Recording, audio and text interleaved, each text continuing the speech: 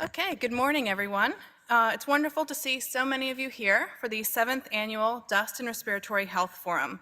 The event has grown significantly since it began, and it's incredibly rewarding to see such a strong turnout, both in person and online. So we've had 190 in-person registrations and close to 400 online, so making this our biggest forum yet. And your participation speaks volumes about the shared commitment that we have advancing respiratory health and safety in the mining industry.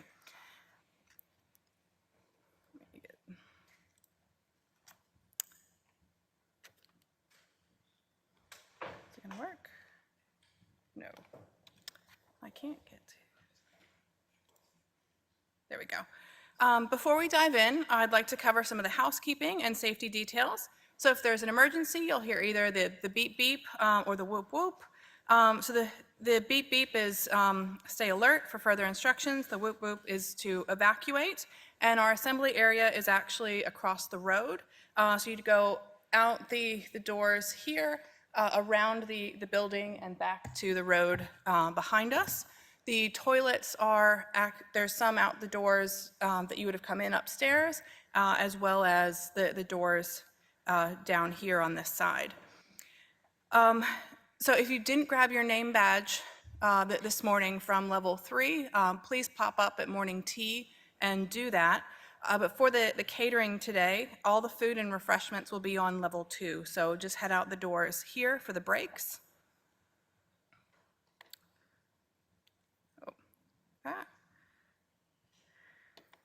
So morning tea sponsored by RSHQ will be 10:20, our first break, lunch at 12:25, and afternoon tea at 2:55. And just before lunch, we have a presentation from our gold sponsor, Breathe Safe.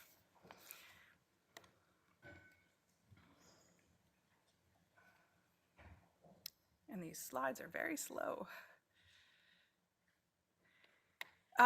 So we have a wonderful day in store for you with a packed program of speakers covering the latest research across the entire range of dust topics. So we'll hear about everything from sampler comparisons to engineering controls, diagnostics, toxicology studies, and the litigation landscape for those affected by dust lung disease. So this full spectrum approach is something that makes our forum unique, and this would not be possible without the generous support of our sponsors. So I'd like to thank Breathe Safe, our gold sponsor, along with Draeger, Clean Space, and Cyclone, our silver sponsors, and RSHQ for sponsoring our morning tea. With those details covered, it's my pleasure to welcome our opening speaker, Professor Paul Bonington, the Deputy Vice Chancellor of Research and Innovation here at UQ. UQ's leadership and dedication to furthering occupational health and safety have been a cornerstone of our work, and we're truly honored to have Paul open the forum this year. So please join me in welcoming Paul.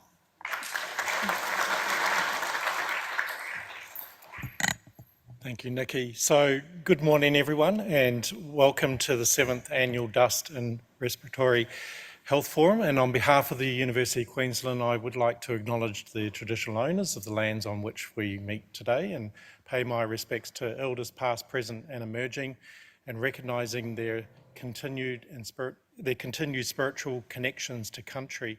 We recognise and value the important contributions to Australian and global society. So my name's Paul Bonington, Interim Deputy Vice Chancellor, Research and Innovation, and it's a pleasure for me to welcome you here this morning. Today's forum brings together an impressive group of experts, practitioners and thought leaders from around the world, all united by a shared commitment to advancing. Sorry, that was unexpected.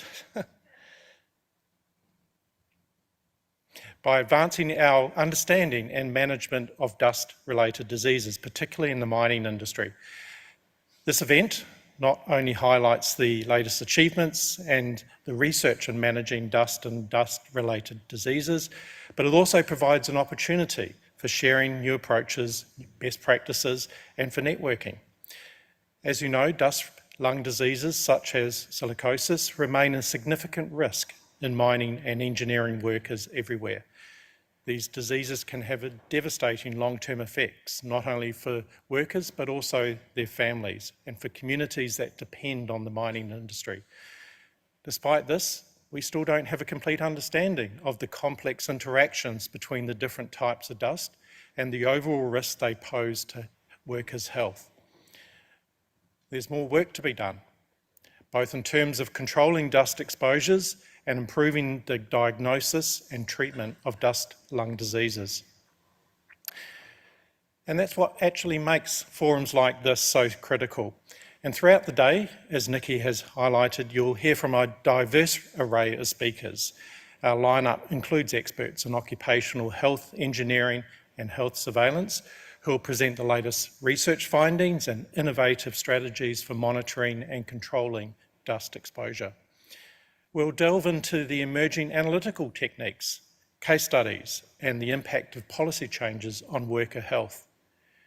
Today's forum is hosted by the Sustainable Minerals Institute's Minerals Industry Safety and Health Centre, which has been at the forefront of dust and respiratory health research for many years, beginning with a pivotal gap analysis of dust and particulate hazards in the minerals industry. This was a direct response to the re-identification of coal workers' pneumoconiosis, or coniosis, it's a word that I just learnt today, back in 2015, and led by Professor David Cliff and Nikki LaBranche. Their work has laid the foundation for what has since become a multidisciplinary, multi-year research effort aimed at understanding and mitigating dust risks across the industry. The Dust and Respiratory Health Program works closely with the mining industry to address pressing challenges related to dust exposure and respiratory health. One notable collaboration has been Boomer and today's gold sponsor, Breathe Safe, on a real-time monitoring project focused on surface mine equipment cabs. This initiative has made significant strides in improving the safety of mine workers. At this event in 2022, the university was delighted to announce a $2.4 million funding for the Dust and Respiratory Health Program from the Queensland Government's Office for Industrial Relations and Research into Occupational Dust Lung Diseases. The projects funded by this grant are now nearing completion, and we're very fortunate to be hearing some of the preliminary results presented at today's forum. In addition to this important work, we've recently awarded a new project funding on return to work for workers affected by dust lung diseases to bring the total research portfolio to $3 million. This initiative represents a fantastic opportunity for collaboration across UQ and our partners, bringing together expertise not just within the Sustainable Minerals Institute, but also the School of Environment and the School of Psychology. It's an exciting development that highlights the importance for a holistic approach to addressing both the prevention and rehabilitation aspects of dust lung diseases. And I'd actually like to take a moment to recognise the outstanding contributions from the program lead, Dr. Nikki LaBranche, who has been chair of the Dust and Respiratory Health Forum for the past 5 years. And Nikki's work has been fantastic in characterising dust and underground coal mines, and it's had a tremendous impact both in academic circles and across industry. She completed her PhD earlier this year, and her last thesis publication garnered significant media attention with over 160 news items covering the story across 6 different countries. And Nikki's dedication and commitment to improving the health and safety of mine workers is truly commendable. And she comes from a strong mining background, has been deeply involved in the Australasian Institute for Mining and Metallurgy, or ALSM, for several years, and it currently serves as both the Southern Queensland branch and the Health and Safety Society, and was recently awarded ALSM's Professional Excellence Award in Health and Safety.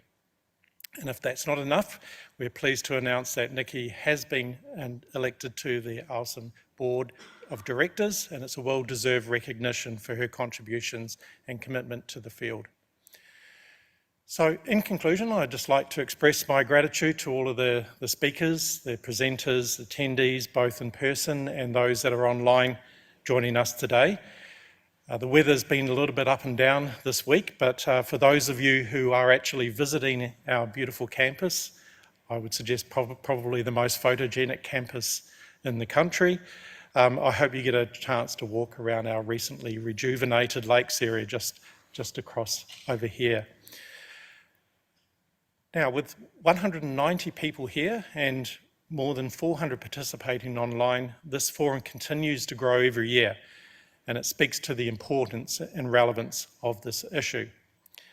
I hope today's discussions inspire new ideas, foster collaborations, and ultimately bring us closer to a future where no worker suffers from dust-related diseases. So thank you, and I do wish you a productive and insightful day ahead.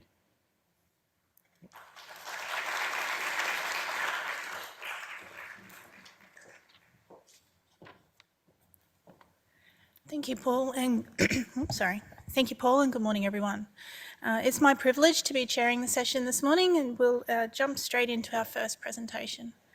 Our first speaker is well known by many here today, Professor Bob Cohen from the University of Illinois, Chicago. Robert Cohen is Clinical Professor of Environmental and Occupational Health Sciences at the University of Illinois School of Public Health. He's also a Professor of Medicine and Director of the Occupational Lung Disease Program at Northwestern University. His major research interests are occupational lung disease, particularly mineral dust exposed workers. Robert is a principal investigator on the Black Lung Centre of Excellence, as well as the Black Lung Clinics Program. He also serves as the Medical Director for the National Coalition of Black Lung and Respiratory Disease at the Organisation of Federally Funded Black Lung Clinics. Dr. Cohen's presentation today is titled The Role of the Lung Diffusing Capacity in the Medical Surveillance of Dust-Exposed Workers. Please join me in welcoming Dr. Cohen.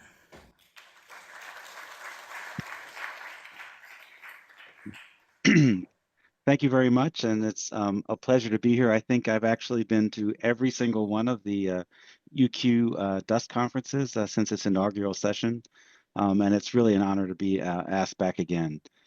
So today I'll talk a little bit about the lung diffusing capacity, because I think our medical surveillance of workers is quite good, but I think we can take it to the next level. And certainly Queensland has really been on the forefront of progressive and positive changes in surveillance and care for coal mine workers ever since the re-identification of black lung in 2015. Next slide.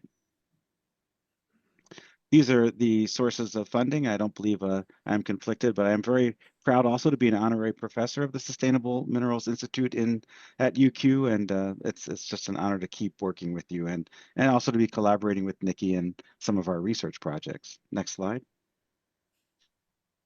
So today I'm going to talk about a little bit about just how we prevent occupational lung disease and mineral dust lung diseases, but really get right into the review of the diffusion capacity and evaluating impairment. And we'll talk a little bit about exercise testing and evaluating impairment, which is often done not so much for surveillance, but for the evaluation of impairment and disability in workers who've been affected by mineral dust lung diseases. And then I'll talk about some recommendations for how we might move forward. And I'm really hoping that we can get this established in Queensland so that we can then bring it back to the United States and other countries. Next slide. So prevention is a three-level operation.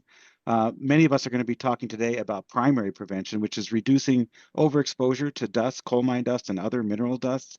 And we'll hear a lot about that from the engineering point of view, as well as hearing some of the toxicities of these dusts. Next, click again. But really what we're going to be talking about in my talk is secondary prevention, which is screening and surveillance of asymptomatic active workers for early signs of disease with the goal of removing them or reducing their exposures to prevent the progression of disease. And almost all of our surveillance has focused on chest imaging with plain chest radiography, and then lung function testing, which really is spirometry. And so those are tests that are rather old, and but they're tried over time and very good. But I think that we have an opportunity to improve what we're doing in surveillance. And then tertiary prevention is where we work in our hospitals and clinics and rehab centers, taking care of people who are already beyond the stages of early disease, and we're treating them, and then we're evaluating them for compensation. Next slide. So medical surveillance for dust-exposed workers in Queensland, we have the Coal Mine Workers Health Scheme, which is a mandatory scheme, medical surveillance, and it's been dramatically improved after 2016, and in my opinion, is one of the best surveillance programs in the world. It requires a chest radiograph with a ILO classification, or what we call a B read, which is a term from the U.S. National Institute for Occupational Safety and Health, for people that have been certified to classify these images in a very systematic fashion. And then it requires spirometry as well as a medical exam. In the United States, the Occupational Safety and Health Administration since 2016 requires that we offer medical surveillance to workers who are exposed greater than an action level of 25 micrograms per meter cubed of crystalline silica. They require a chest x-ray also with a B read, but only one read. There's no dual reading system, and they require spirometry as well. But actually, there's no centralized collection of that, similar to the Res Health program that RSHQ runs, and the co-workers program that NIOSH runs in the United States.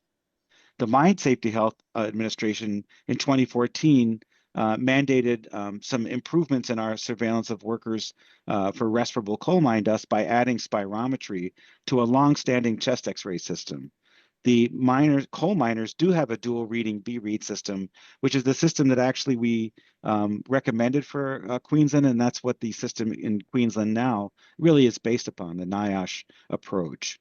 And then since 2024, the Mine Safety Health Administration passed a separate rule for respirable crystalline silica exposures, reducing the level of exposure, but also mandating a chest x-ray with an B reading x-ray. And this is for what you would call minerals, mines, and quarries, but we call metal, non-metal mines, which it covers aggregate industry, sand, gravel, and then all other minerals other than coal. It also requires spirometry testing. Next slide. Next slide, please. And this is just a slide about our U.S. Coal Workers Health Surveillance Program, which is the equivalent of the Coal Mine Workers Health Scheme in Queensland. And the goal of these programs, again, is early detection and preventing disease. And it's a really important population surveillance. But we've only been doing spirometry mandated since 2014. We had some mobile units that were doing spirometry prior to that. And in Queensland, you've been really improving your spirometry and surveillance spirometry dramatically as a result of the efforts of RSHQ, and I think you'll hear about that a little bit later. Next slide. So what I'd like to talk about today, this is just a slide of the purpose of the Coal Mine Workers Health Scheme from Queensland. I think you're all familiar with it, but again, it has several goals, one of which is to detect early signs of disease. It's offered for, we refer workers for management and follow-up, but it really is to kind of feedback to reduce dust exposure for workers as a secondary prevention, but then actually analyzing the data to understand what the exposure levels are like in the mines. Next slide. The problem with our current system is that it's for many years largely only been focused on chest imaging. And then when we did add physiology, it's spirometry, which is the current test that we use, but it really often underestimates the physiologic impairment. Spirometry is a blunt tool.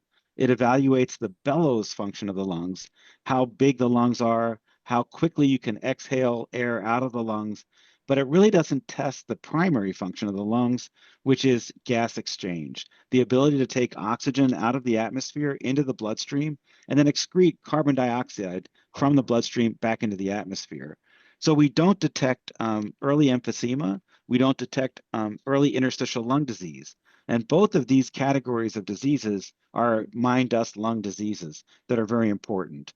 And the goal of surveillance is to detect that early disease so that we can reduce the exposure, and then we can also feed back to the primary prevention tools and see if we can do something to control dust in a better way. Next slide. And I just wanted to point out that when we think of mine dust lung disease, this is a slide from RSHQ, and I'm sure you'll be seeing much more later about the disease burdens in Queensland. But COPD, or lung function, chronic bronchitis, emphysema, lung function impairment, really is the biggest part of the burden of coal mine dust lung diseases.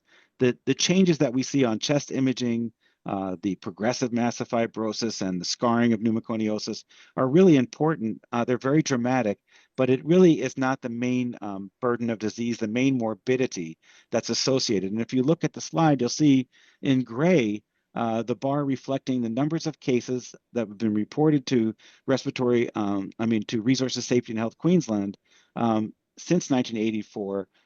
And you'll see that the COPD is making up a huge bulk of it, especially now as we're testing more, doing more spirometry, and people recognizing much more that coal mine dust and mine dust in general causes COPD. And so that's the important disease of mine dust lung diseases that we need to look for. And spirometry really doesn't go far enough. Next slide. And this is another slide from RSHQ just showing, again, the non-pneumoconioses, which really is the majority of that is COPD. It does include some cases with diffuse dust fibrosis and lung cancer and some other diseases, but you'll see that that red line, or orangish red, is really rising dramatically. And that's the number of cases of mine dust lung disease that are really being caused by lung function impairment, and fewer cases of CWP, co-workers pneumoconiosis, or mixed dust pneumoconiosis, which are diagnosed by either X-ray or pathology. So these are very, very important, and the main morbidity that we need to be focusing much more of our efforts on evaluating, diagnosing, and preventing. Next slide. I just want to talk about the diffusion capacity a little bit because some of you may not be as familiar with this test. We're really looking at the alveoli at the top of the slide there, getting the gas from the alveolus across the alveolar space into the pulmonary capillary, and then where it combines with blood, and then is binding with hemoglobin and taken to the tissues to provide oxygen. The diffusion capacity measures the ability of the lung to make this gas transfer. Next slide. And when the diffusion capacity is abnormal, you can see that, well, this is a slide really looking at the oxygen levels in the capillary blood in patients that have a normal diffusion and abnormal diffusion. And the x-axis on this curve is how long the RBC, the red blood cell, is spending in the pulmonary capillary. When you're at rest, it's there for about 3/4 or 0.75 seconds. But when we exercise or we're working really hard, the oxygen has less time to get across that membrane if it's abnormal. And you can see that the oxygen levels fall, and they fall closer from the normal levels of around 100. It can fall down to 50. And if you're in a low oxygen atmosphere, that's even worse, which is the bottom slide. But the main thing is, if you're just resting and sitting still and you're only looking at somebody's oxygen level, you won't know that they have abnormal gas exchange unless you can do a diffusion test or unless you can exercise the person. And so this diffusion test is really important in evaluating the ability of the lung to transfer that gas. Next slide. The way this test is done is it's pretty simple. We have the patient exhale all the way until they've emptied their lungs completely, which means they're down at a volume that we call residual volume. And then they take a big, deep, vital capacity breath of a test gas. And this test gas contains 0.3% carbon monoxide, or 0.003. It's a very low concentration. We're not trying to kill anybody here. We're trying to evaluate the ability of the lung to transfer gas. The remainder of the test gas is 10% helium, which helps us determine how big the lung is, and the remainder is just air. And they hold their breath for 10 seconds.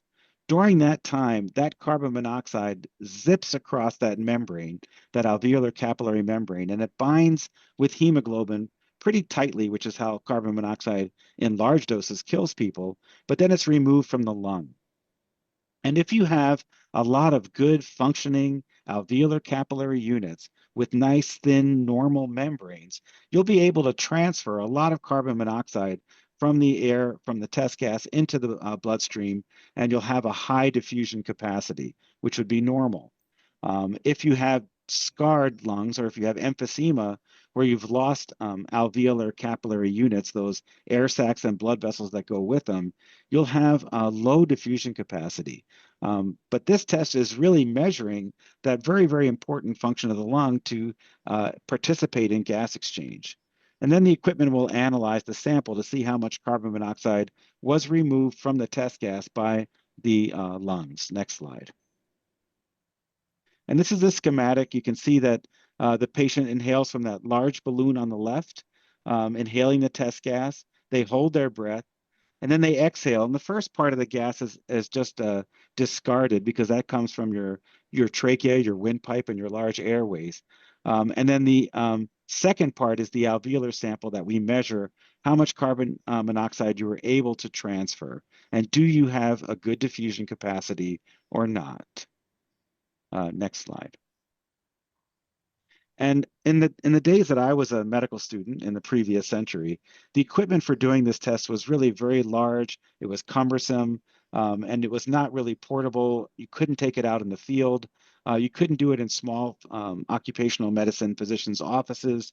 But that was a long time ago. Now, this is just one manufacturer of a device that does diffusion, and it's really incredibly portable. The only thing that you'd have to add to this device is just the tanks that have the test gas. But it can be done in the field, it can be done in offices. No longer is it just restricted to pulmonary function laboratories in large hospitals or large clinics. It really can be done as a field-based thing, and I think is highly adaptable to surveillance, to the medical surveillance of these dust-exposed workers. Next slide.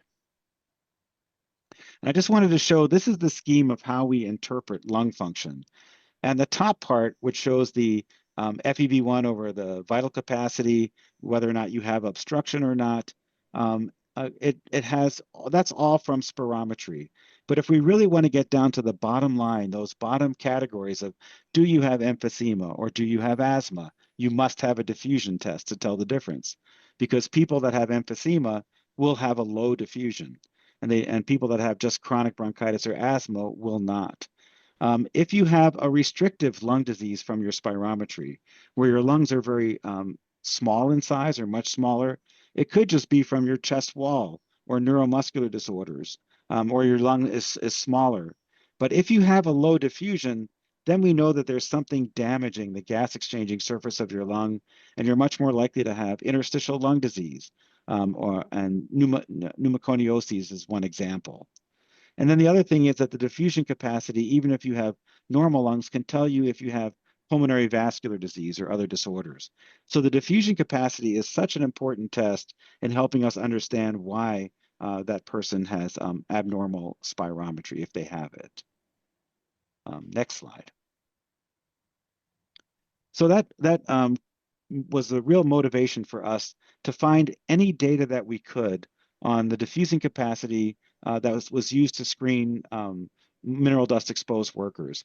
And my colleague, Dr. Leonard Goh, and our group at UIC did this study that was looking at the diffusing capacity and its ability to improve surveillance and the disability evaluation of coal miners.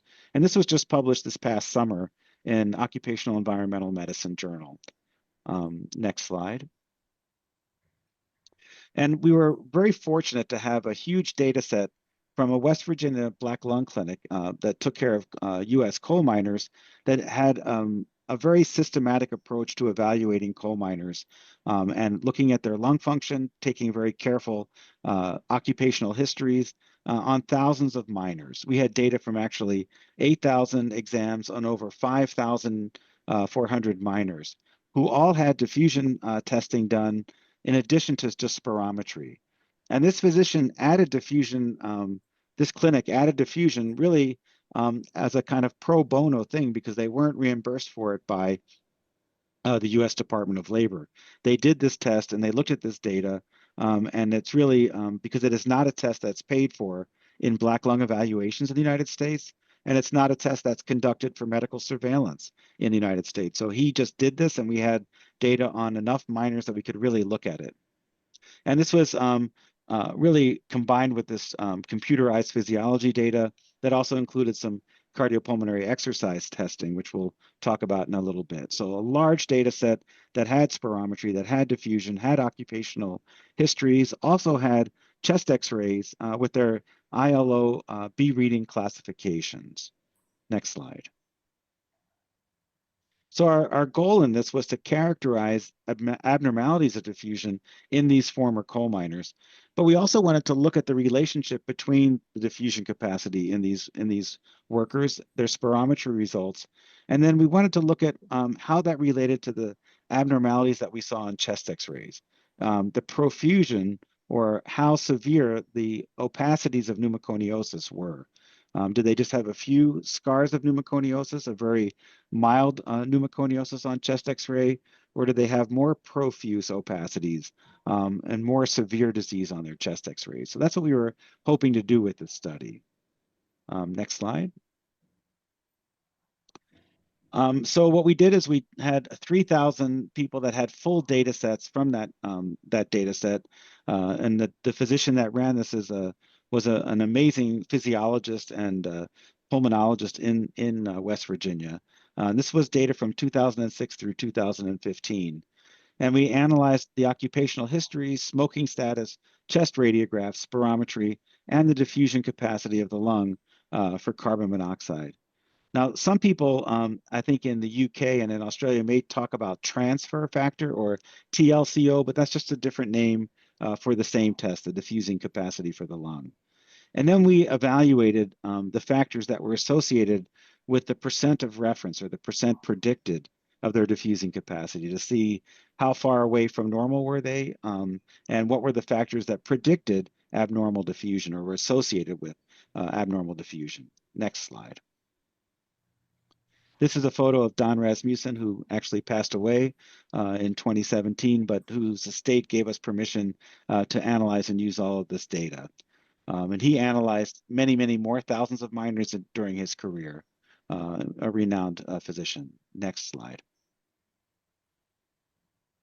So just to give you an overview of the results, we found that in this population, 20%, or 1 out of 5, of the subjects that were studied in his clinic had diffusion impairment. And these were all coal miners. Not all of them were underground miners. They were underground and surface miners. In Appalachia and the United States, the surface miners do something called mountaintop removal. They're not the large open cut mines that's similar to the ones that you have in Queensland. And interestingly, and I think really importantly, 10% of the miners that had absolutely normal spirometry had diffusion impairment. So that if all you did in your medical surveillance was just look at spirometry, you would miss 1 out of 10 people that have disease or have impairment, who you'd really want to be taking an approach towards mitigating their exposures. And what was interesting is that 7.4% of never smokers, lifelong non-smokers, also had diffusion impairment. So it wasn't just the fact that some of these miners smoke, but very clearly coal mine dust lung disease, or coal mine dust and mine dust itself damages the gas exchanging surface of the lungs. It causes emphysema. It causes the interstitial lung disease, or the scarring that we call pneumoconiosis. And that may not appear on spirometry until much later in the disease. And again, the goal of secondary prevention, the goal of medical surveillance, is early detection, not late detection. And we also found, interestingly, that diffusion impairment increased with the severity of pneumoconiosis on chest X-rays. And we'll talk about that in the next slides. Next slide, please. Next. So if we look at this, this is basically an overview of all of the miners that we studied, and we looked at the relationship of their physiology, their lung function, to the profusion of their radiographic findings of pneumoconiosis. So overall, we found that 1/3 of the people that were studied in this population had abnormal spirometry, less than the lower limit of normal. But 29% of people with no CWP at all on X-ray had abnormal spirometry. It's just going to show you that mine dust lung disease can cause COPD, can cause emphysema, lung function impairment, without having to have an abnormal chest X-ray. And then small opacity CWP, people used to call that simple pneumoconiosis. 36% of those had an abnormal FEV1, and half of the folks that had progressive massive fibrosis had a low FEV1. That's just, anything below that was abnormal. And then next, please. If you look at moderate to severe reductions in FEV1, you'll see that fewer people had it, but that still significant numbers of people, 11% with no abnormalities on chest X-ray, had significant impairment, which is why it's so important to measure lung function. And then that increased if they had small opacities only, and then increased even further if they had PMF. Next. But the proportions of people that had diffusion impairment increased even more dramatically when they had small opacity disease. So it went from 12% to 28% to 40% of people that had PMF as their profusion on chest X-rays increased. And next, if you look at the bottom line, you'll see that moderate to severe diffusion impairment was really dramatic when 5%, so 1 out of 20 people with normal X-rays, and then 14% with small opacity disease, and 15% had moderate to severe diffusion with PMF. Next. Next, yeah. And if we look at never smokers, next, you can see that those numbers are still really quite significant. Significant numbers of people never smoking, normal chest X-ray, 1 in 5 had an abnormal FEV1, and those numbers increased as their profusion increased. Next. And then the same for moderate to severe disease, smaller numbers, but still significant increases as the profusion increased. And next. You can see that with diffusion impairment, the increase from no abnormal X-ray to small opacity disease was quite dramatic, and then even more dramatic as it went to progressive massive fibrosis. And then lastly, we can see that moderate to severe disease was increasing dramatically when people went from a normal chest X-ray to small opacity disease, and then to PMF. Next slide. And then finally, I wanted to show the diffusing capacity for people with normal spirometry entirely. So what does this diffusion capacity add when people have absolutely normal spirometry by their chest X-ray status? And you can see that 10% of people with normal spirometry would never have been detected by our current surveillance, because we don't do normal spirometry, had abnormal diffusion. And then people that had nothing on their X-ray and normal spirometry, 5% or 1 in 20 were abnormal. And then those numbers increased pretty dramatically as you went from normal X-ray to simple pneumoconiosis, or what we call small opacity disease, and then to progressive massive fibrosis. And then similarly, next, you can see that those numbers also were significant for people that had moderate to severe disease. And then as we go further down, you can see we can see never smoking minors. The amount of diffusion less than the lower limit of normal was still significant and was still important in people that had no normal chest X-rays and that had small opacity disease, and then progressive massive fibrosis. Next. And then moderate to severe impairment, which really is mostly important for people that are applying for, that really we're looking at disability evaluations, that those numbers were also significantly increasing as the chest X-ray category increased. Next slide.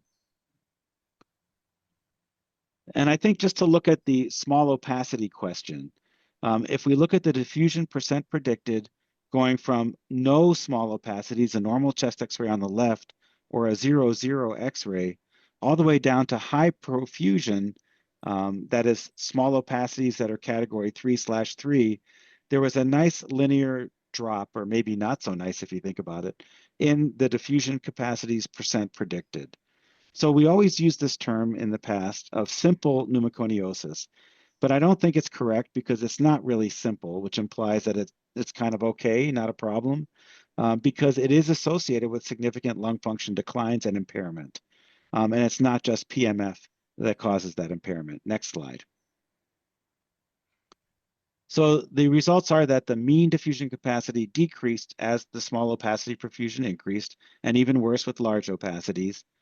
10% of never smokers had diffusion impairment, and that there are significant predictors of a low diffusion were small opacity perfusion, large opacity, years of coal mine employment, and smoking pack years. They all contributed. Next slide. And just to go on and talk very briefly about diffusion predicting exercise ability, that's really important because what's really important is your ability to move to exercise and whether or not you have normal physiology. Next slide. And this is just a slide showing a video of how we do exercise testing. This was Dr. Rasmussen's lab. I'm not sure if you can play that video for a few seconds. You can see that we exercise these folks on a treadmill, and then at peak exercise, they get the blood gas to see what their gas exchange is with exercise. And this is a pretty complex test, not really done in surveillance, but done mainly for disability evaluations. And they're drawing the blood gas right at peak exercise. Next slide. And one of the reasons that's so important is that we can't exercise everybody because there's limitations in people's ability to actually do these exercises. And this really is more important for the disability evaluation and understanding impairment in people that are already complaining of shortness of breath or symptomatic. Next slide. So we wanted to look at the relationship of diffusion testing at rest to your ability to exercise. And see if that was a helpful way of predicting people's work capacity, because that's another important impact of the diffusing capacity to understand how well people can exercise. Next slide. So we looked at a smaller subset of that population from Dr. Rasmussen's lab, about 2,000 workers, the same cohort, but only those that were able to exercise and get a good high quality test. Next slide. And this is just another picture of that test. Next slide. And then we compared it to the lung function variables, FEV1 and diffusion, to see how they predicted people's work capacity and their oxygenation with exercise and their dead space, which is a measure of how much damage there is to the lungs. Next slide. The population was pretty similar, folks that had a good amount of mining tenure and a large number of never smokers as well. And about half of these folks did have abnormal chest x-rays. So we could look at the chest x-ray findings as well. Next. And we found that 32% of the population had abnormal gas exchange. The AE gradient is a measure of your ability to transfer oxygen. 20% had an elevated dead space, which means that there's more of your lung that's not participating in gas exchange. And about a third of them had a low work capacity. Next slide. Next.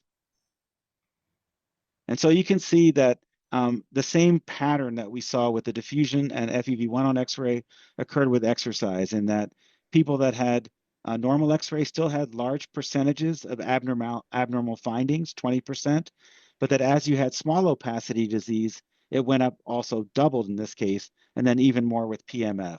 So small opacities are not benign. They are not simple. They cause significant problems. And next, you can see the same pattern with dead space. And next, you can see a similar pattern with work capacity. And then importantly, next is the number of people that had a disabling oxygen level that meant that they could no longer perform coal mine work at all.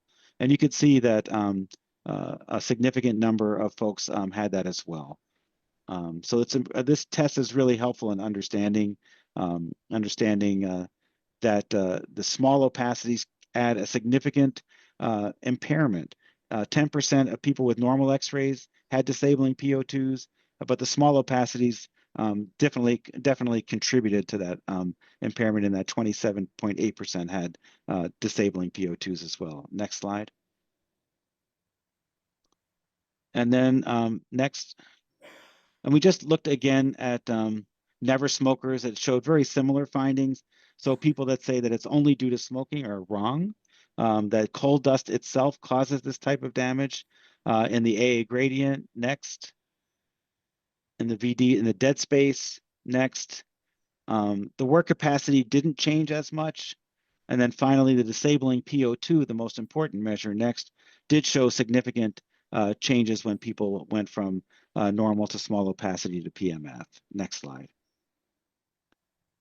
And then if we looked at the predictors of what predicted a disabling PO2, you can see that the FEV1 had an odds ratio of 1.18, but the diffusion capacity was a much better predictor of a disabling PO2 in this population, a really important measurement. And it would be very, very helpful if you can't get an exercise test or you don't have that capability to be able to look at that. Next slide. And then just to show you again the importance of, there was a significant increase in disabling PO2 for each small category of profusion of simple, or what we now call small opacity disease on x-rays. And then with each category of large opacity, it was much more predictive of disabling PO2 by 30 times more when you got to category C. Next slide. And this is just a graph showing that the changes in gas exchange as you went from low profusion to high profusion, small opacities, your gas exchange, your dead space got worse. So simple is not so simple. Next slide. Just want to show you the Queensland mine dust lung disease clinical pathways guidelines. And it really focuses on spirometry alone.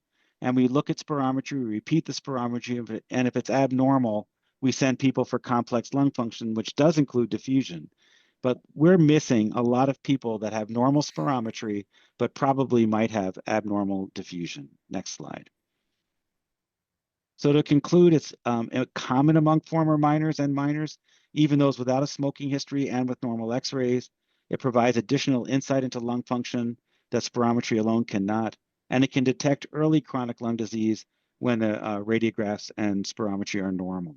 So I really do think that given its portability, it's really time that we start thinking about including.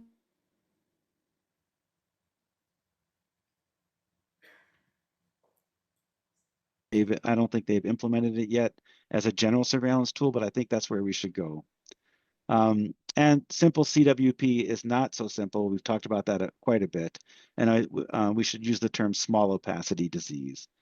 Next. And that's it for me. Thank you very much.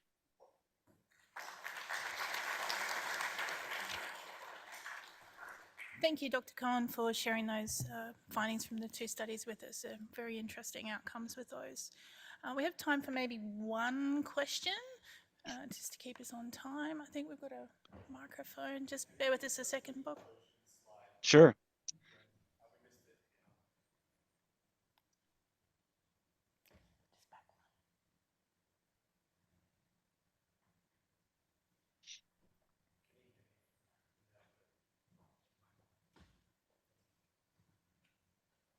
Hey, we just missed the conclusion slide. Not sure if you heard that. It was a bit of a dropout.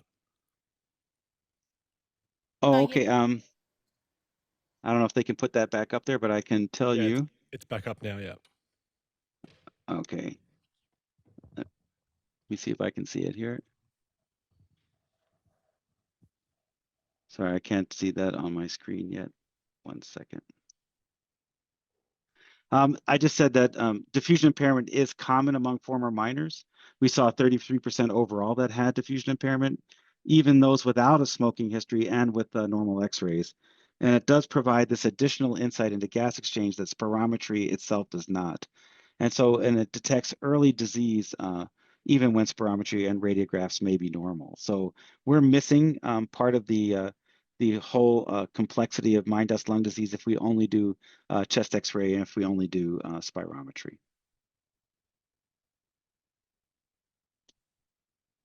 And I know you've got a packed schedule, and my dear friend and colleague, Dr. Starver, is up next, and I don't want to encroach on any of her time. So thank you all so much again for allowing me to participate this year. Thank you, Dr. Bob.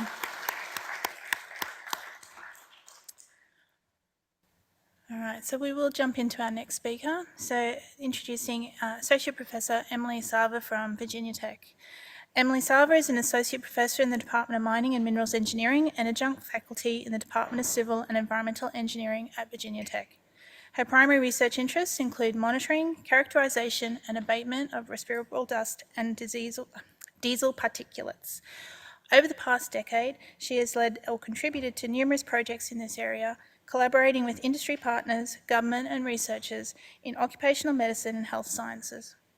Dr. Sava is currently investigating temporal trends in respirable dust characteristics in US coal mines, the range of respirable silica particle types in mines, and the effects of various dust controls on dust particle size and constituents.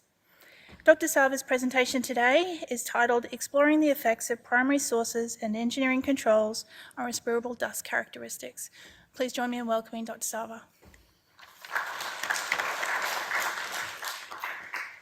Well, hello everyone. I hope you can see me and hear me okay. Yes, hear me? Can you hear me? All good, thank you, Emily. Okay, great. I presented a couple of years ago in the wrong mode, so I'm pretty sensitive to this crowd, making sure that I'm presenting in the right mode and that everyone can hear me. So thank you so much for having me back to the forum this year. This is my third or fourth time, I think, presenting, and it's always an honor. I had the great pleasure to visit with now Dr. LeBranch and some of her team in March when I got to visit Australia, and then came back to Australia and visited Sydney in September. And I really wish I was there with you today. But so happy for the honor to join you from Blacksburg, Virginia. It's getting dark outside here, so I'm happy that it's a nice day there, hopefully.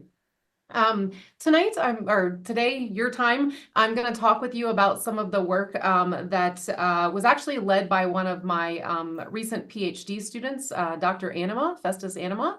And he looked at, for his dissertation work, the effects of primary sources and engineering controls on respirable dust characteristics in coal mines. And so a large portion of what I'll show you in this presentation is actually Festus's work.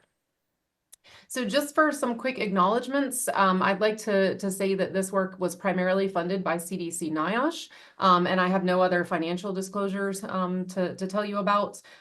Many thanks to a number of different collaborators. I'll show you some work from one particular mine that we were able to work in, which we've just called Mine 27, but really great folks to work with. NIOSH collaborators, quite a few of them listed here, and I won't read through all of the names, but certainly great thanks to them who have been co-authors and great supporters of our work. Academic collaborators, Steve Shaffrick at the University of Kentucky and Lei Pan at Michigan Technical University, and then some of my Virginia Tech team here on campus. So quite a few folks have worked on all of this with us. And I'll just say that the views that I'll express here are those of our research team and not necessarily the views of our sponsors or our industry partners. So just to start off here, I think I probably showed you a similar slide last year, really just to say that here at Virginia Tech in my research group, we've got well over a decade now of research investigating coal mine dust. And we've really spanned the gamut from this side over here on dust generation to exposure, looking at sampling and monitoring, analysis and characterization of particles, and then all the way, I think I presented last year on looking at lung dust burdens. So trying to use some of the analytical techniques that we've been working on here at Virginia Tech, including electron microscopy, to actually look at what's going on in the lung when someone is exposed. Today, I'm going to focus over here on sources and controls and look at dust generation. So of course, all of this work has been motivated by the experience here in the United States, where we've seen, a huge resurgence and an ongoing resurgence of occupational lung disease among our coal miners. And that's really been primarily focused in the Central Appalachian area, which is characterized oftentimes by thin seam mining. And what we mean by thin seam mining is that we mine in a very special way here in Central Appalachia, where we cut, thin seams of coal, but we cut a whole lot of rock, usually out of the roof, but sometimes out of the floor and out of middle interburden seams along with that coal. And so we've got a lot of disease here in Central Appalachia.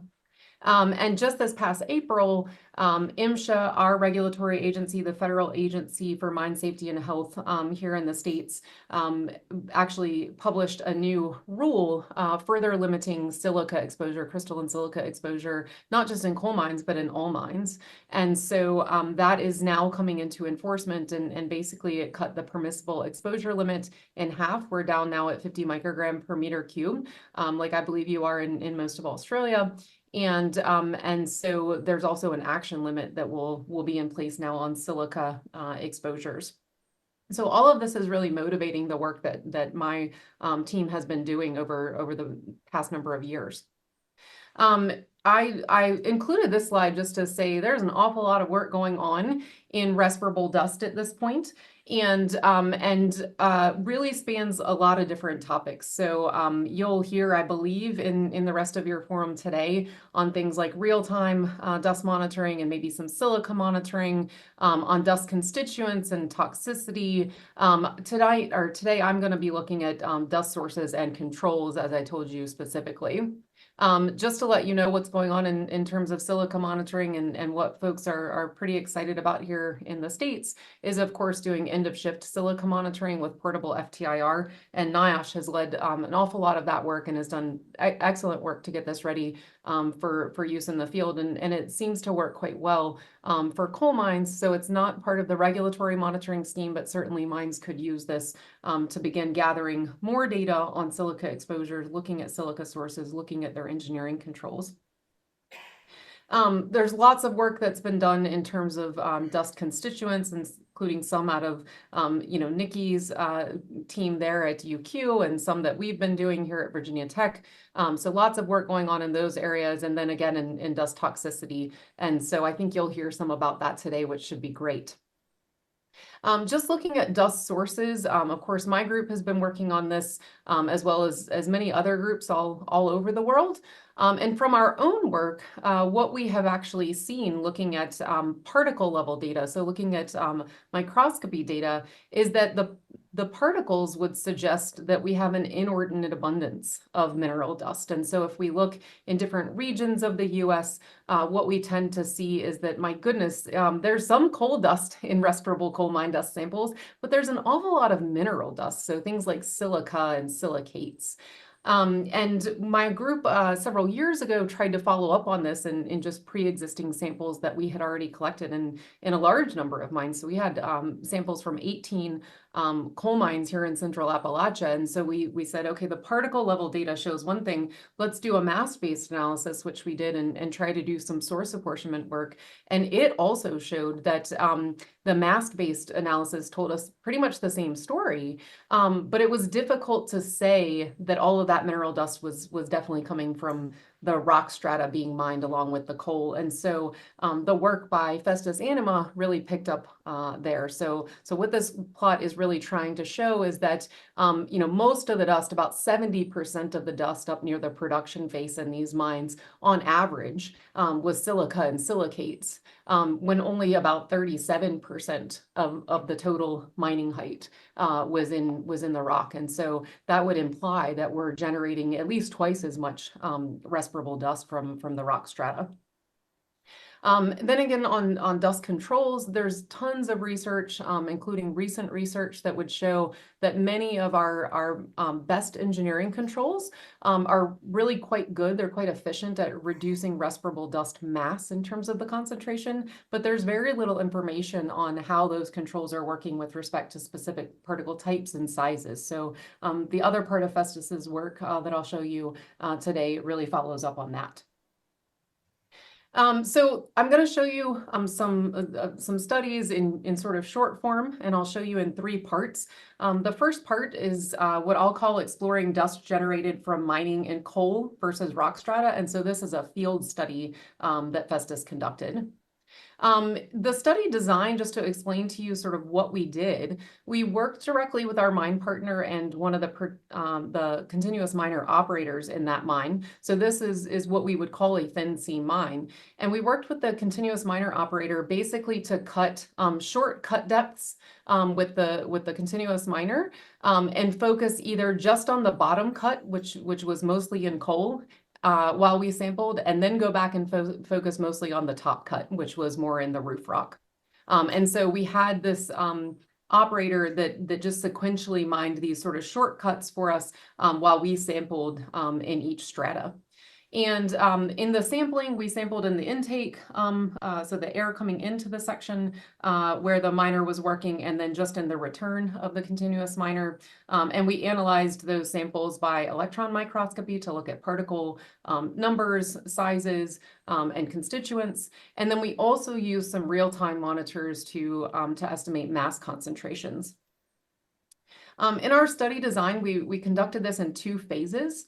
And the first phase was conducted basically to look at what's happening when we're cutting in coal and then cutting above that in rock.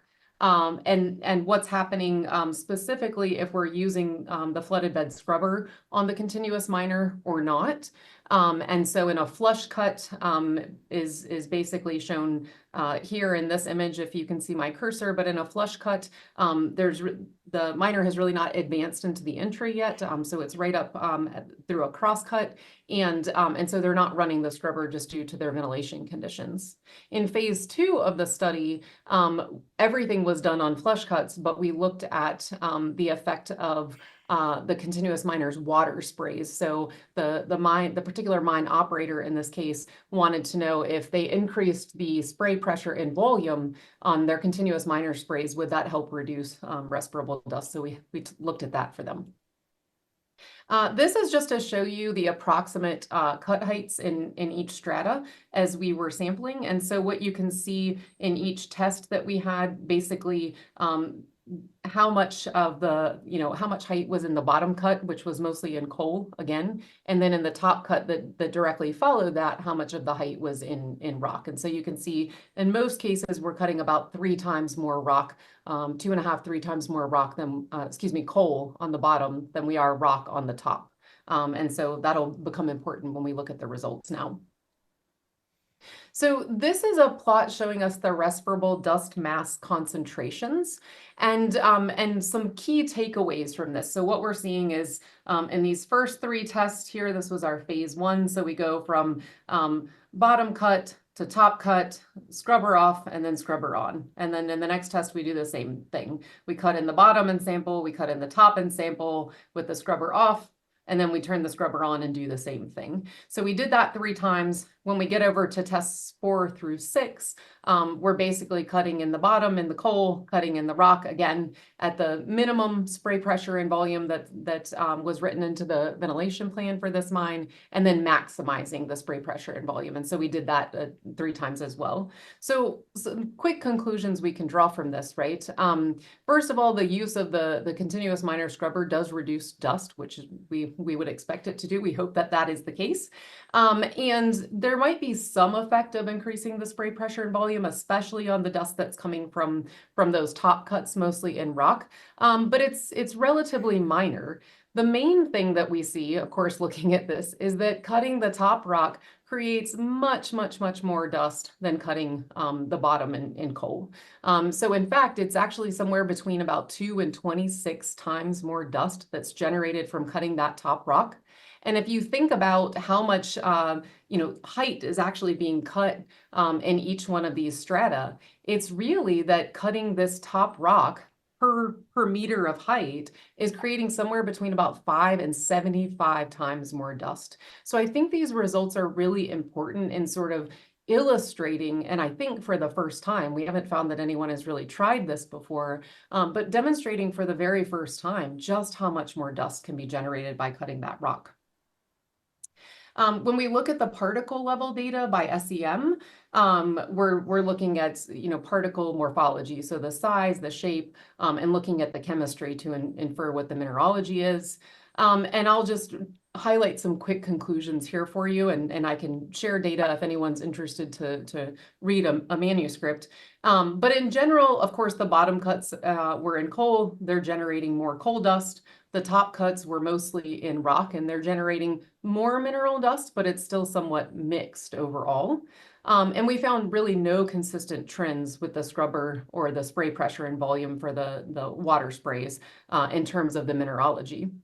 For the size, for the particle size, what we saw was that those top cuts, mostly in rock, tended to generate somewhat finer dust.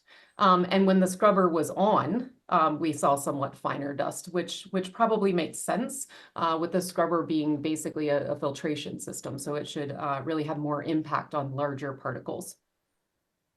So the next portion of the work that I'm going to present to you tonight, so we'll call this section 2, is about exploring the effects of engineering controls then on dust constituents and particle size. So we wanted to really focus in on what we had seen there with the scrubber.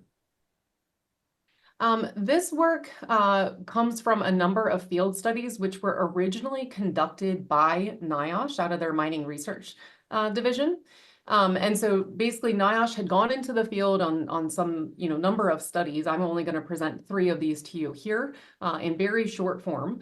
But each study essentially included collection of respirable dust filter samples. And a primary objective of each one of these studies was to evaluate the reduction in respirable dust mass or the mass concentration that was associated with some specific engineering control.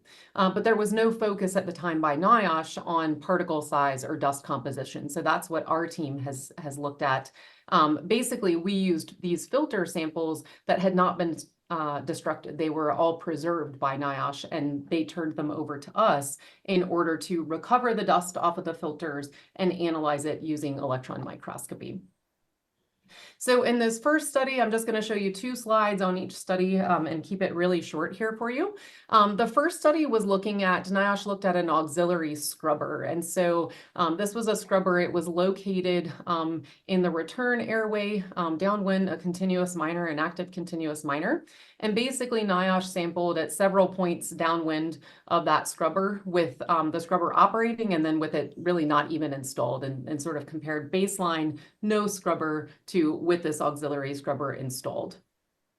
And what they found was that in terms of the respirable dust mass concentration, there was about an 86% reduction in respirable dust mass when the scrubber was installed. So that's really quite good, right? What we found in our follow-up study of the particles, so now we're not looking at the dust mass, we're looking at particle abundance. What we found was that we saw somewhat finer particles when the scrubber was installed. So again, that's similar to what we saw in the earlier work where Festus Anima did all of the sampling underground. So we see somewhat finer particles with the scrubber, but really we didn't see, and I don't even have the data here because it wasn't very exciting, but we saw no discernible effect on the dust composition. So the scrubber gets rid of some of the coarser particles and leaves the fine particles in the air, but it doesn't really have much effect on different particle types. The second study that we followed up on by NIOSH was looking at a canopy air curtain installed over a roof bolter. And so if you're not familiar with this technology, a canopy air curtain basically is providing kind of fresh air right in the breathing zone of the operator. So this is an image here, and it would be up over where the operator is expected to be working most of the time. And so NIOSH sampled directly under the canopy. They sampled the operator who was part of the time under the canopy, but not all of their work shift. And then they also sampled just over the bolter where the canopy would not be having any effect. So what did NIOSH find? They found what they called a personal protection efficiency, a maximum personal protection efficiency of up to 80% in terms of respirable dust mass. So right under the canopy air curtain, if somebody was to stay their entire shift under the canopy, there would be an 80% reduction in their mass exposure to respirable dust. But for this particular operator that was sampled, the protection efficiency was somewhere around 60% because, of course, they didn't work their entire shift under that control. What we found when we followed up was that there were, again, slightly finer particles under the canopy air curtain. So it was good at removing more of the coarser particles. So slightly finer particles under the air curtain, but again, no discernible effect on dust composition. And the third dust control that NIOSH had studied and we followed up on was this thing called a wet roof bolter dust collection system. So what they did is worked with a mine that had modified the dust collection system on a roof bolter. and basically tried to solve the problem that's depicted very nicely here, which is that when the dust collection system, you can imagine it's sort of like a vacuum cleaner box, gets cleaned out, all of that dust that was sucked out of the air and was prevented exposure to the miner during the drilling process, they might be exposed as they clean out that dust box. And so the wet system, the idea was that should keep some of this dust from being re-aerosolized during clean out. So what did NIOSH find? They found that about 60% reduction in respirable dust exposure for the operator using the wet dust box. What we found is that in this case, there were actually slightly coarser particles with the control. So we would take this as a good thing, right? We want to get rid of more of the finer particles with the idea that they may be more hazardous. And so this was the only control that we looked at that actually seemed to work better on finer particles. I'll caution that we had relatively few samples to work with, so small sample size, but it did appear to reduce the fine particles, which was good. And the other thing is that it appeared to actually reduce the abundance of silica and silicates in the operator's exposure, which was also very good. So I would say, again, small sample size, but this could be something that we'd like to follow up on. So the third part of the presentation tonight is to present a lab study that Festus completed actually over this past summer in NIOSH's dust gallery in Pittsburgh. And he looked at basically a flooded bed scrubber, a prototype flooded bed scrubber. And basically the study design is shown here. He fed in 3 different, let's say, dust feed types, starting with raw coal and then raw rock, which we had taken from a mine partner and just prepared ourselves. And then he did a mixture of the coal and rock. And that dust feed in each case went through basically a flooded bed scrubber, which is like a multi-layer screen. And the demister, which takes the water drops out of the air after it goes through the screen, and basically measured upstream and downstream to see what we would get, to see if the flooded bed scrubber worked, if there was a differential effect by particle type, and to see what the effect was on size. And so here are some main results. So this is looking at the mass and the particle removal efficiency. So the solid bars here are mass removal efficiency due to the flooded bed scrubber under one of the conditions tested. So 6,000 here basically means 6,000 cubic feet per minute. And this is a conventional filter screen. And you can see coal, rock, and then the coal plus rock feed basically all have, a decent respirable dust mass removal efficiency. But what you see very easily is that the number removal efficiency, if we just count particles, it's actually very, very low. And in some cases, under other conditions, we found it to actually be negative, which would indicate that we're generating particles somehow. We think that actually means we've got agglomerated particles that are breaking up. But really, these things are not working well on fine particles. And you can see that here in these SEM images. They show beautifully, basically what we're seeing is that you have some large particles on the upstream side, and on the downstream side, it's basically all fine particles. So the scrubber works well as a filter, but filters just don't work well on the finest particles. And this last slide here is just to show you that, again, we see very little in the way of discernible effects in terms of dust constituents. So upstream versus downstream for each one of the feeds pretty much looks the same if we look at the different constituents in the dust sample. And I look now and see I don't have the legend on here for you, but the black is basically the coal dust particles. The orange and red and purple are mineral dust particles, and the green refer to mixed particles. So in summary, just to wrap things up here, and I hope that I'm staying on time, mining conditions really can have a huge impact on respirable dust generation. Mining in relatively harder rock can generate more and potentially a lot more and finer mineral dust, which can include silica and silicates if that's part of the host rock. And engineering controls, while they might be quite effective for reducing respirable dust mass, They're generally not selective with respect to what types of particles they're removing. And they're generally much less effective for reducing particle numbers. So if we're concerned about relatively fine particles and we're concerned about, particle numbers in terms of abundance, we really need to look for controls that can work on those fine and very numerous particles. So I'll leave it there for now, but I would be happy to take questions or hear any feedback. And my email address is there too. If anyone wants to reach out, I'm always happy to discuss dust. My name is Libby Humphreys. I work with the Minerals Industry Safety and Health Centre. I manage our professional development programs and particularly work around health and safety management systems and risk management.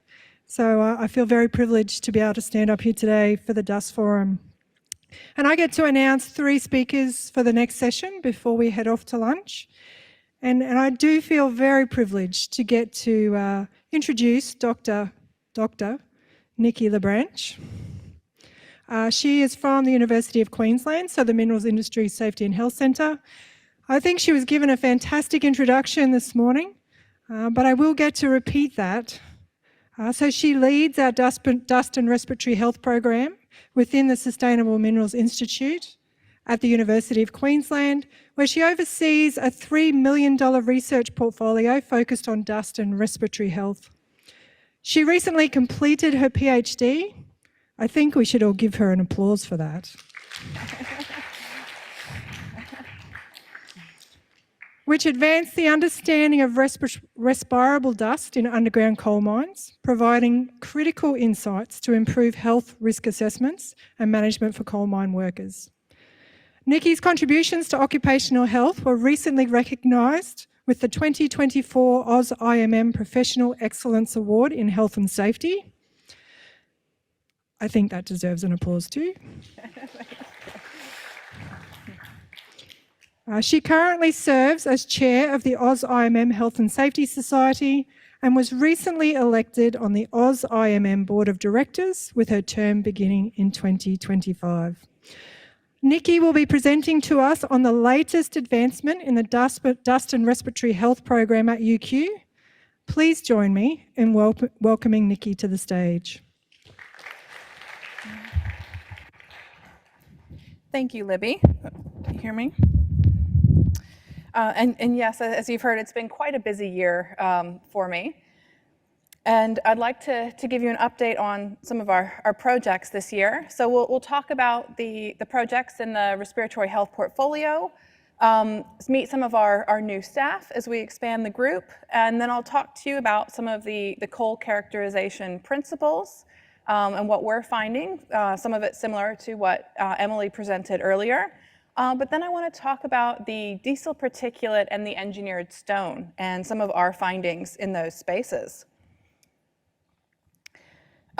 So with the project portfolio, there's 3 projects, and I normally refer to them by the collaborators we have on them. And I'll go through each of these in turn. So the UQ and UIC project, so we're here looking at the individual and occupational risk factors for dust lung diseases. And to do this, we've taken all of the data sets in Queensland, so from work cover, from OIR, from RSHQ, and bringing it all together. Because right now it's 3 different data sets collected by 3 different entities, and they don't really talk to each other on these. So it's the first time all this data has been brought together to be evaluated. And the study aims to look at those, early indicators. Can we predict who will be getting disease and where those diseases are starting, but before they progress and we find them later? And this project also covers the coal sector, MMQ, which is mineral mines and quarries, as well as the engineered stone workers.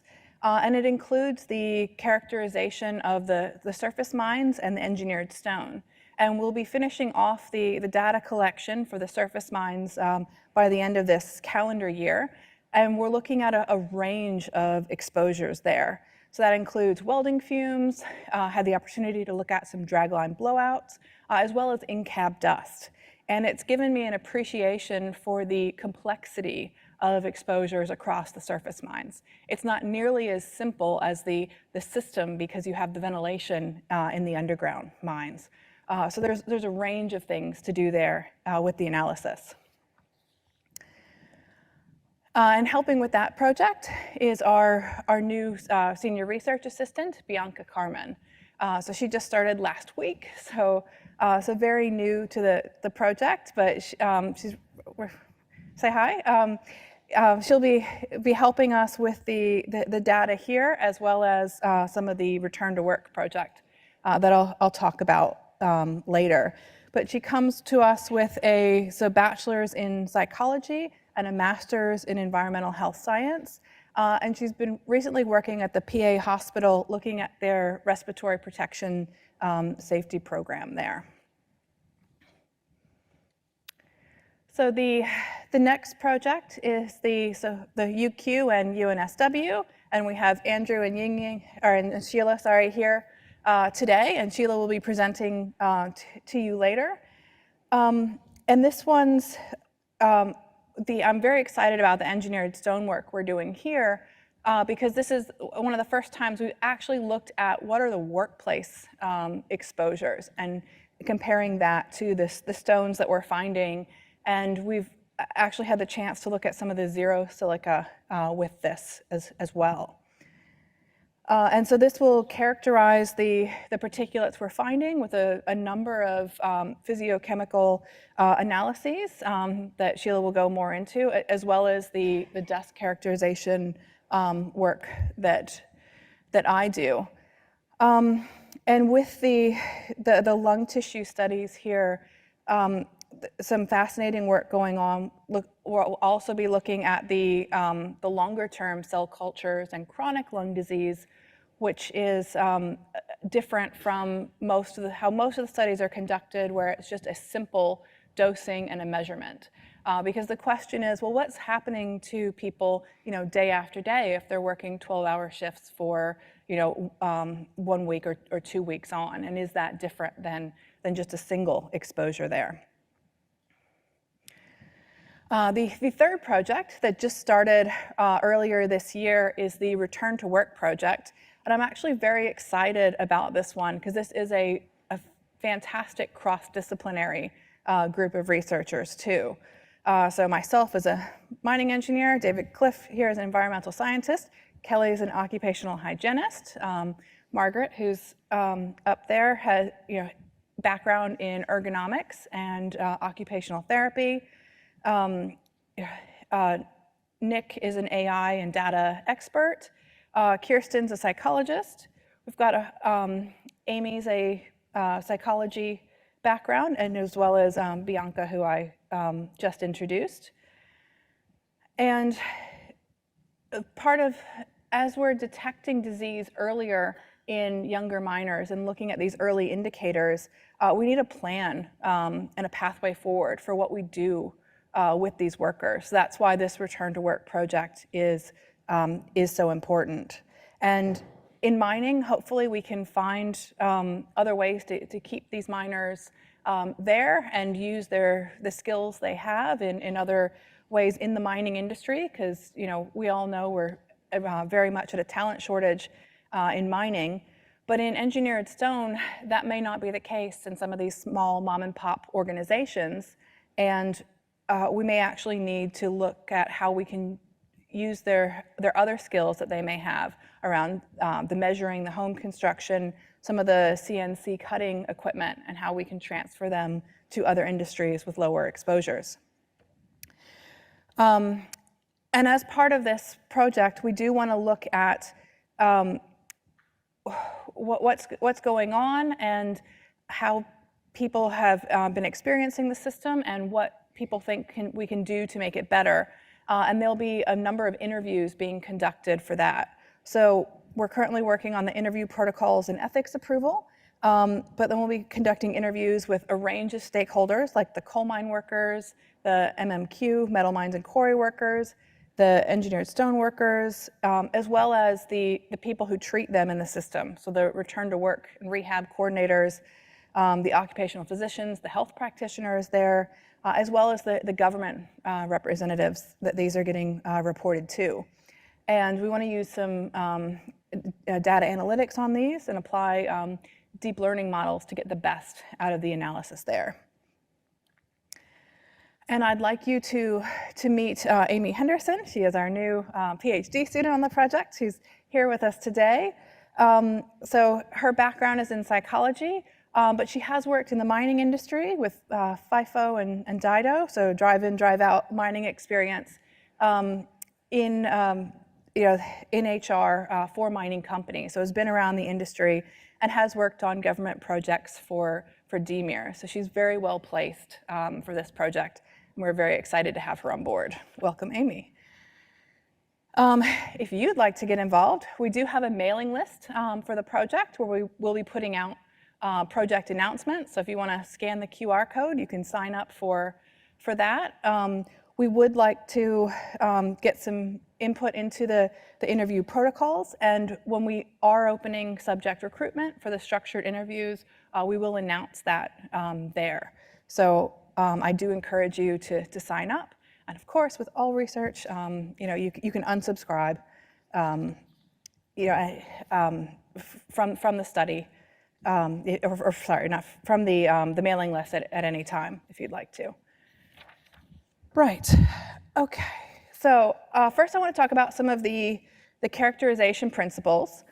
And there's a number of applications we're finding for the characterization work. So Emily went over some of them, but there's actually a few more here on this slide. And as Libby mentioned, I have recently published the PhD. And as of, I think, Friday, that hit eSpace. So if you'd like to go read the whole 195 pages of it, it is there, and you are welcome to it.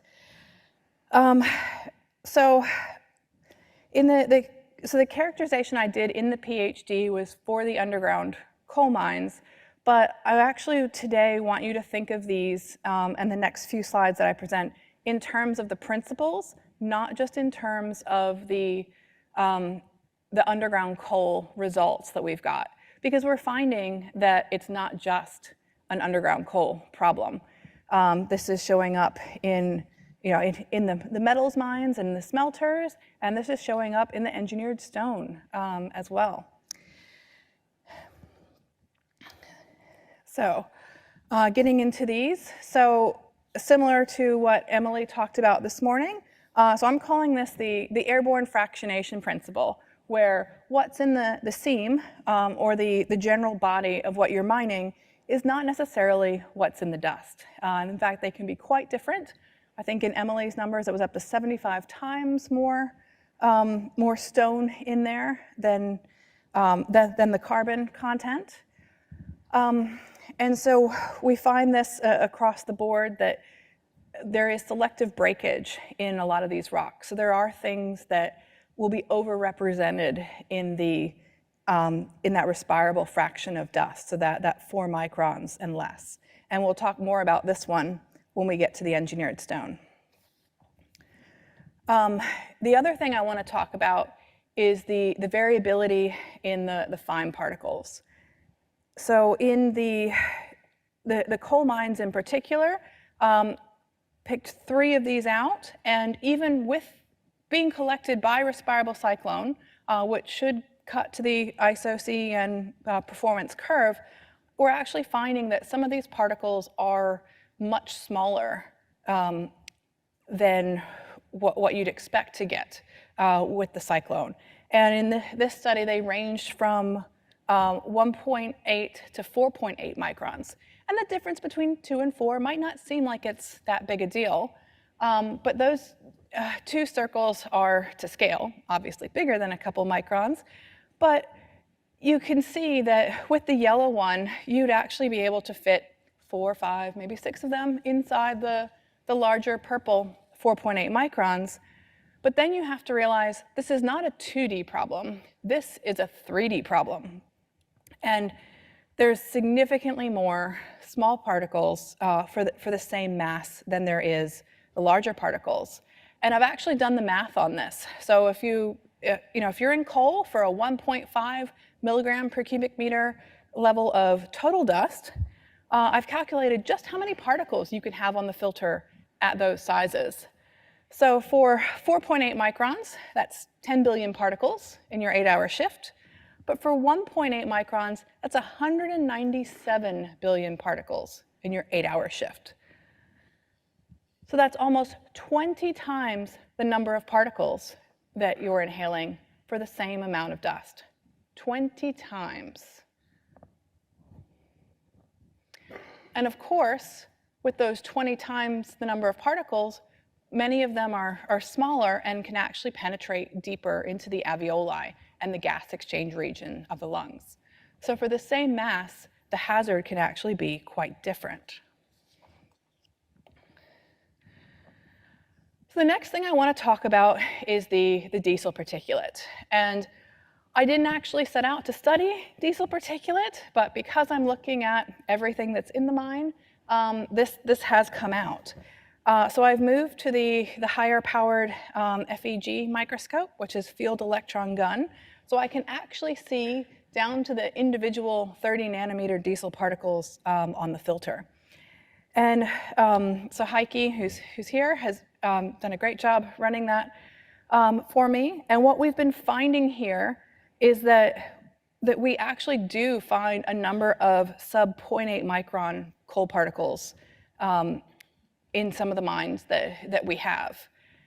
And why this is a big deal is the way we measure diesel particulate in industry is that we assume that everything less than 0.8 microns is diesel and everything greater than 0.8 microns is coal. And then we fractionate it and use combustion to burn it, so for the elemental carbon there.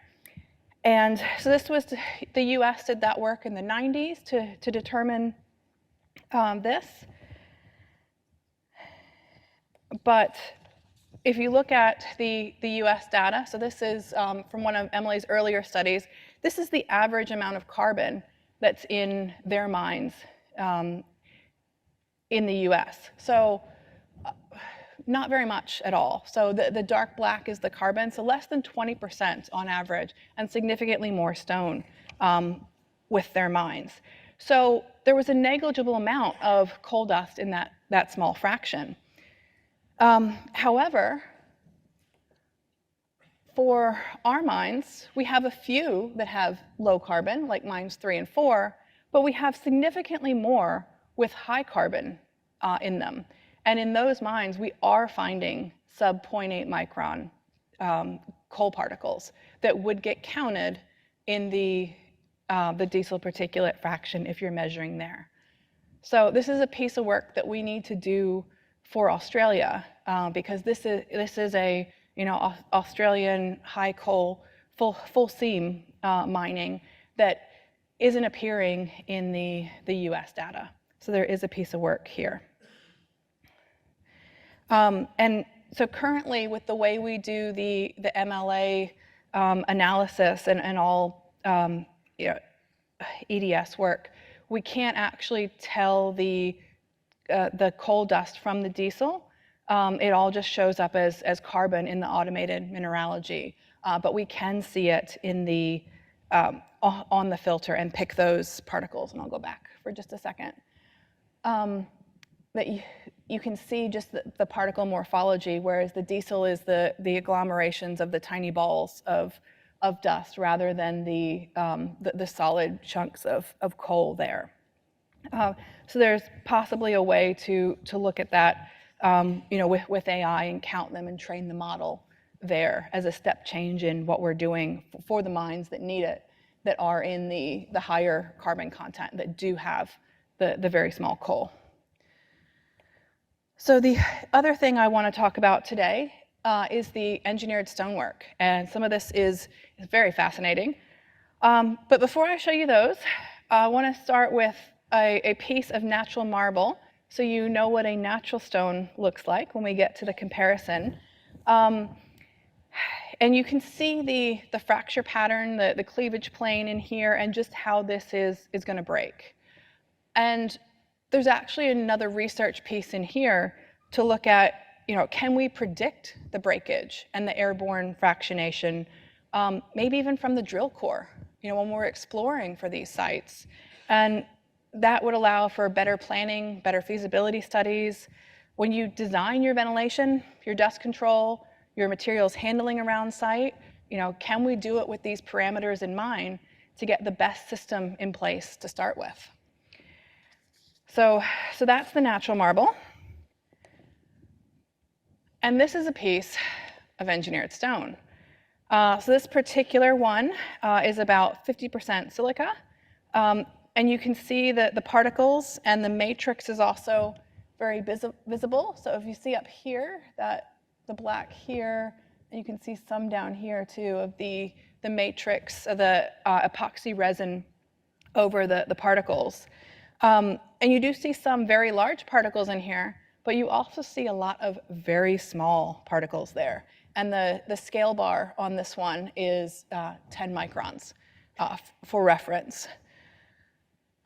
But the way these are arranged, and a lot of these stones, what we saw with the lab work, is you only need to touch it with an angle grinder, and you can see just why this would explode into a lot of little pieces and dust, because a lot of them already exist in those tiny sizes in the engineered stone. So contrast that to a quote-unquote zero silica engineered stone particle. And I say quote-unquote because while the ban Australia has placed on engineered stone is actually a ban on the respirable crystalline silica content of it. And so they've replaced the crystalline silica with what they're calling a zero silica product, which is in many cases is glass, soda lime glass in this one, but glass is actually still amorphous silica. So I'm using the zero silica in quotations there. But even in the glass, you can see some conchoidal fracture in those pieces, and you still see that matrix that's present in between the particles.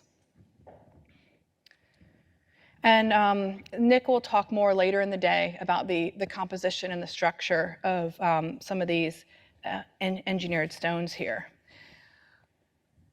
But I did want to show you a couple pictures of some of the particles that these are lab-generated particles from dry cutting. So Andrew and I actually started in the lab with 2-minute samples, and then realized that that was way too much and overloaded the filters there, and then went down to 30 seconds of dust generation was all we needed from this to fill a filter. And the lesson learned here, looking at this, is do not be tempted to do any dry cutting for any length of time. You can see just how many sharp, tiny particles there are. They look like little daggers. So very nasty to be getting into the lungs. And keep in mind from your settling principles, a 1 micron particle can remain in the air for about 12 hours. And it's less than you'd see. So even if you're wearing PPE to cut it, you still have to worry about these particles still being airborne for a long while. And then going back to that airborne fractionation principle we learned earlier, and how there's different percentages of different things in the dust, we're finding that in a lot of these with the dry cutting, most of what we're finding on the filter is actually resin. It's not actually the stone portions of it. So you're getting high amounts of resin present from the dry cutting there. And there's 6 types of resin in the literature, and these range from relatively benign to not very friendly at all. They can contain VOCs, so volatile organic compounds. Methyl methacrylate is a popular one, and that is a respiratory irritant, as well as a dermal sensitizer. There can also be isocyanates, which are linked to occupational asthma, and that's in the respirable fraction there. So that's dry cutting, but I actually have workshop samples as well which look very different to the dry cut samples. But before I get there, I actually need to tell you a story about the pilot plant. I'll be very quick because I'm running out of time.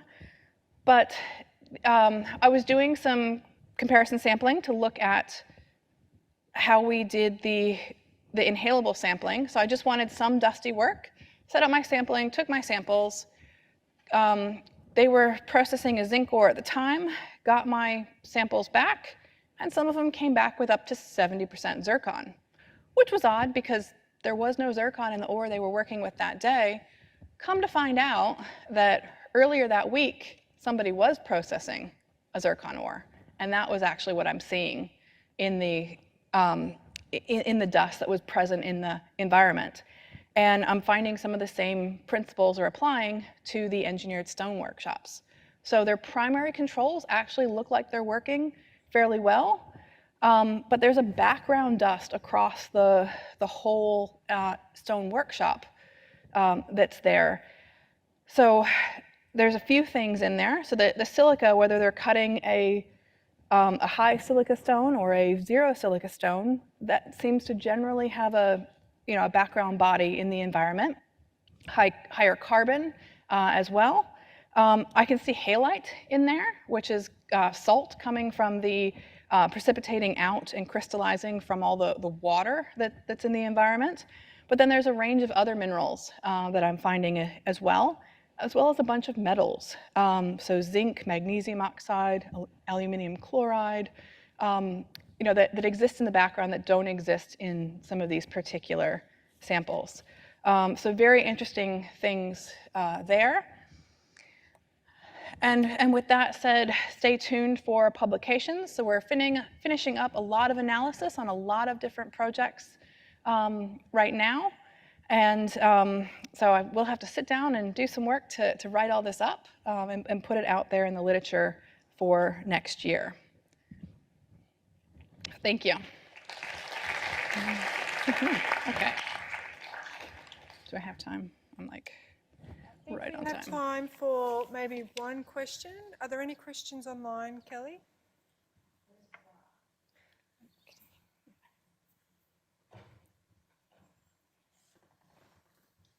Nikki, they're just asking how long you think it will take for Australia to take on the new MSHA dust exposure limits on conveyor dust that the US adopted in August. The 0.025? Doesn't say, I'm assuming.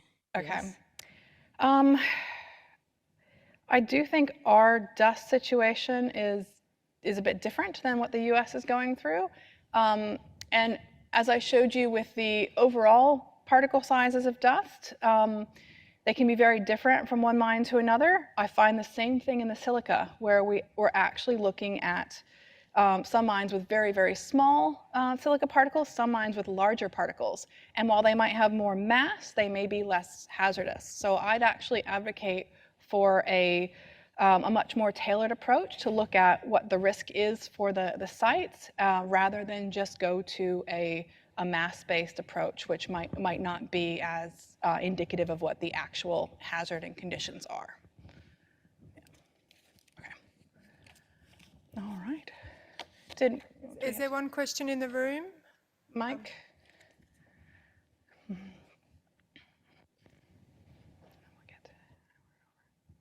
Thanks again, Nikki, for a very informative presentation. I noticed you actually did a scanning electron microscope image of the marble, right, showing the cleaving ranges and that sort of thing, or planes. Have you actually considered doing a similar thing to other natural stone products, considering that they will probably have a resurgence once the manufactured stone is actually banned from use? Sorry, I didn't quite catch all of... Okay, so you've got the natural marble, Yep. right? You demonstrated what that looks like. You've actually got the images for the manufactured stone. Have you considered doing a similar thing for other natural stone products that are going to be brought back into or as a replacement for the manufactured stone? Things like your marbles, your granites, even your bricks and blocks and what have you, which actually have different constituents in it as well. No, that's a good question. So we haven't actually looked at any of the other natural products that that are there. So much else going on in the space that we haven't looked at those. We are starting to look at the zero silica that's coming in to replace it, because one of the reasons engineered stone was so popular, it was because it was so much cheaper than the natural stone. The other way things are going is the porcelain and the sinter stone, but we haven't actually looked at those either. My colleagues at the University of Adelaide are actually, Chan Ni and Sharon there are much more focused just in the engineered stone space. So I don't know if they've looked at anything there. Yeah.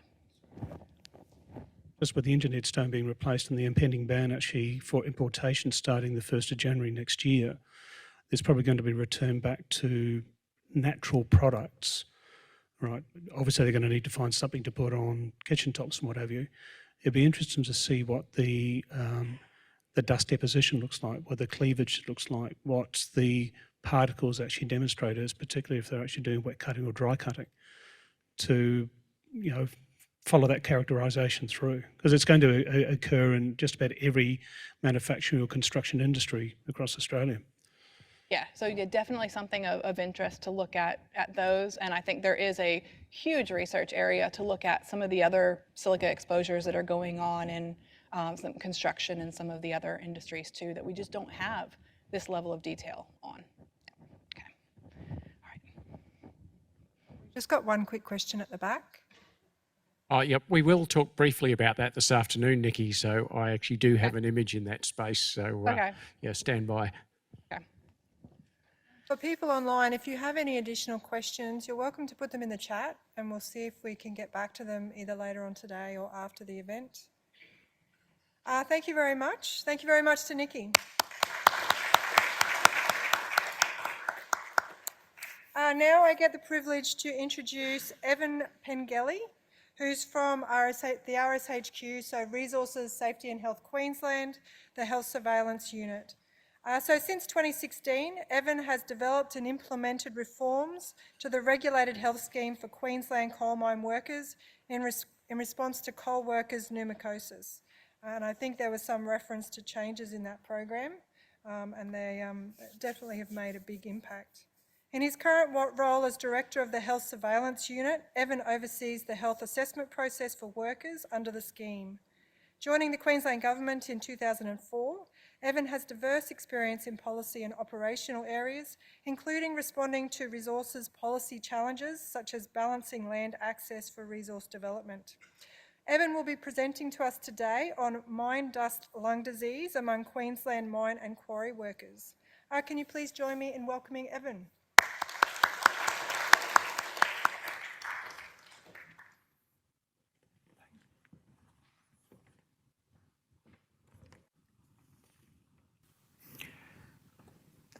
Thank you, Libby. Good morning, everyone. Hopefully you can hear me on my lapel. As Libby mentioned, I'm from the Health Surveillance Unit, and one of the roles that we have is surveillance across the industry of all the mine dust lung disease cases that have been reported through to us. So today I'll provide an update on those, also provide an update on Res Health, which is our online system for coal mine worker health assessments. I'll touch on some changes to the reporting obligations for respirable diseases at mine sites, and I'll finish by talking about a spirometry audit that we've recently completed. Starting with cases, up until 30th of September, there's been 594 cases reported through to us, and this is across all the sectors and across both current and former workers. I should say that this includes those that have been identified as either fully or partially work-related. We also receive reports of cases that are not work-related, say from smoking, and they're not included in the data. The slide we have here is for all those cases that were diagnosed up until 30 June. We had more cases last year than we have had previously. There were 138 that were diagnosed last year. That increase primarily was driven by our former worker program. We've had more former workers coming forward to access their free lung check, and that's resulted in some additional diagnoses. Probably the biggest thing you'll see on this slide is the chronic obstructive pulmonary disease, which is the top line there, and just how prominent that is. And I think Bob mentioned this earlier, how prominent this is in amongst the cases of disease that come through. We also see a number of workers with multiple mine dust lung diseases, so where they have more than one disease diagnosed. There were 24 of those last year, and many of those have COPD as one of their diagnoses. So this is how we've been generally reporting cases to date. So this is effectively numbers of workers diagnosed, but I think it's also worthwhile to look at the numbers of each types of disease that are being diagnosed. So effectively splitting out those multiple mine dust lung disease cases. And so we've started doing this in some of the material that we provide. Most recently, our health surveillance report that I'll touch on later and provide I'll show how you can access that. And there's a few key takeaways on this. So if I just zoom in on a few of those lines, the first is it really highlights just how many COPD cases we are seeing. The second is that by doing this, we've now been able to call out fibrosis as its own category. Generally, this gets reported through as diffuse dust-related fibrosis or pulmonary fibrosis. And you can see that we see a small number of cases of those continuing to be reported each year. And the third group, which is termed other here, the green line on the slide, this is a group of diseases which are less commonly reported through, and so we can't present them separately, but we did see an increase in those last financial year. You might be wondering what's in that group. Here's some examples. And as I said, these are reasonably uncommonly reported through, but diseases like occupational asthma, we've seen a few examples of those coming through. It's still the case that we're seeing the majority of cases that have come out of the coal sector.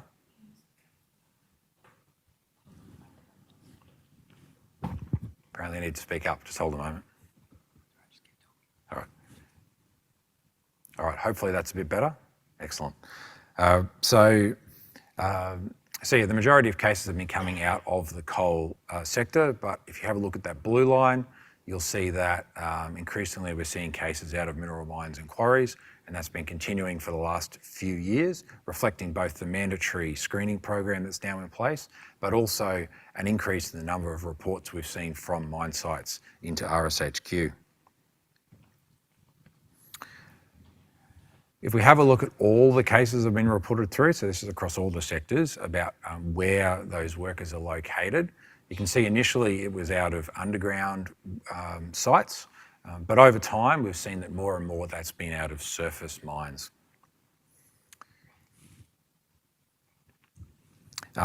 We are able to then dive down the next level and just have a look at that similar data by sector. So for our coal miners in the surface mines, you can see very much it is COPD that we're seeing diagnosed. Very few cases of pneumoconiosis or fibrosis coming through and being reported to us. A little different for the underground coal mines. For these workers, initially it was coal workers pneumoconiosis, but increasingly COPD is the main disease that we're seeing coming through. Interestingly, we aren't seeing so many cases of the other pneumoconioses being diagnosed, but this is a group where we are seeing those fibroses being diagnosed through. Switching over to our mineral mine and quarry workers. So there's 138 of these that have had significant experience in either mineral mines or quarries. 76 of them are current workers, and of those, 57 have only had experience in those mineral mines. And you can see for that group, it really is COPD and silicosis in this case that we're seeing as the two main disease types. Even where workers have multiple diseases diagnosed, it's actually a combination of those two in most cases. We also have, for this group, starting to get just enough data, enough cases where we have a work history to separate mineral mines and quarries into either surface or underground operations. I do put some caution in on these lines. They are small numbers, so a bit of caution around what you take away from the trends here at the moment. But looking at that, you can see the surface workers, the trends are quite similar to what we're seeing for the overall group. But for the underground workers, you see it's slightly different. in recent years, the numbers of diagnoses for both COPD and silicosis are a little less than the overall group for both of those disease types. Again, stepping back to all of the cases that are reported through to us, this is how we find out about those cases. We have multiple reporting pathways into us. The main one is health assessments, so that's either the current coal mine worker health assessments or former workers from either the coal, mineral mines or quarries sectors. We also get a number of reports coming in of accepted workers' compensation claims. In a small number of cases, it's either the site senior executive reports or the Queensland Health Notifiable Dust Disease Register where we find out about a case for the first time. So it's not a large number overall, but it is particularly relevant for some sectors, and one of them is mineral mines and quarries. So you can see here for last year, we had a significant increase in the number of reports coming through from mine sites, which is excellent. It's exactly what we do want to see with open and transparent reporting. It also coincides with some changes for this sector in their reporting. We now receive some additional information about each of these workers that has been diagnosed, and that's enabled us to go that bit further with our health surveillance.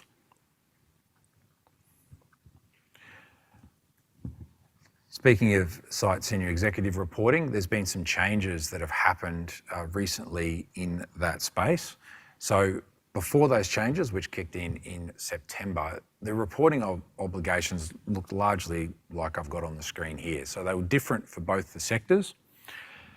For coal mines or coal mine operators, that reporting needed to happen if there was a coal mine worker at a mine who was exposed to dust and had one of those 4 diseases listed there. For mineral mines and quarries, there weren't those prerequisites. There was just a list of diseases, but it was a different list of disease. So that created a few challenges for us. Firstly, workers are quite mobile across the sectors, and so what diseases were reported largely depended on where a worker was when they were diagnosed, not necessarily where their exposure was. When these cases are reported through to us, there was no need to necessarily provide any information. So while we know that there was a disease diagnosed, we didn't necessarily know a lot about these diseases. And of course, from what you've seen in the slides earlier, there's quite a number of different disease types that can be diagnosed, and these lists only captured some of those. So again, we weren't getting complete reporting of all the diseases in the industries. So from 1st of September, those changes that have come through affect both how diseases are being reported and what diseases are being reported.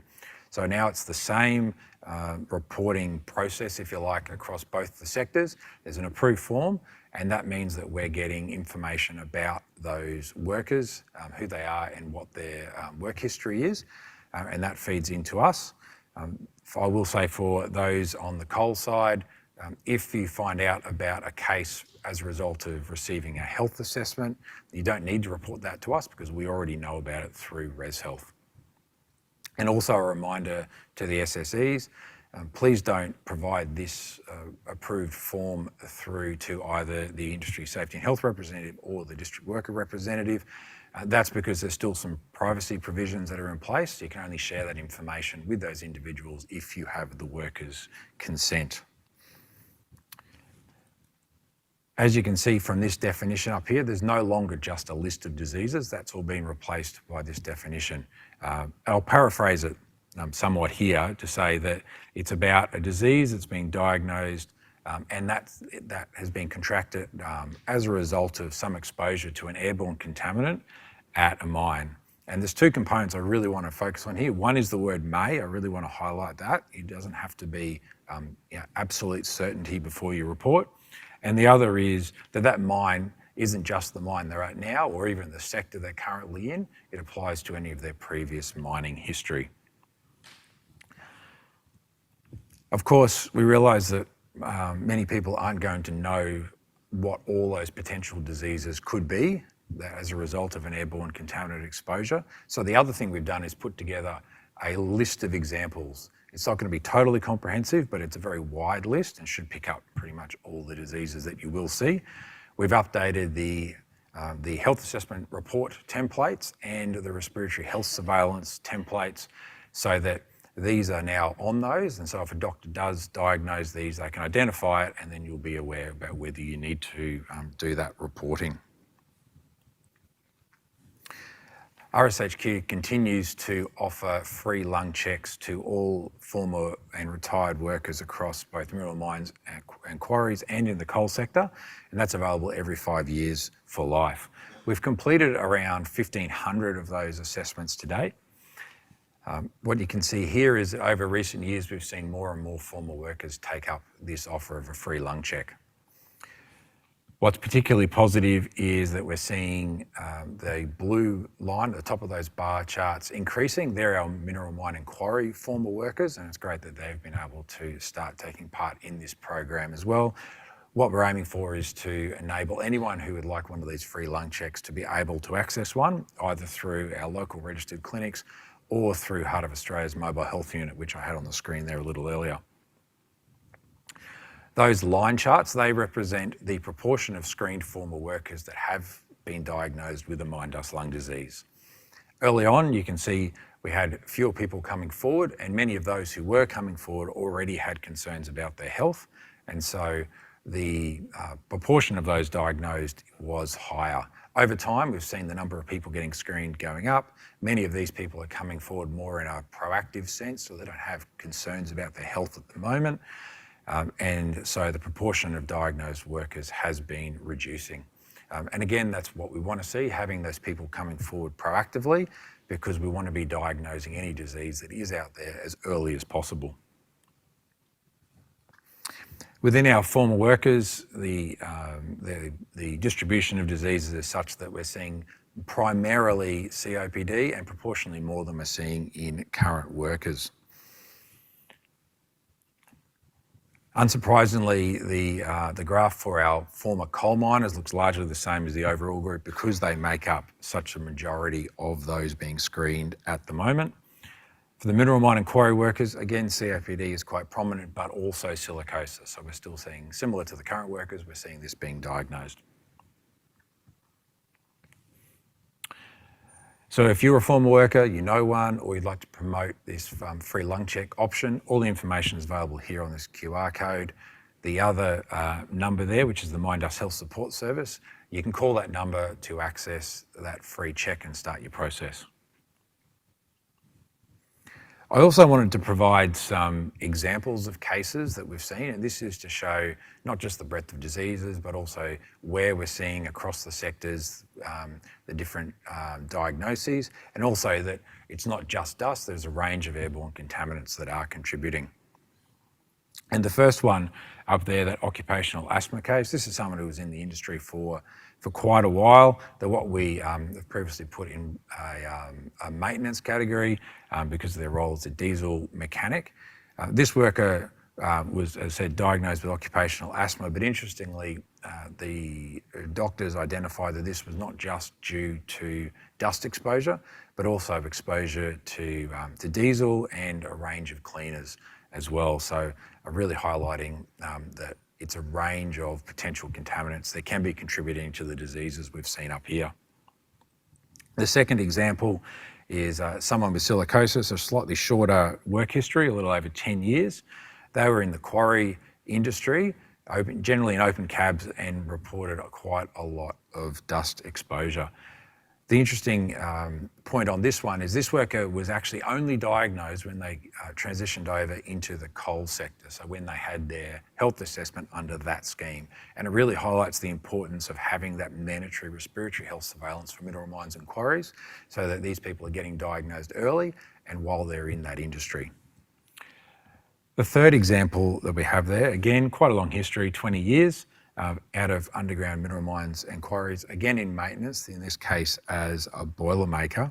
This person actually left the industry relatively early in their career, transitioned over into another industry, and was only diagnosed when they came through our former worker program. So it's great that they took part in that program, and it really highlights that importance of screening after you've left the mining industry, because of the potential for latent onset of these diseases.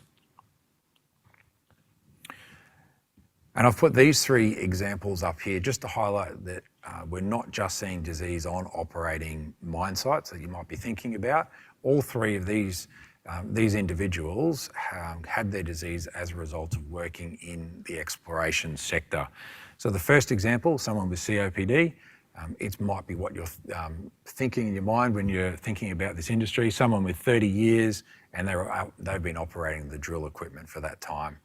But those other examples, they're people who are working in areas surrounding those drill rigs. So we have a geologist who was actually quite young when they were diagnosed, and a field technician. Again, both of those workers only had a little over 10 years experience in that sector.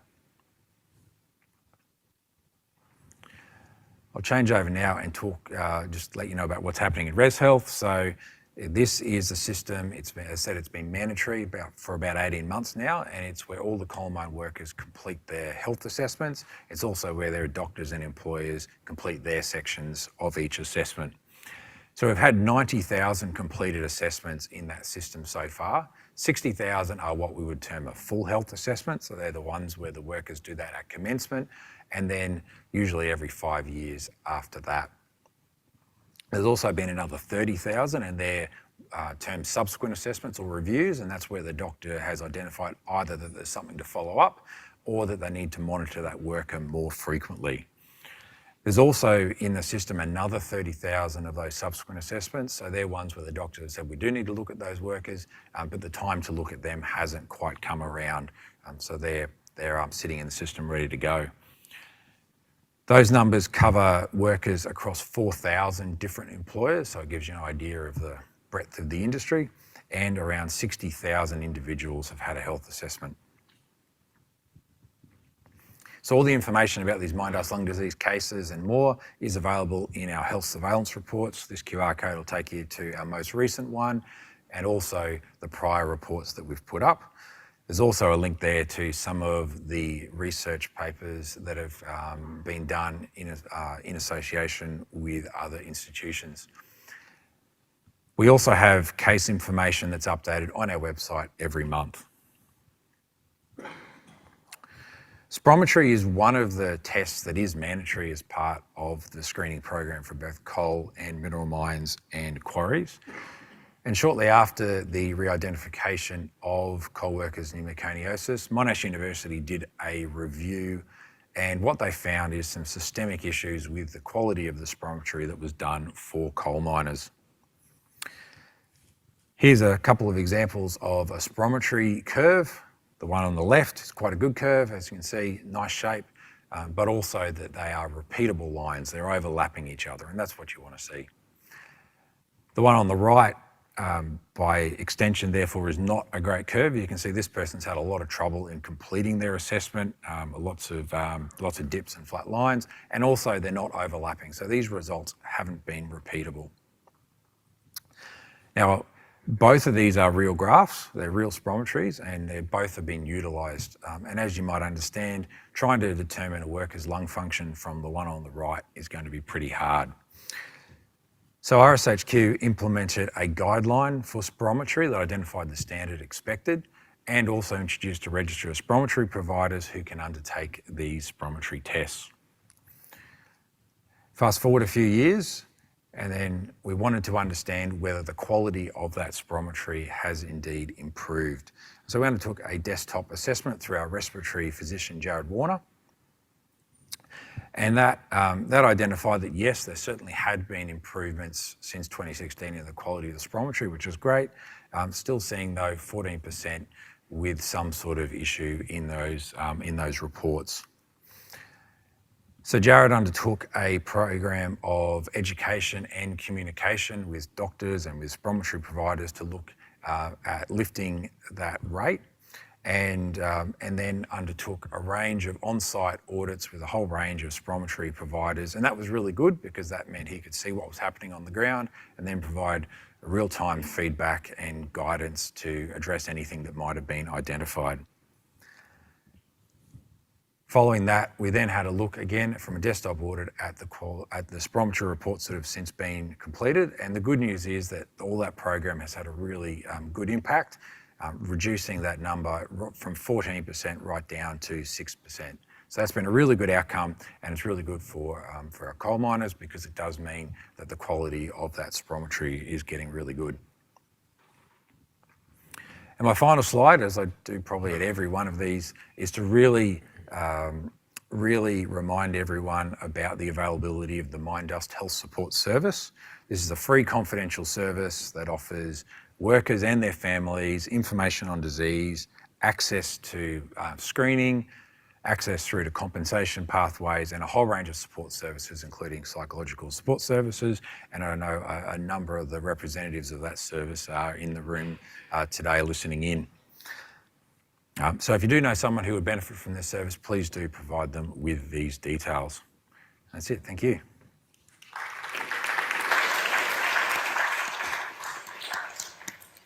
I will reflect for a moment that Bob Cohen did say this morning the best surveillance program in the world. Did you ingest that? Did you enjoy that moment? It's nice to hear, but I guess there's always ways to keep on improving. Do we have any questions in the room?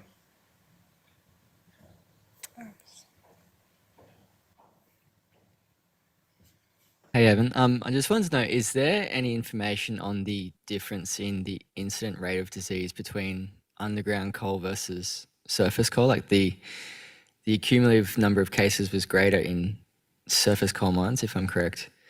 Is there any indication, like per 1,000 workers, or do we see greater prevalence of disease in underground versus surface per capita, I guess? Yeah, so there was some work done a few years ago by Cancer Council Queensland, and if that link I had for our health surveillance report that goes through the other research papers has that available, and it talks about the prevalence of disease that we're seeing in the coal sector, both internally and then comparisons overseas. So that'd be the place to have a look at that, but comparatively what we're seeing in Australia was relatively low. Thank you. If anyone online would like to ask a question, you're welcome to put something in the chat. Otherwise, are there any other questions in the room for Evan? All right, Evan, thank you very much for your presentation. If you can put your hands together for Evan. Thank you. And as we warm up through this session, I'd like to introduce Jonathan Walsh. So Jonathan Walsh is a principal lawyer at Australia's largest plaintiff law firm, Morris Blackburn Lawyers, and leads the firm's asbestos, silica and occupational diseases team. It kind of suggests all over Australia and New Zealand, but not quite. Queensland, Northern Territory, New South Wales, ACT and New Zealand. Jonathan is an expert in pursuing compensation claims in Australia and New Zealand on behalf of victims of mesothelioma, asbestosis, black lung, silicosis and silica-induced autoimmune conditions, amongst other dust-related illnesses. Jonathan is also a prominent advocate for workplace and legal reform in relation to asbestos, silica and toxic dust exposure, and works closely with unions and the medical profession and allied experts on numerous campaigns. Jonathan was a key legal advisor to the campaign to successfully ban engineered stone in Australia, a law which commenced on 1 July 2024. Jonathan's going to present to us today on the implications of recent dust disease litigation and worker insights. Could you please join me in welcoming Jonathan? Thank you. That's quite the mouthful. Should advise people to cut that back a bit because it's rather long and embarrassing and very much unnecessary. Thank you so much, Nikki, for the invite today to speak to you all about the implications of recent dust disease litigation. It's a topic obviously I'm very passionate about, representing workers with disease, and whilst Ewan has done a magnificent job in looking at the data, the recent data out of the mining sector in Queensland, my talk will necessarily cover a few more industries outside of that, but we'll have some focus on it as well. And as we go through, as I always say, if you've got any questions as I run through, very happy to hear them. How do we go forward?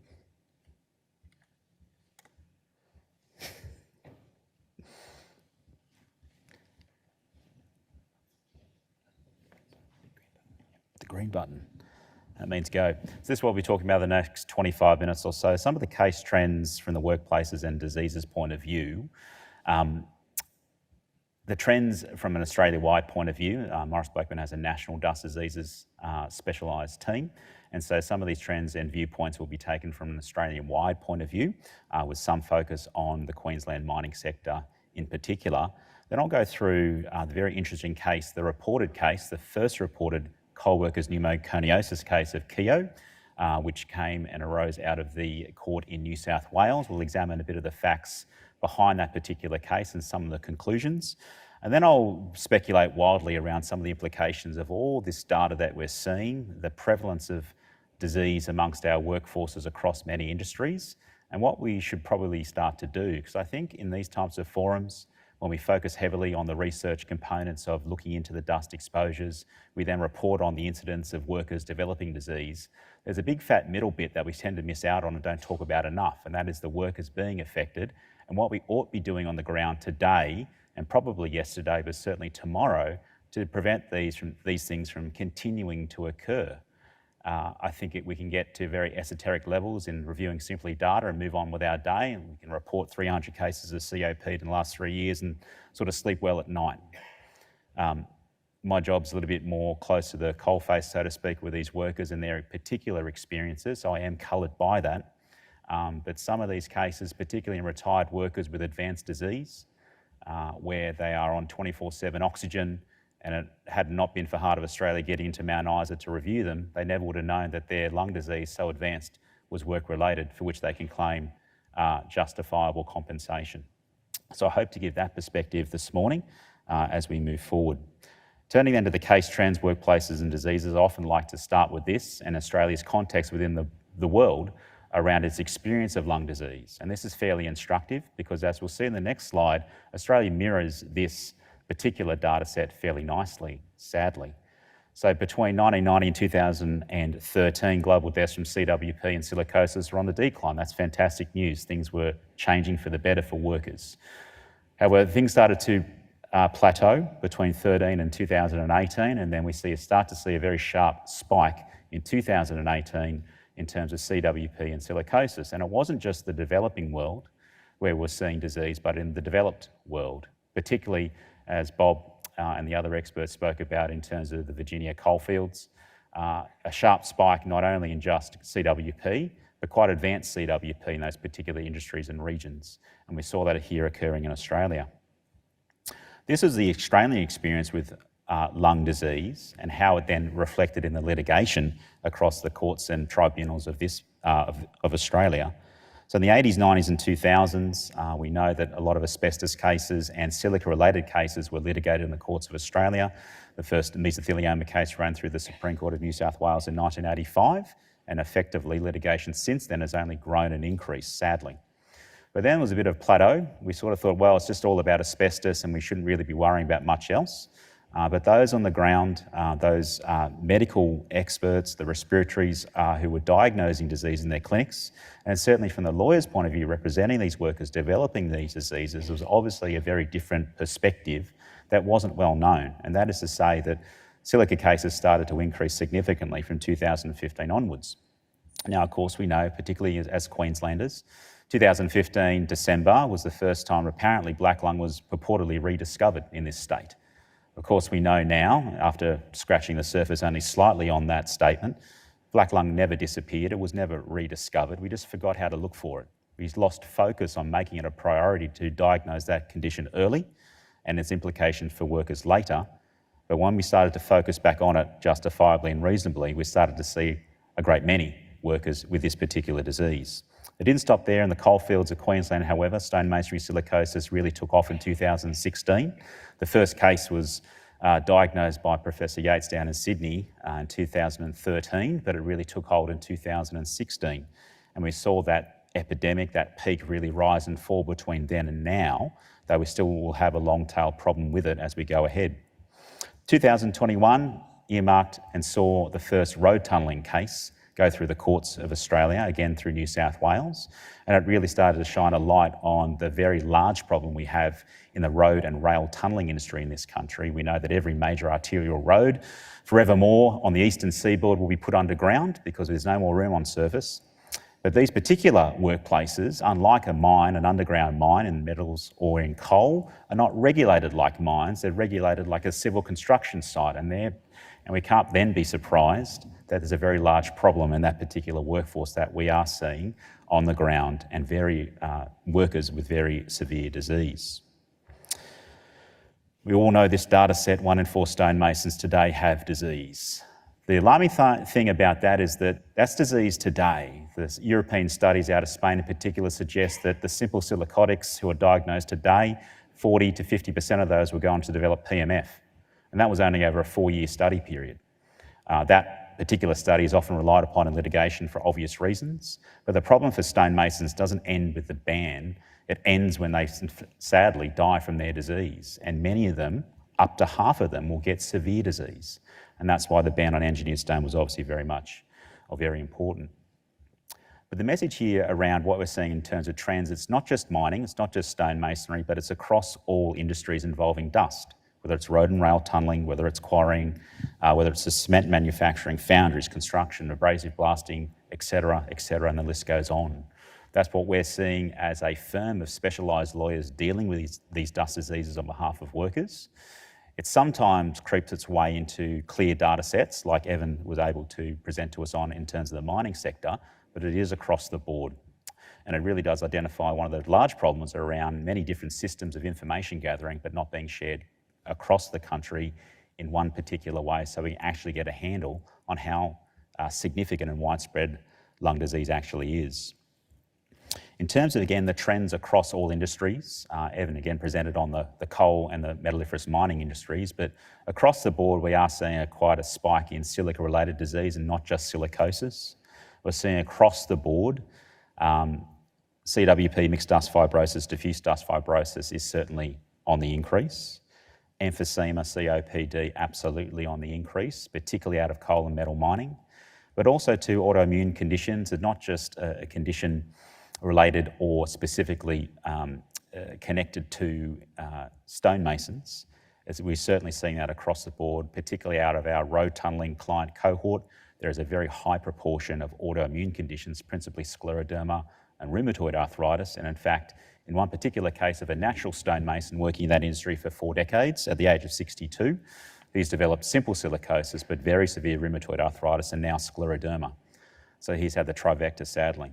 And so we're seeing this across industries and not necessarily just out of engineered stone. And we can't all at any time forget around the mental health impacts that these diseases actually have. It doesn't matter at what age you develop disease, sometimes at a younger age. What occurs is you're not retired, you don't have many, like a retired person ordinarily would, have many financial or debt obligations at retirement, hopefully. But the clear implication of workers developing disease at a younger age is that they have a lot of debt obligations. They have young kids, they have a mortgage, they've got school fees to pay. The impact of disease, even though it might be simple, low disability disease today, means that they might be prevented and oftentimes are prevented from returning to that particular workplace and earning the income upon which all their debt obligations are based. And that then presents itself and results in a very severe, oftentimes, mental health condition. And so hand in hand with the physical injuries are the mental health conditions, and that's one thing we can't often forget about. Proceeding on the broad trends, we are certainly seeing a decline in stonemason cases for obvious reasons. That industry is small. Through the great work of the Queensland system, all in fact, of the stonemasons were reviewed and identified for disease, but in the other states and territories that was not so. So we'll still see and do see a trickle of stonemason cases come through, newly diagnosed, but certainly the peak in terms of claims experience has come and gone.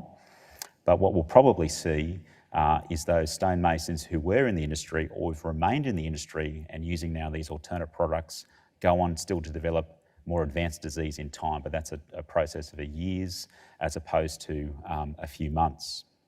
Coal and metalliferous mining, we've heard a lot today already about that. There is a clear spike, particularly not just in Queensland and northwest Queensland, but also in Western New South Wales, and we anticipate the same to occur in Western Australia. The iron ore industry in that state has been very good at suppressing a lot of the information and data around what is occurring within their workforces. Principally, they're avoiding screening their workers through the mandatory CT scanning process. So therefore, it is very much likely the case that a great proportion of the workforce in WA has disease today, they just don't know it. Road and rail tunnels I've touched upon, again, a very clear increase and spike because of the very poor historical practices of dust control. In fact, no dust control in many of these underground mine sites, quarry workers too, and indeed, again, the list goes on. I won't cut across what Ewan's already presented on, but I thought I'd just extract some of the interesting data from the Queensland Notifiable Dust Lung Disease Register year-to-date 30 June 2023. A high proportion were retired workers, that's no surprise. But as we drill into it, 15% were aged between 40 and 59, which broadly means that they entered the industry from about the year 2000 onwards, before they developed disease. And I mention that simply because many of the defences of these large companies and their workers' compensation insurers says, look, this is a historical problem. We don't have to worry about it today. We've got a handle on it. It's all fine. The guys who entered the industry in the 80s and 90s, they're the ones getting sick, and that's because we didn't know what we knew today. That type of data set I anticipate will increase proportionally to the rest of those who get diagnosed in the years to come. And it's a very clear indication that the problem is a present day one, that is those entering the industry in the past 10 or 15 years are the ones developing quite severe disease and who will get sick tomorrow. And so we'll see this play out sadly. It'll be a very slow burn, but the data set I am sure will start to reflect that. Then in terms of the rates of COPD, as Ewan already presented on, a very high proportion in relative terms, that will continue to increase. Another interesting sort of summary of what the data actually showed was that in FY23, around 33% or 1/3 of mine lung dust disease was in fact reported in that year. And so again, it's a present day problem as opposed to a historical one, and that trend will continue. Turning then to the Keogh case, which was a case out of the Dust Diseases Tribunal of New South Wales. As I said at the start, it's the first reported case of coal workers' pneumoconiosis in any judgment in the country. So it was obviously a pretty interesting one. Mr. Keogh was only 52 years old. As a coal miner, but not a coal miner for his entire life. And you'll see here that his exposure occurred over New South Wales and Queensland in open cut coal mines only, not underground, but open cut only. And he started in the industry in 2008. He was a latecomer and finished up in 2017. He worked at Poitrel, Morvale, Bugabri and Blackwater across New South Wales and Queensland. And his role was variously a dozer, loader and grader operator in the main, but he did do obviously a lot of different types of roles, as most miners do in the course of their work. That's his exposure. 2008, 2017, less than a decade. And what happens to him? He goes on to develop coal workers' pneumoconiosis, mixed dust fibrosis, COPD emphysema, and sadly a major depressive and adjustment disorder as a result of that exposure. And so we can always sort of look at the data, we can always extract, well, COPD is at 300 over the last 5 years, okay. But this is where the rubber hits the road. In the case of Mr. Keogh, he actually cops a number of these diseases over a very short period of exposure, sadly. And the evidence in the case, as it is in most cases, is that most cases of COPD or CWP aren't rapidly progressive, but they will be mildly progressive over the rest of that person's or that worker's life. And so it was the case in Mr. Keogh's. But hand in hand with it, and the reason why we want to emphasise the mental health impacts of lung disease is that they're irreversible conditions, as we know. We can treat the symptoms, we can put them in some clinical trials to see what else we can do to try and help them reduce the risk of them developing worse disease into the future. We can remove them from the workplaces. But because they're persistent, it means oftentimes their mental health conditions are persistent. And if you look at this particular cohort of worker, a white male in his 50s, probably on any psychological scale, the most resistant to any type of cognitive behavioural therapy there is out there, it means they're particularly vulnerable, sadly, to the effects of mental health as a result of that diagnosis. And the clear evidence in Mr. Keogh's case was that he had severe lung disease as well as severe mental health condition. I'll try not to smirk too much and be respectful to the way in which these cases do get run at trial. But the defendants, I would characterise their defence as brave, but ultimately, with respect, very foolish. Against the clear evidence of how much exposure Mr. Keogh had, the fact that he was sitting in most of the time air-conditioned cabs, driving his dozers or graders. Those cabs weren't sealed, those cabs were never reviewed or maintained, and there was a thick layer of dust inside the cab at all times throughout his entire shift. Yet, despite that clear evidence, all of the defendants tried to argue that he had no exposure because he was in an air-conditioned sealed cab. End of story. No case, it wasn't me. They also tried to argue and defend the case by saying, well, no, we actually did provide a safe place of work, despite the fact that this man over 9 years had co-workers' pneumoconiosis, no less. One of the defendants actually said, well, we admit we exposed him to dust, but we didn't know it was that bad. We didn't know you'll get black lung or a severe secondary psychological condition. And another argument was that Mr. Keogh's very slight smoking history and context was the major contributing factor to his emphysema at the very least, and exacerbated his other symptoms as a result of his CWP and mixed dust fibrosis.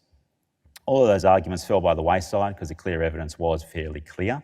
And in fact, the Poitrel lawyers on day 2, after they cross-examined Mr. Keogh on day 1 of the trial, came back and said, Your Honour, we concede liability. We'd like to amend our defence. We don't want to argue this point anymore. The other defendants didn't follow suit because then there were findings of negligence made against all of them. So as I say, it was a fairly brave defence put up, ultimately a foolish one when one examined the evidence. But because the defendants argued the point on their liability, some evidence from the occupational hygienists who work for these companies had to go in. And at a previous forum for the AIOH earlier this year, I believe it was, just here in Brisbane, I suggested that OHs, you are expert at what you do, but from a civil litigation lawyer point of view, if I'm representing a worker who gets exposed and that employer denies liability, you'll be subpoenaed to give evidence and cross-examined because you are a key person on the ground, you're a key holder of the information of that company, and unfortunately you're going to have to be implicated in the way in which these bigger employers actually defend these cases. And I didn't mean that as a threat, simply to say that this is probably how this is going to play out as we go forward in time when defendants and employers get a bit more confident about their systems of work and that they want to actually defend these cases, defend their reputation versus concede where necessary. So in that case, the occupational hygienist evidence very clearly under cross-examination suggested that the exposure data that they chose to release or that they could quote unquote find was taken in areas of the open cut which had no mining activity whatsoever, was placed on workers who weren't near the actual live components of the open cut mine, and was taken on a few days when it was raining too. So that was very clearly shown that data set, whilst produced and attempted to be relied upon by the bigger employers, was very much effectively fabricated. At the end of the day, given he was 52 and earning quite a bit of money as a highly experienced coal miner, the court awarded Mr. Keogh and distributed liability across the defendants at $3.2 million plus costs.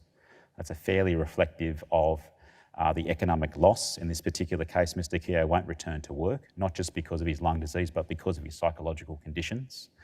And what was fairly interesting from a lawyer's point of view was the fact that the court in this case awarded him $750,000 in general damages or pain and suffering damages. And that was a very large increase on the previous award. The only other comparable award was a gentleman in his 70s with advanced asbestosis who died over about a 12-month, or had a prognosis of 12 months, I should say. And in that case, about a decade ago, the court awarded $350,000 in pain and suffering damages. So I think His Honour was right. It is on appeal. Surprise, surprise. But I think His Honour was right to reflect the devastation, the impact of the disease today, but what it will mean over the next 20 or 30 years for Mr. Keogh, who has to live with a slowly progressive disease, who can't work, who can't afford many things, and can't do many things because of his psychological condition, which is entrenched and is chronic too. So I think that was a fair reflection, when you think about it, the impact of these diseases on these particular workers. In terms of metalliferous mining, I'll quickly run through these. Some may recognise that photo, but I won't say it specifically. And so far as these are concerned, I report these are the real names of these particular clients because they've done client stories. They have spoken out about their particular situations. But Steve was 69, he's a grandfather. He was diagnosed with progressive massive fibrosis, lung cancer and emphysema in 2021. And he worked at a major North Queensland metalliferous mine site for a very long time in various particular roles. And what was very sad about Steve's case is that after he retired, he went to the local, it's like the local tourist destination where they take them through a mock-up of what a mine site looks like. And he was like basically like a tour guide teaching, tourists about, well, this is mining at Mount Isa. And he was told so often that the dust at Mount Isa was a nuisance dust only and that they didn't have a silicosis problem. And he was presenting to tourists with those very same words day in, day out at the very time he had PMF and lung cancer. You say, no silicosis here, it's just a nuisance dust.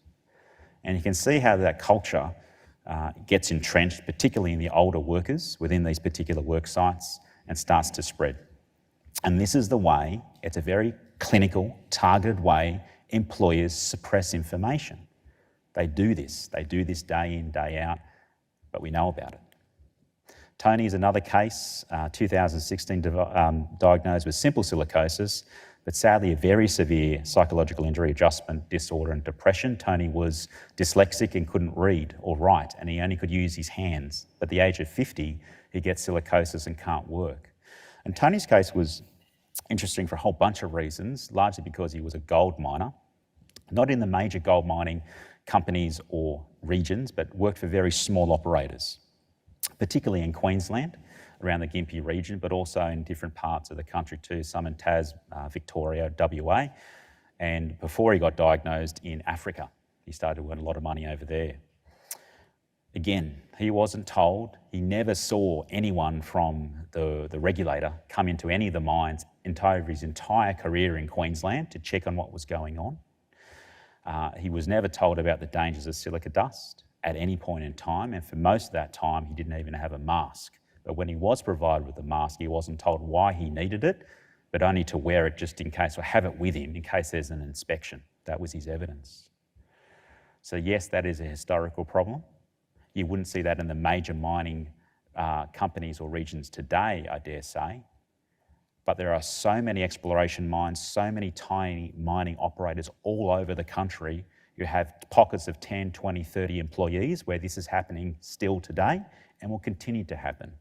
So it's a problem if we start to believe that the problem of mine lung dust disease in particular is just sort of a major region coal or metalliferous mine issue. It's across the board, across all workplaces where mining occurs. And Tony's case is a reminder to us that the problem presents across the board, not simply in the major regions. What are the implications? And this is where I speculate. But one of the first ones is pretty obvious. It's all industries are implicated. It's not just mining, it's not just quarrying, it's not just stonemasonry, it's every industry. We need to have a holistic approach to the better regulation and enforcement of better regulation across the board. But we still see today the power of lobby groups. We still see the power of coal, still see the power of metalliferous miners, the big employers in regions where these regulations are refused, not implemented, obfuscated, or some other reason is put in the way where these workers aren't reviewed. For example, we were able to get a handle on the problem of stonemasonry silicosis in Queensland because the regulator got in and reviewed everybody, gave them a CT scan and identified them. Yes, it's on a larger scale with larger cost, but why can't we do that for coal and metalliferous mining? There's no reason to do it. It'll take more time, it'll take more cost, but if we do it, at least we understand the level of disease in today. We actually understand the extent of the problem. If you present that to any level of government today, even with a purported friendly Labor government, you'd see squirming in seats, obfuscation, and that's just not going to happen. Sorry, mate, it's not going to happen. Well, that's one clear way to identify disease. It's not happening. We have to keep asking the question, why? The 2 and 3 are obvious ones. It's rife in metalliferous mining. It's rife and it's worsening in coal mining, particularly on the COPD side. in metalliferous mining, it would be a mistake for us to conclude that simply because Heart of Australia is doing retired mine workers and proportionally the silicosis coming out of retired mine workers means it's just a retired mine worker problem. That would be absolutely false and an incorrect supposition from the data. Get in and review all the workers today and then you'll find out the real story. The incidence of disease in retired workers is simply the tip of the iceberg, to use an often used phrase. The ban on engineered stone is not the panacea to any of these problems. It is absolutely not. You talk with many people in the community and think, oh, the ban on engineered stone, silicosis is not a problem. It's not. Evan presented on the evidence for Queensland. It's across all the industries. We can't, that's just the start, but it's also the power of what we can do. And I will conclude on this. On 1 September, new silica, high silica workplaces was regulated, better regulated basically across the country. Mining was carved out. There's no sensible public policy reason why mining industry was carved out of those new regulations. It should have been included, and we've got to keep moving towards the law reform to ensure that that occurs. Otherwise, we'll continue to see these rates of disease. I don't think anyone in this room agrees that that ought to occur. That's a reasonable position for an advanced economy like Australia to have, but that's what we're experiencing, and it shouldn't be so. Thank you.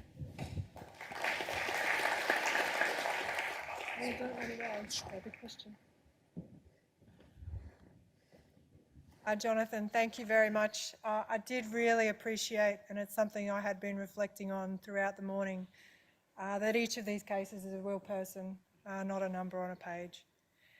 Are there any questions online, Kelly? One question online.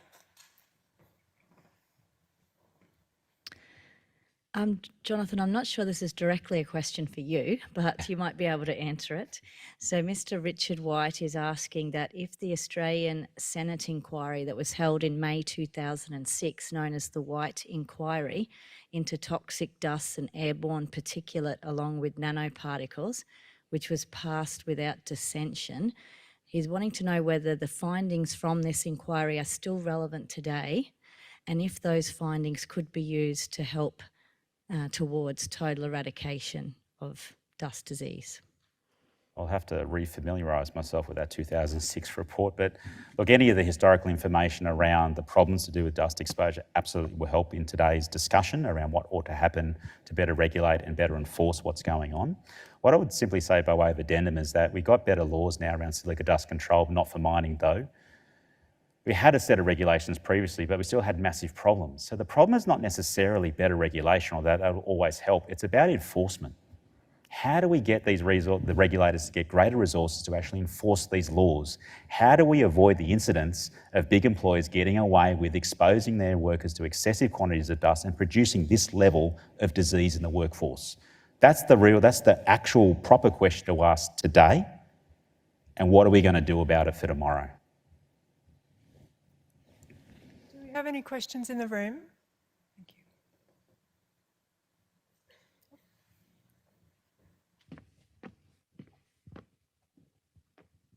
And again, for people online, if you've got any questions, just pop them in the chat. Jonathan, is that on? Yeah. I just wanted to ask, what can we do to ensure that employers actually put any workers who are affected by these diseases, actually that they are well cared for and supported while they continue to work? I think it's an area that's sort of falling through the cracks. It's a really good question. It does depend on the particular employer and what they have in place already, but supporting these workers financially is the biggest and the most immediate need.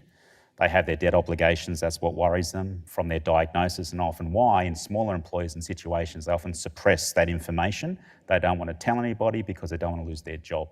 So the first immediate need is financial, and the workers' compensation schemes around the country are okay for a period of time, but they're not a total replacement for their situation, particularly as they try and work towards a return to work or redeployment in another industry. I think that's where the large part of where employers and the schemes around the country needs vast improvement, the financial support to actually allow these workers to be retrained and redeployed in a non-dusty environment. We all agree from the medical and scientific point of view that no further exposure to dust removes the risk of worse disease. So why not that is the aim, rather than try and re-engineer them back into the dusty environment and just concede and say, oh, the risk is not too high, I should be okay. I think that's the wrong conversation to have. The right one to have is how do we actually create a pathway out of the dusty industry altogether? That is, of course, the harder question, but one that I think we have to tackle. Thank you. I think we have a question online. Jonathan, Raja Singh is asking, in some countries, the ILO Occupational Cancer Convention 1974 is not ratified. What do you think should be done in those countries where the laws may be too lax? A whole lot of work. It's hard from Australia's point of view because we're more advanced and have the disease experience. We know what needs to happen. I can't comment on that particular country or situation, but what we know is in Southeast Asia, we have a very large thriving asbestos industry in Indonesia, Vietnam, Cambodia and Laos. And I know that because I'm part of this working group to try and improve the laws and ban asbestos in those countries. But we know that the international pressure on developing nations to maintain these industries, simply to maintain employment of those people in it, is a very large pressure that is hard to overcome. But there's just so much work that needs to happen across the board in terms of dusty industries, yeah. If you could put your hands together, thank you to Jonathan.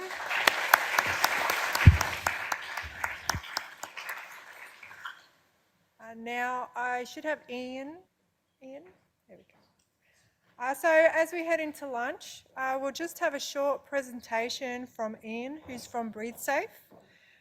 So we'll be heading to lunch. I think Ian's presentation is about 5 minutes. Then we'll head to lunch, which will be in the same location as our morning tea, to be back in the room for 1:25 p.m. But if you could all please welcome Ian. Thank you.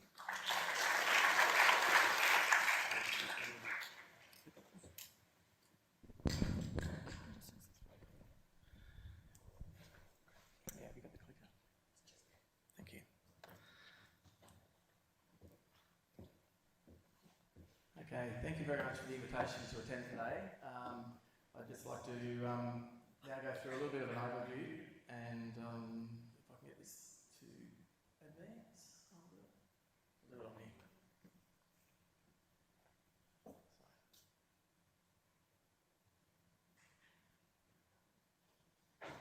Right, I'll do it on the... yeah, thanks very much for the invitation today. Sorry, what have I done, Nikki? This one. Okay, not working. There you go. Okay.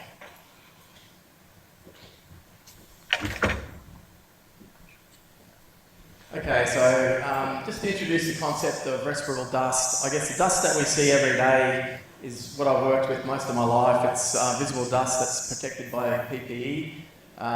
What we are really aiming to solve is the issue of respirable dust around the 2.5 micron to 10 micron range. In this range, it's dust that goes straight through into the lungs and into the bloodstream. So this is what we are trying to protect in the industry, I guess, around what the range of protections that we need to provide is in HEPA filtration systems that deal with that size and micron measurement of dust. Just to put it into context, for that size dust, it takes 41.7 hours for that dust to settle out in air, in 1 metre. And I guess that's something that, compared to visible dust, it's a real problem that we have.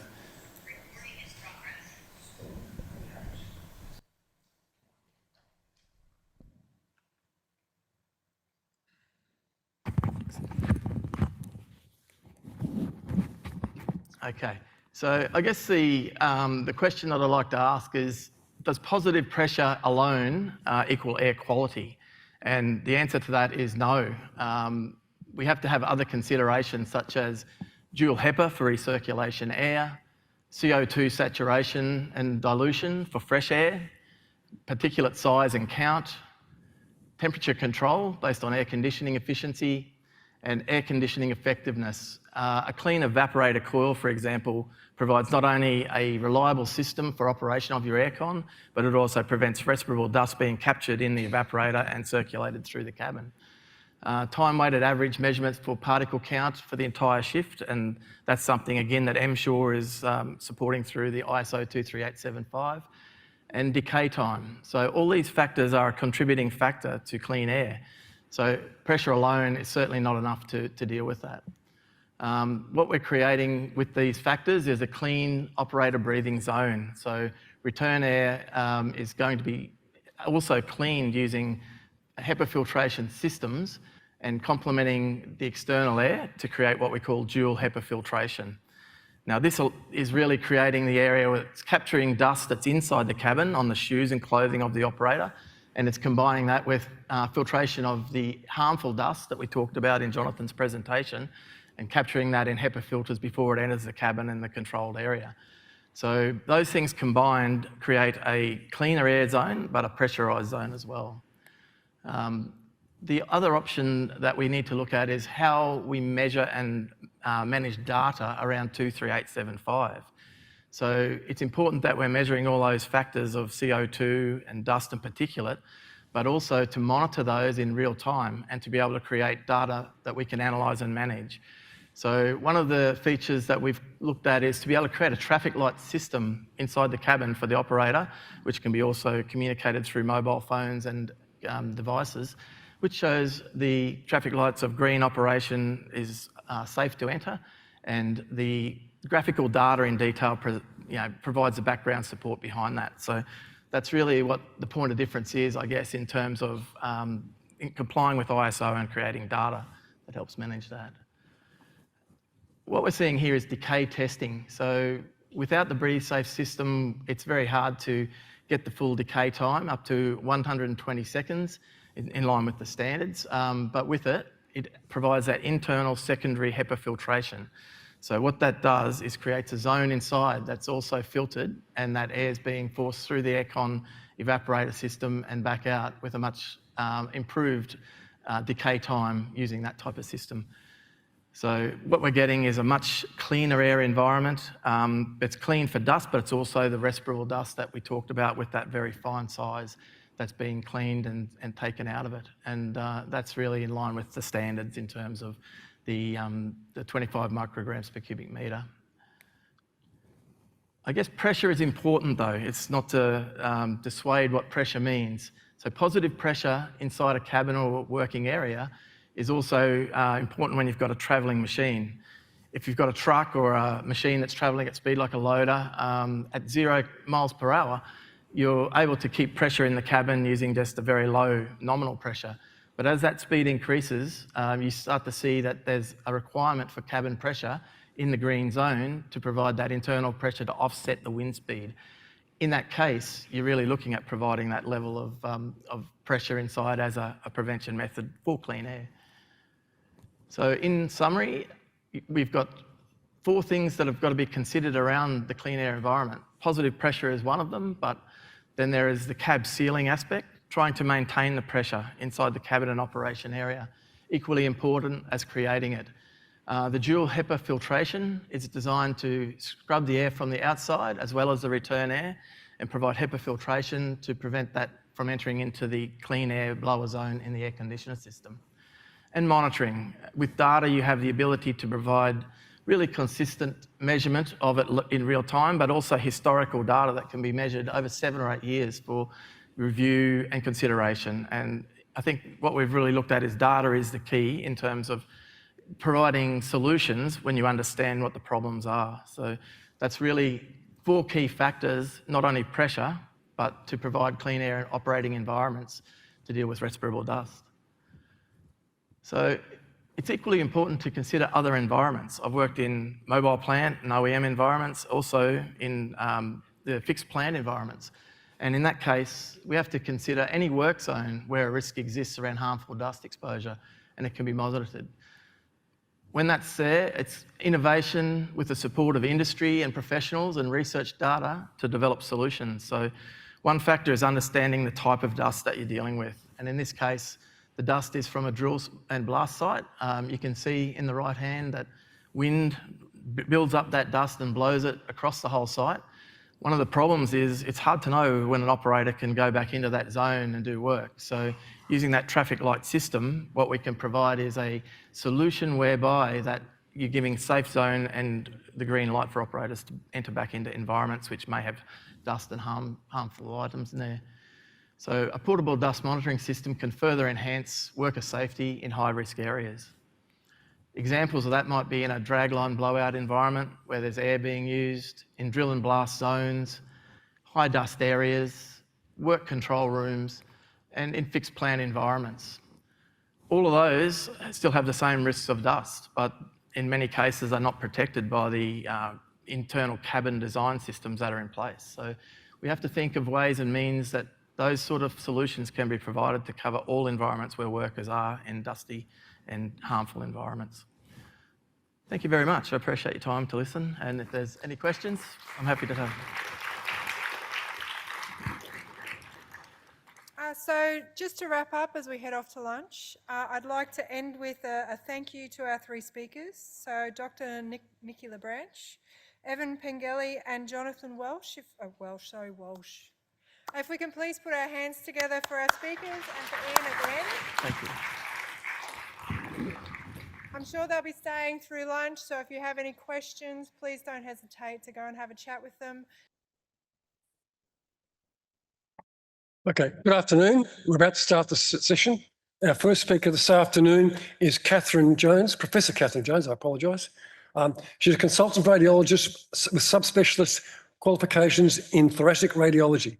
Over the last 7 years, she has worked across the occupational lung imaging space, particularly around silica, asbestos and mine dust exposure. She is accredited as a B Reader with the National Institute of Occupational Safety and Health, NIOSH in the US, and serves as advisor to the Queensland State Government on occupational lung disease. She is also executive member of the Australia and New Zealand Society of Thoracic Radiology and adjunct professor of clinical imaging science at the University of Sydney. Her clinical roles are as consultant radiologist at IMED Radiology Network and the Royal Brisbane Women's Hospitals, both based in Brisbane. The title of her presentation is Radiological Diagnosis of Dust Disease and Update. Thank you, Catherine.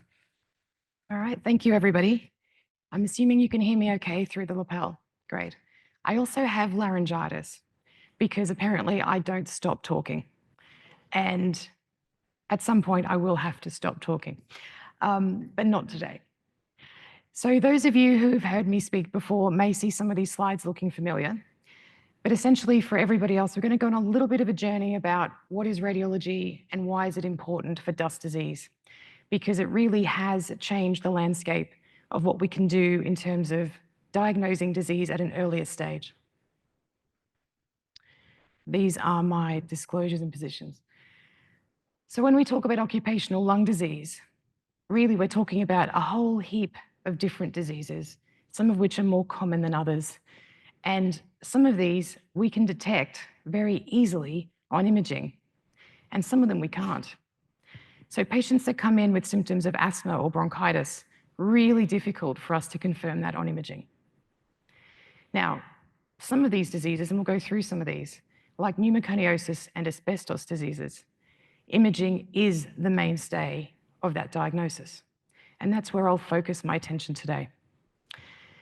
I think it's really important to note that exposure to dust doesn't just cause issues with your lungs. We are seeing an increasing association with rheumatological disorders and sarcoidosis and TB. So I do a lot of reporting for the Northern Territory and Western Australia, and we see a lot of our patients in the far north of Queensland who have structural lung disease coming in with superimposed TB infection. It's called silicotuberculosis. There's actually a name for it. And so these are the sorts of things that we as radiologists need to be aware of when we start entering the space of occupational lung disease imaging. And so it's really important for us that we get as much history as we can.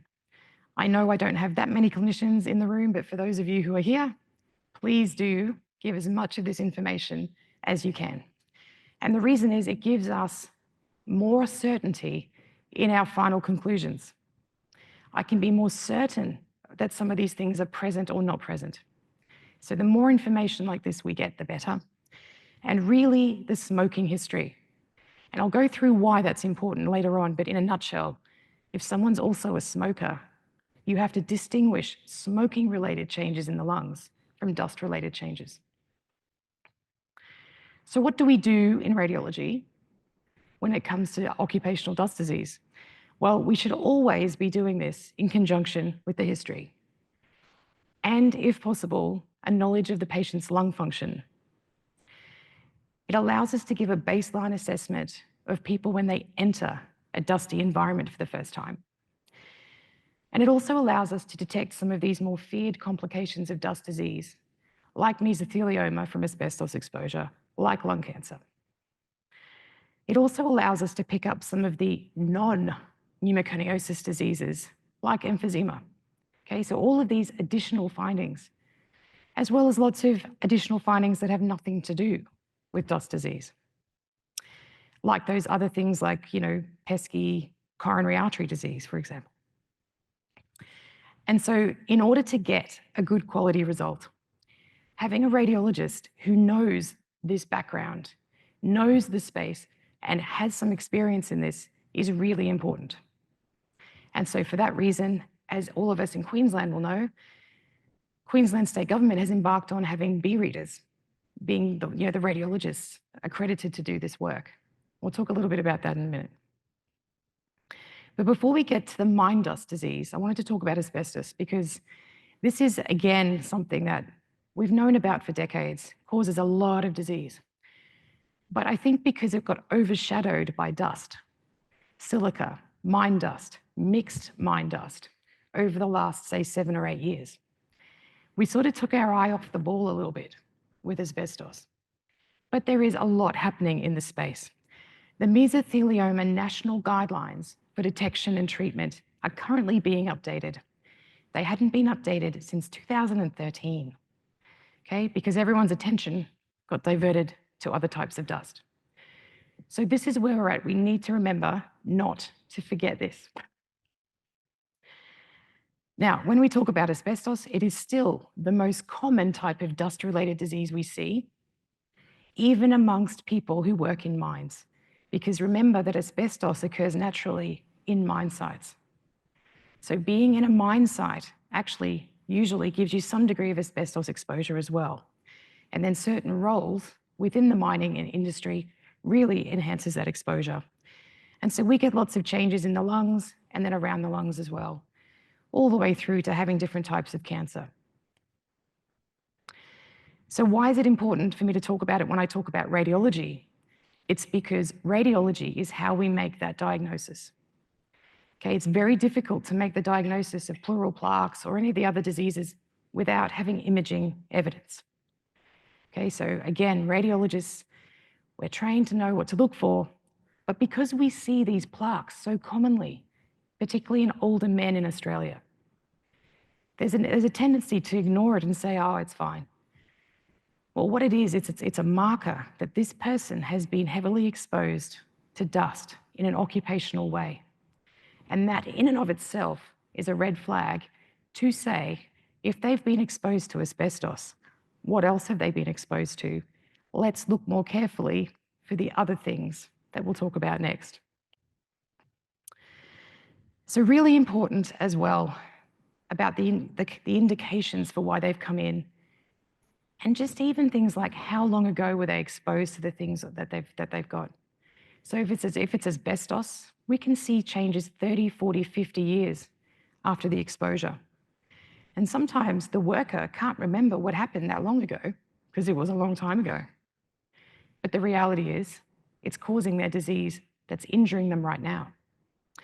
But as a radiologist, we do not often get that history, particularly if the patient, because at this point it becomes a patient for me, the patient has come in and they've said, oh, shortness of breath, do they have pneumonia? Okay, that's fine. Turns out they don't have pneumonia, but maybe they have asbestosis. It's difficult for me to make a firm diagnosis of asbestosis without knowing they've been exposed. And so that puts us into a bit of a diagnostic quandary. And that's where we may be writing back and saying, have you thought about this? Can you ask them about this? Because we really do need that clinical history. And there's just a basic summary of some of the diseases that we are trained to look for. not just on screening and surveillance imaging, but on every chest image that we see. And asbestos is so common in Australia compared to other parts of the world in the period of time between, say, the 60s and the 2000s, really commonly used. We still have screening programs today for asbestos-exposed workers working with asbestos today. All right, I'll see 10 of them or 20 of them a day come across our work list. So this is still an ongoing issue. But let's talk about silica, because this is really something that has been in the press and everyone's been talking about it. And we know that it's this ancient disease. There's this interesting paragraph that was published in a paper out of Africa last year. Essentially, for as long as we've been digging up the crust of the planet, we've been giving ourselves exposure to silica. And all that's really changed is that we now have ways of digging it up more efficiently, generating smaller particles that get inhaled even deeper and putting ourselves at greater risk. So if we talk about the different types, and I'll say why this is important and why this is changing. If we talk about acute silicosis first. Acute silicosis, traditionally in the medical literature, was very, very rare, happened in a very small number of situations where someone's heavily exposed to silica, like if they were sandblasting jeans, to create that worn look. But we also know that people exposed to engineered or artificial stone are prone to getting these changes of acute silicosis. And so we've gone through this period of not worrying about it at all, suddenly panicking about it, and now thinking, well, hang on a minute, where's the true prevalence of acute silicosis in silica-exposed workers? They should be starting to be symptomatic within, say, 3 or 5 years from the start of exposure. But the trouble is, when we look at this radiologically, it can look very similar to respiratory bronchiolitis. What does that mean? The changes you get in your lungs because you're smoking. And that's why it's really important to know if someone's smoking and maybe what they're smoking. But more importantly, if you can get them to stop smoking for at least 3 months and come back and do the scan again, quite often those changes either disappear or get a lot better. And that's why it's important, and this is really where we've come to in the last, say, 2 years, is understanding that some of these changes are actually due to smoking. Now, when it is true acute silicosis, we also thought traditionally from the literature that, oh, these people are really, really in a bad prognostic situation. But actually, what we know is if you take them away from the exposure, they tend to get better symptomatically. And if you image them again using the exact same CT sort of setup, about a year or so later, usually without any more exposure, the changes are either gone or a lot better.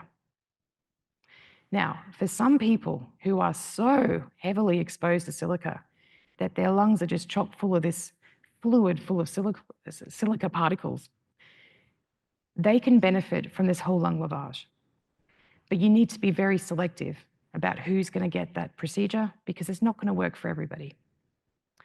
But this is where we're at with this acute form of the disease.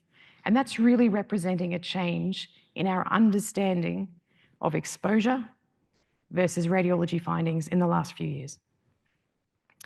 Here's an example. Anyone that saw me speak last week in Perth, it's the same example I use there. We see lots of fluffy bits of white stuff throughout the lungs. I understand you don't look at a lot of CTs, but this is quite abnormal. And this is a very young person, he's only 31, hasn't been exposed to dust for very long. He was saying he was asymptomatic, but he couldn't walk up 3 flights of stairs, which when you're 31, you probably should be able to.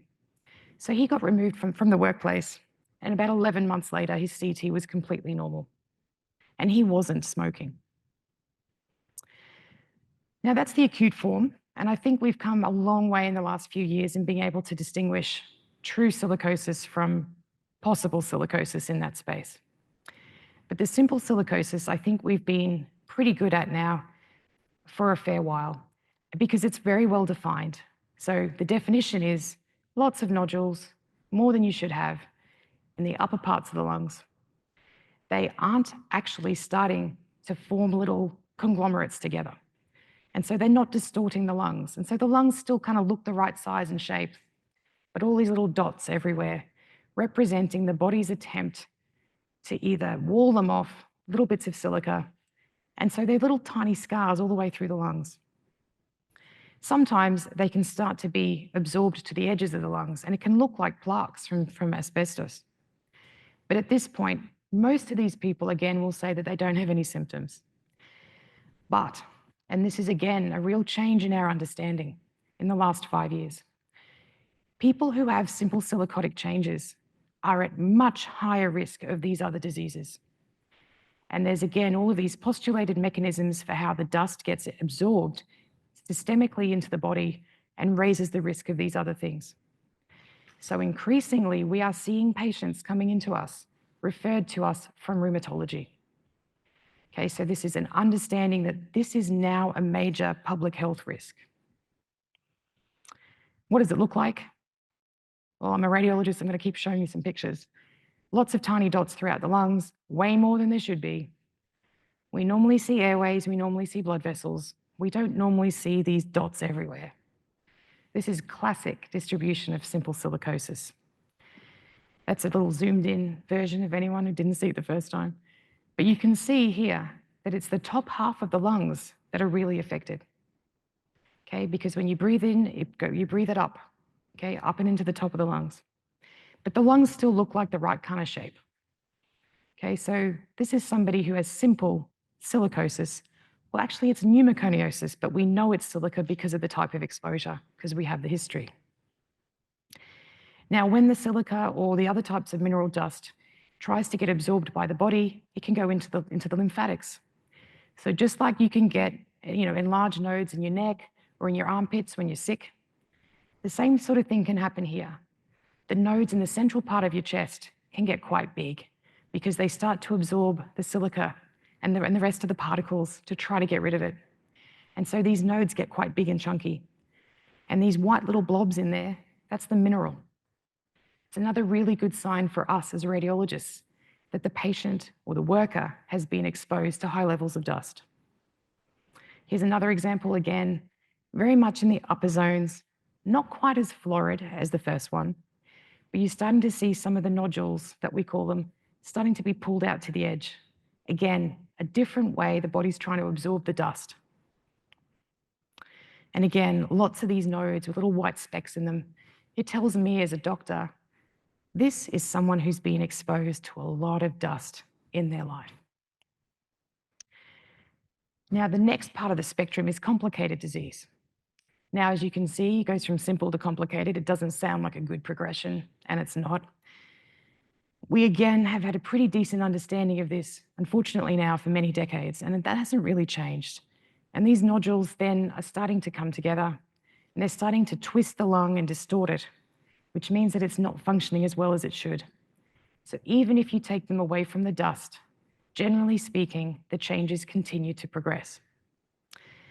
Now, what can be really difficult with this is that everyone who's exposed to dust increases their chances of developing lung cancer. Okay, so again, we're gaining more and more evidence about that in the Australian setting as well. So here we have a patient who might actually have something that looks like lung cancer. Or could it be the nodules are starting to form little conglomerates? It's really hard to tell. So generally what we would do is we'd say, oh, let's do a PET CT scan, because that's going to help us determine whether it's cancer or not. And actually, it doesn't help.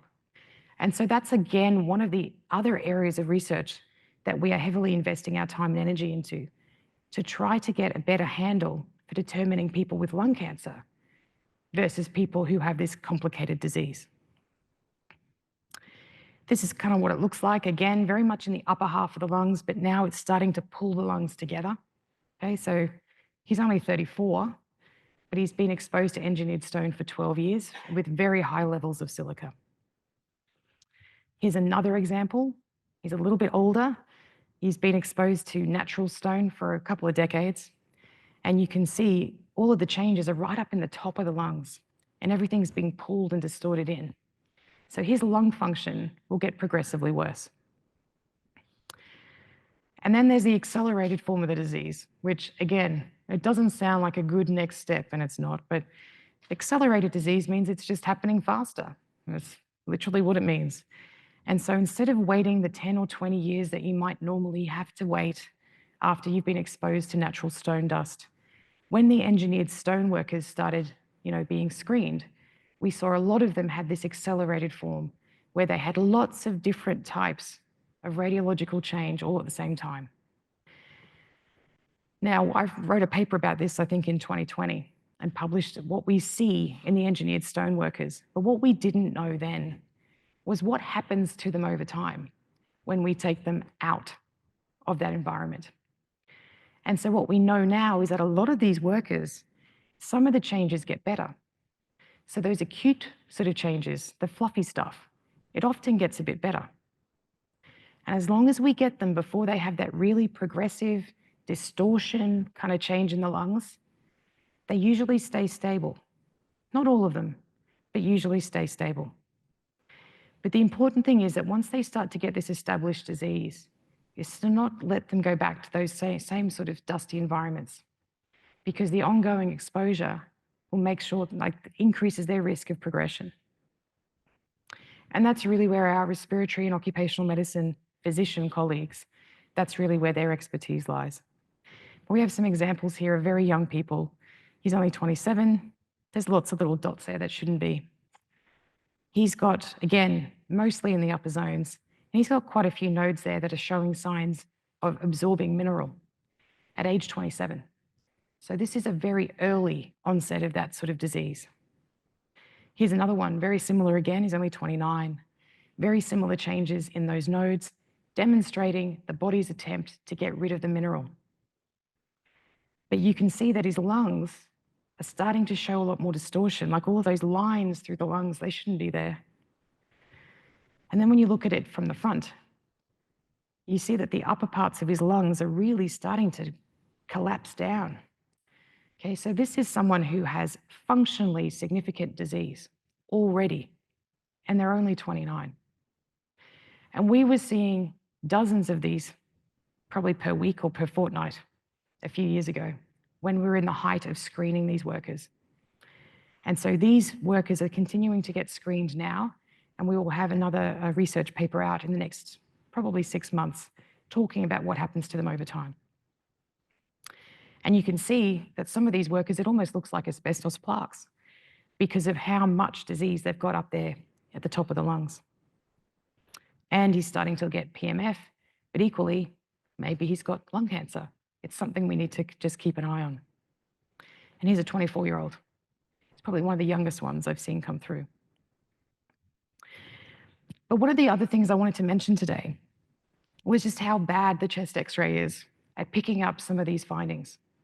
Now, 5-10 years ago, we didn't have the evidence to let us move forward with CT. So we're working on a couple of very big research projects now. We're about 3/4 of the way through recruiting for a very large study of 500 workers across Queensland in different fields, so coal and non-coal dust exposures, to see exactly what we find on a CT versus what we find on a chest X-ray in that cohort. So expect to see some preliminary results in the early half of next year. But the X-ray in some of these workers is just normal. We cannot see disease. And you look at a CT scan done at the same time, it's clearly not right. And so we need to have a better understanding of when to do a CT scan and when not to. And so that's really where we're putting a lot of our research time into. Again, here's another example. Normal chest X-ray, clearly not a normal CT. And so really, we know that CT is far more sensitive. Why not CT everybody? Well, we now have more, easily understood and evidence-based guidelines that have come around for people exposed to coal and mineral dust here in Queensland.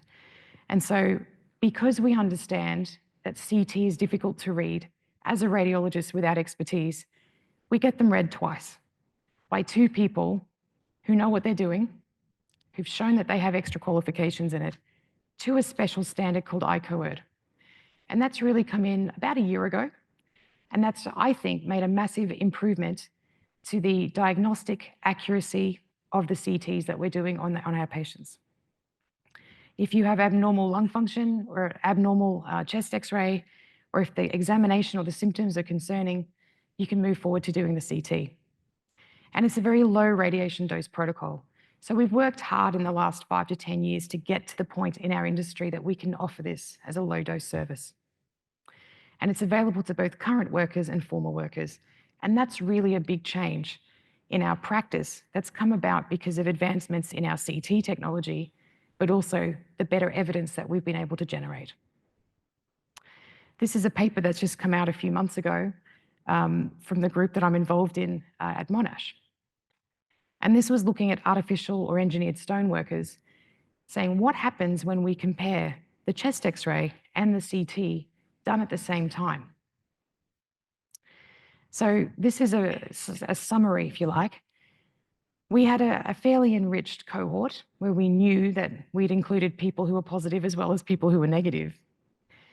But the sensitivity of the X-ray was less than 50%, which means we picked up less than 50% of the positive cases on an X-ray, which is actually appalling, but not surprising given how many of the engineered stone workers had those fluffy changes in the acute or accelerated form.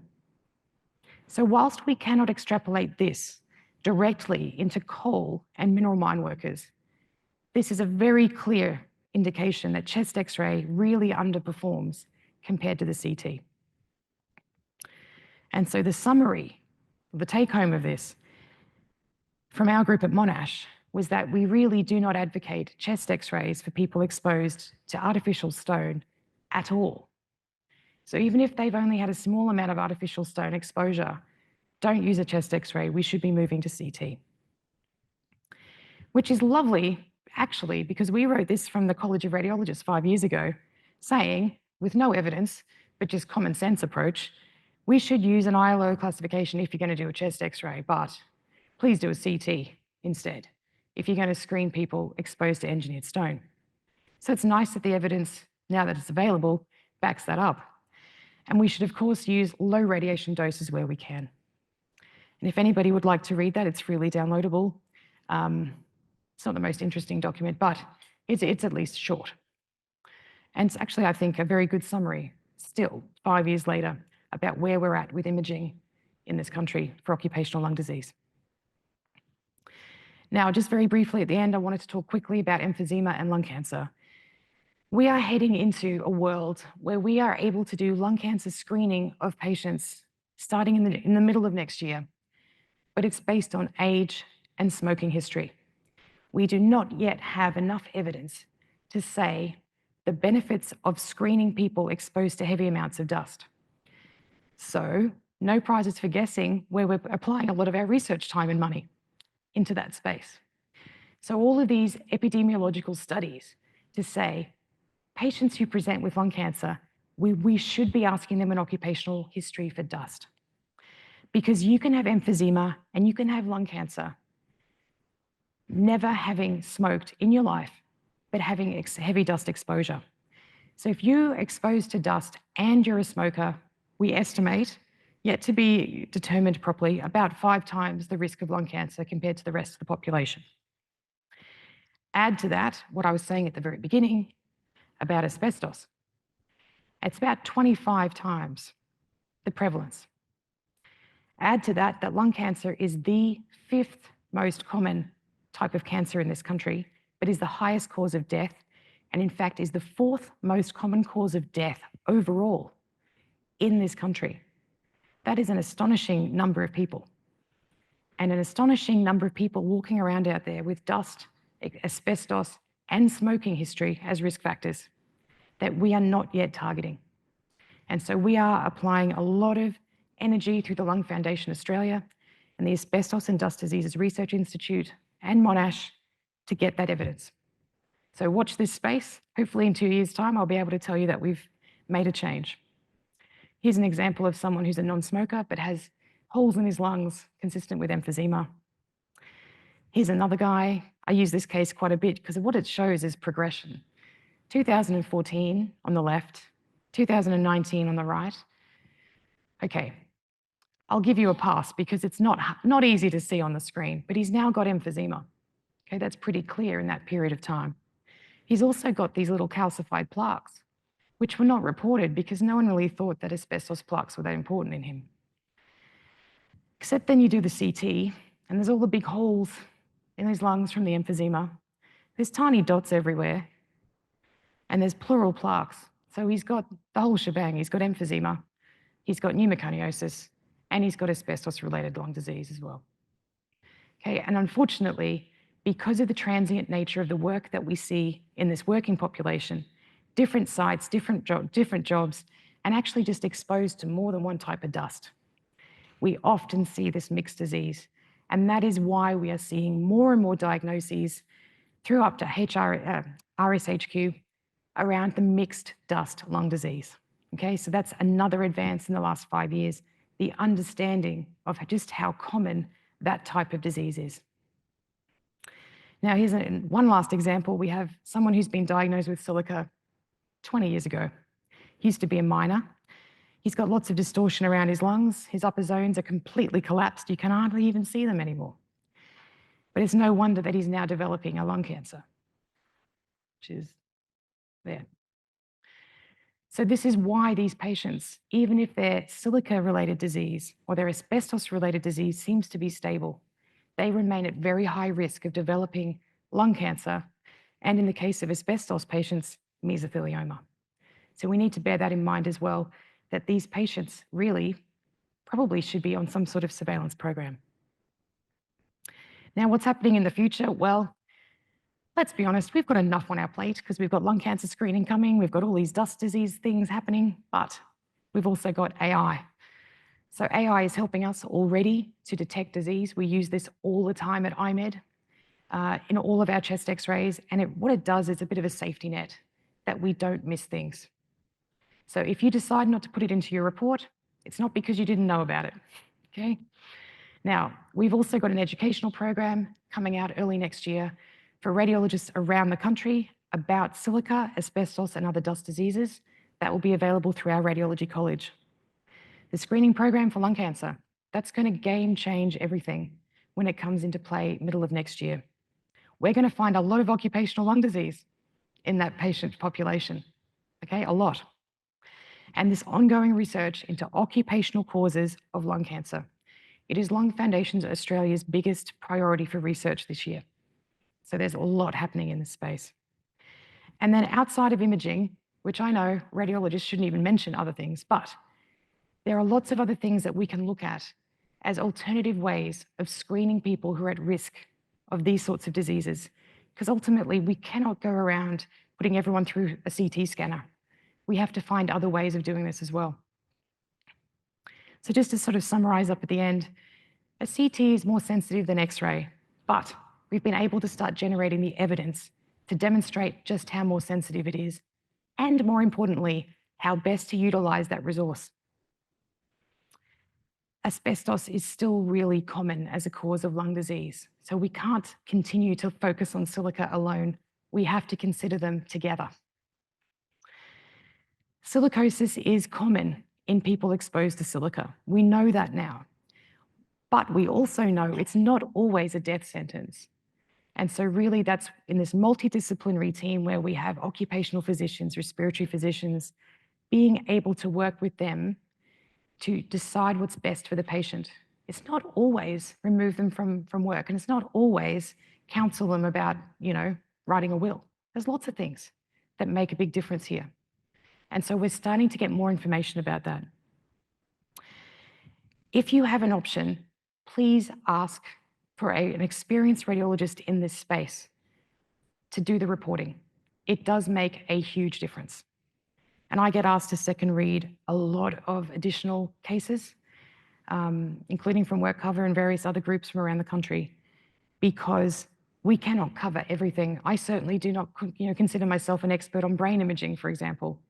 I would defer to an expert colleague in that space. So again, please, if you have the option, send it to someone who's experienced in the field. And provide a history. If you're in a position to provide a history, please do so. Thanks very much.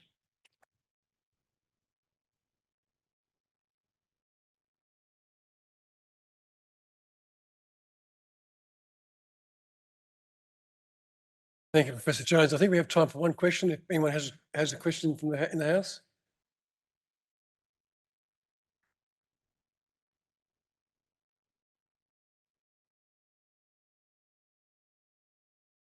I was just wondering what changes in the lung field you've seen with silica dust exposure and vapes. Vaping. It's kind of why I said we need to know the smoking history and what they're actually smoking. Because what we see people vaping is not always what they think they're vaping. What's actually in the fluid can be almost anything.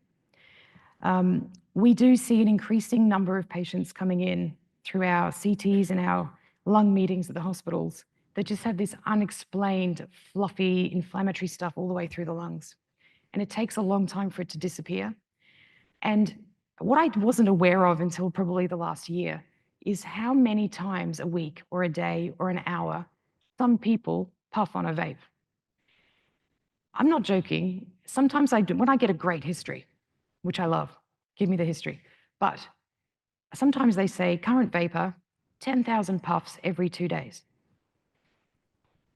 Who has the time? I mean, I don't. I mean, not that I would anyway, but I think there's a lot of vaping going on out there in society, and we aren't really capturing that. It's too early, I think, to know whether vaping will give you an increased risk of lung cancer. Common sense would say that it does, but we don't have evidence yet. And as well as that, we understand that there's lots of scarring in the lungs that predisposes you to worse conditions like that superimposed infection, the TB. If you then go and work in a dusty environment, you've taken lungs in there that are already damaged from vaping. Okay, so, you know, we don't consider vaping to be healthy in any way, and we expect there to be evidence about it being a risk factor for worse lung disease. Thank you. Okay, I think in the interest of time, I think I'll ask you to join with me and thank Professor Jones for her presentation afternoon.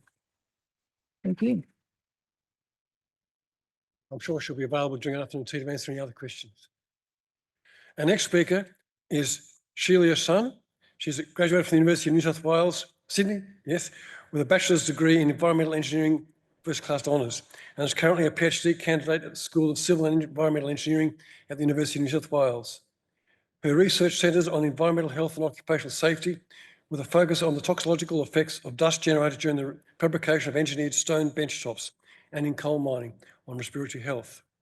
Sheila has expertise in advanced material characterisation and biological assay development, contributing to interdisciplinary projects that aim to understand the environmental and health impacts of industrial materials. She is dedicated to developing safer occupational practices and improving health outcomes for workers exposed to hazardous dust materials. Thank you.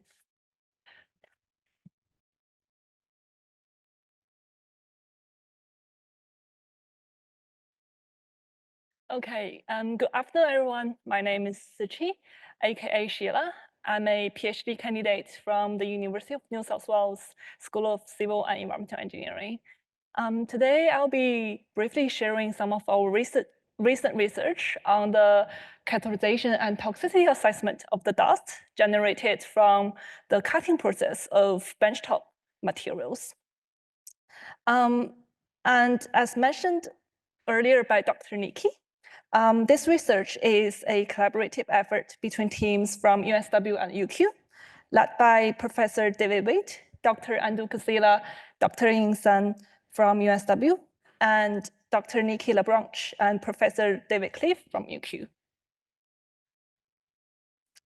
My presentation today will be covering the following four main parts.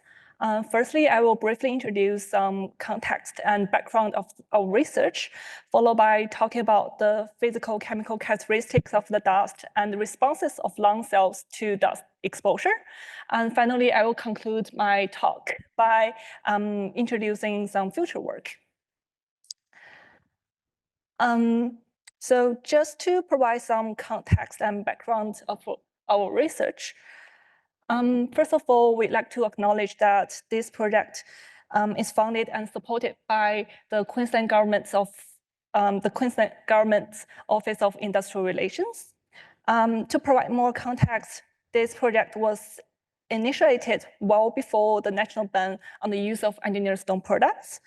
Our key objectives are to quantify the physical chemical characteristics of the benchtop material dust, and to identify the critical factors contributing to the development of occupational lung disease.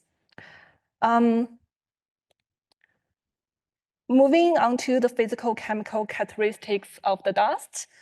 At the very first beginning of this project, we collected 30 samples of benchtop materials from various manufacturers and showrooms, including 25 crystalline silica containing engineered stone materials, 2 newly developed zero silica benchtop samples, and 3 natural stone materials. And they are denoted as ES, ZS, and NS respectively.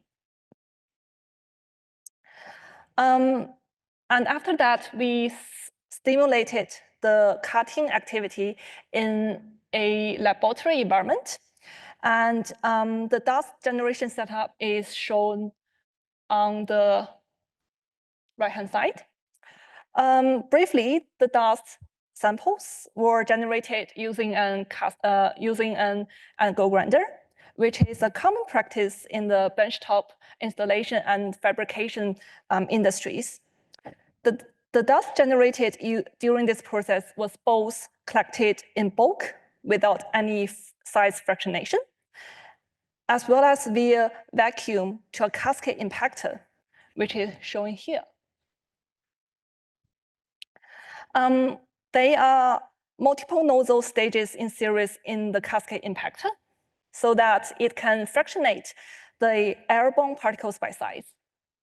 The particles can then be streamlined and collected on the plate at each stage of the impactor, and it has nominal size cut points of 10 micrometers, 2.5, 1, and 0.25 micrometers, which enabled us to collect the dust particles in the ingested and inhalable size ranges. The particle sizes were further confirmed using light scattering instrumentation, which is shown on the left-hand side. We analyzed the size distribution of the bulk dust samples cut by the angle grinder.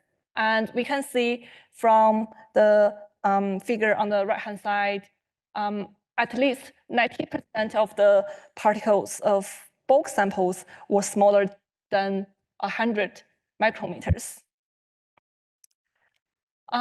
After size fractionation using the cascade impactor, the dust samples we used in this study were all well in the ingested and inhalable size ranges, say smaller than 10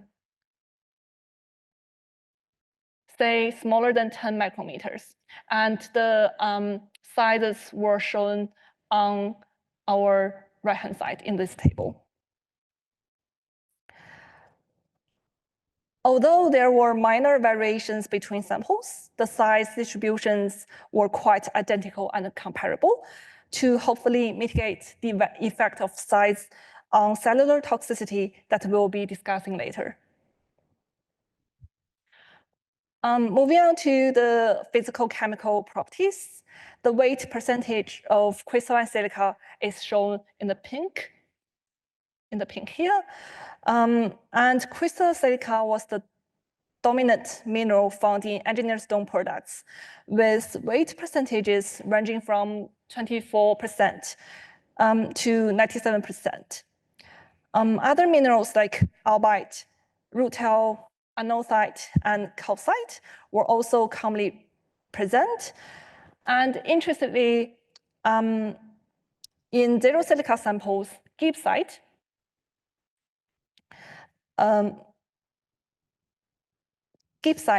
was used as an alternative to the crystalline silica. The presence of amorphous phases were also quantified by the same technique, as shown in the gray areas. This component most likely represents a combination of any amorphous silica, such as recycled glass, and the organic resin. The resin content was measured by heating the samples up to 1050 degrees Celsius and measuring the weight loss between 300 to 450 degrees Celsius, a temperature at which the organic resin are known to volatilize. The weight loss profiles of the engineer stone dust samples are quite similar. So we are only displaying a representative profile of one of the samples. However, the resin content varied among the different types of material, with engineer stone having an average of around 11%, while zero silica samples had higher resin content, let's say around 31%. We also had a look at the specific surface area of the benchtop materials because it is an indicator of surface reactivity. Intuitively and generally speaking, the larger the surface area, the more likely surface reactions are to take place. Our research showed only minor variations among the dust samples, like 4.5 for engineer stone samples, 3.1 and 3.2 for zero silica and natural stone dust samples. And there's actually no statistical significant differences between samples. However, it's worth noting that there's a lack of necessary replicates for zero silica and natural stone samples to ensure any statistical robustness. In terms of the surface charge, we used zeta potential, in particular, its absolute value to indicate and predict the stability of suspensions and the tendency of particles to aggregate into larger solid. Briefly, the implication being that dispersed or smaller particles may have a greater negative health impact compared to particles that aggregate into larger agglomerated assemblages. As values approach zero, there will be a tendency for particles to attract to each other, while at greater values, like greater than 30 or even greater than 20 millivolts, the particles will be stabilized and remain apart. Based on our study, we realized that the engineer stone and natural stone sample dust generally had zeta potential value above minus 30 millivolts under conditions simulating the aqueous lung environment, while zero silica samples demonstrated comparatively higher potential to form larger particles. Now, moving on to our findings into lung cell responses to dust exposure. For biological studies, although there are a wide range of cell types in the human lung, we chose A549, which is a human lung epithelial cells, because they form the body's first line of defense, and they are critical for maintaining the structural integrity of the airways. We also applied several biological assays to investigate the toxicity effect of the dust, like the fluorescent acid kit and also the flow cytometry. Some brief introduction of lung cell biology. There's a term called epithelial mesenchymal transition, EMT. What this means is that in healthy lungs, as shown on the left-hand side. Each cell forms a stable and well-arranged structure. These cells are tightly bound each other, maintaining the normal function of the lungs, such as gas exchange. However, when exposed to harmful dusts, such as those containing crystallized silica, the dust stimulates lung tissue, causing ongoing cell damage and inflammation. At this point, the damaged epithelial cells will transform from fixed cells into more mobile entities that detach from their original tissue, becoming more flexible and capable of migrating into surrounding tissues, like the ones shown on the right-hand side.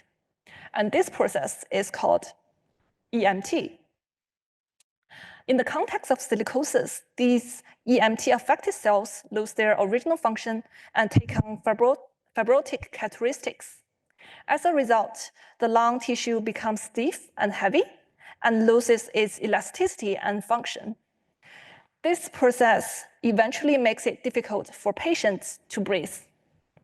Therefore, EMT is known to play a key role in the progression of silicosis by altering the characteristics of epithelial cells. In our study, we used the production of E-cadherin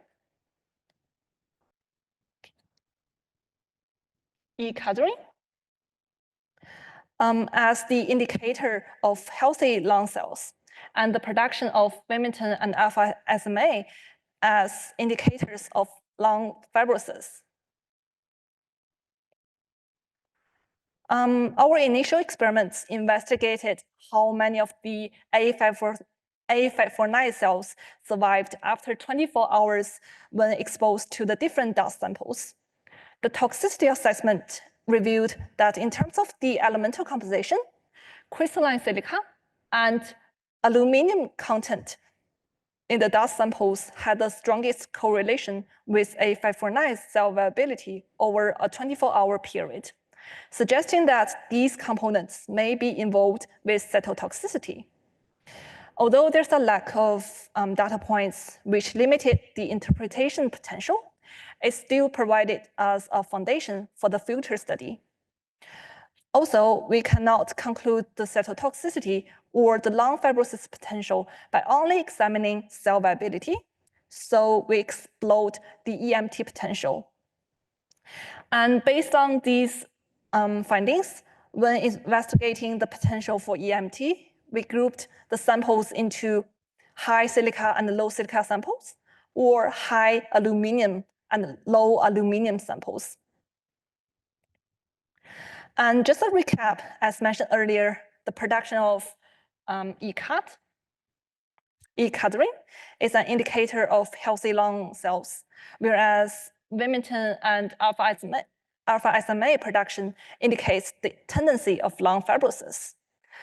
When exposed to high crystallized silica samples, less healthy indicator was produced, while more fibrosis indicators were produced.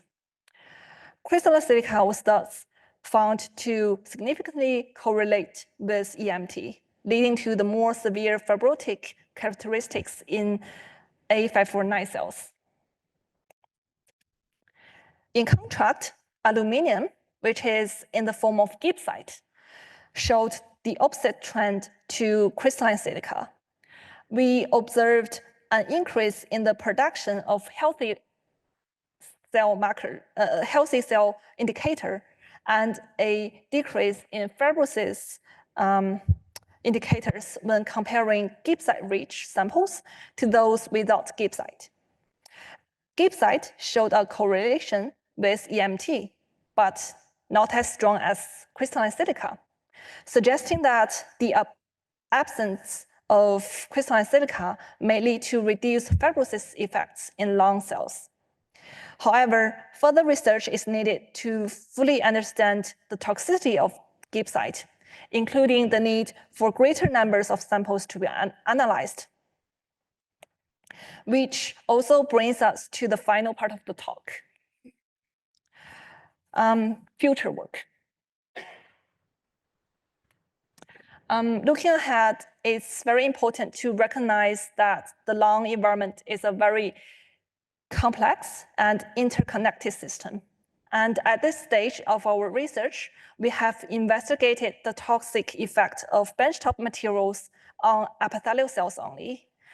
That being said, we plan to study the responses of other lung cells, particularly immune cells, to dust exposure. We also aim to investigate the crosstalk between different cell lines using more advanced biological assays to gain deeper insights. Thanks for your attention. Please feel free to reach out if you have any questions. Thank you.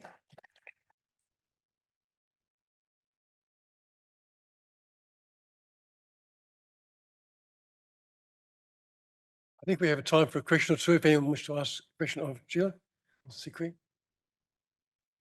Any online? Well, we might gain some time back. Thank you very much again. Thank you. Thank you for your presentation. Thank you. Our next presentation is from Ben Walsh. Ben is a full-time member of the AOH based in Western Australia. Won't hold that against him. Currently working as the principal hygienist for Fortescue. Ben has worked at various health, hygiene and safety roles over the past 15 years across Australia and overseas. After completing a Bachelor of OHS at RMIT University of Melbourne in 2009 and a Masters of Occupational Hygiene from Wollongong University in 2015. Ben is currently undertaking a PhD research through ECU in Perth, taking part in one of the largest international hygiene sampler comparison studies conducted, elevating the use of real-time dust monitoring equipment in hygiene practices in mining. Thanks, Ben. I think the Thank you. is wrong. That was a mouthful as well. I do have a bit of a cough myself, so apologies if I'm coughing.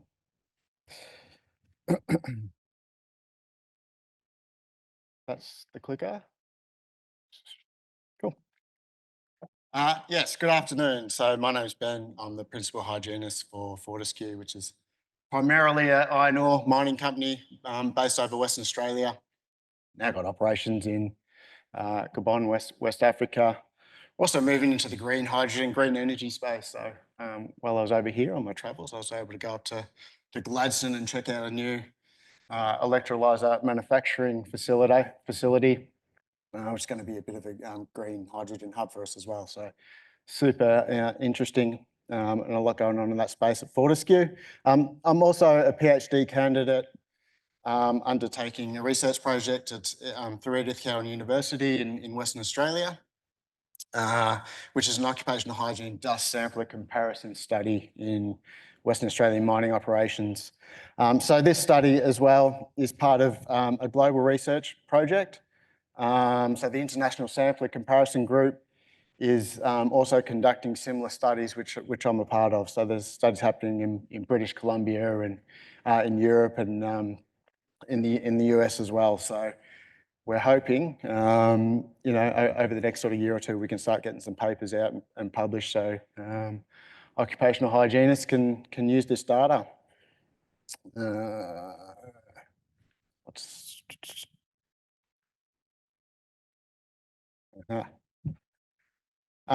So sampler comparison studies, so why are they important? So worldwide, there's 29 different sampling systems, 23 different analytical methods used in the metals industry alone. Australian standards, ISO standards, NIOSH analytical methods, et cetera. There's also 51 gravimetric or conventional samplers used for measuring particulates in 6 different collection substrates or filter mediums that we use for particulate monitoring. First of all, that's a lot. Why so many? And a lot of these standards are used to measure the same thing, but can give you very different outcomes depending on what sampler you select, what filter medium you use, and we're now starting to understand. I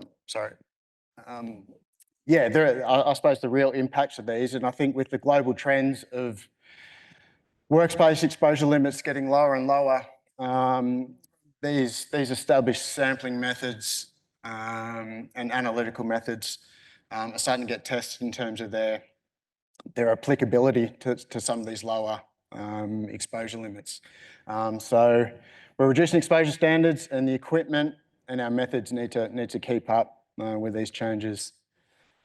In addition to that, so there's many more real-time monitoring devices being released to the market now, and they all perform very differently, different applications, and there's no real solid guideline or standard in Australia in how to use these devices in the workplace, like there are some of our more established gravimetric methods, which is a gap, and it's a real issue. So with all these different samplers and sampling devices, you know, they're not tested necessarily in accordance with a recognised standard in Australia. And we have no idea if they're, you know, or how they apply to the different workplaces and the different dust profiles. We know these samplers perform very, very differently with the different dust. So how does a cyclone perform in surface iron ore mining compared to underground coal mining? What's the sampling efficiency? What are the limitations, et cetera, et cetera. Real-time performance issues. So real-time monitoring, I think in industry want to move more and more towards this. A lot of the limitations, I think they're well documented, but poorly understood, I think.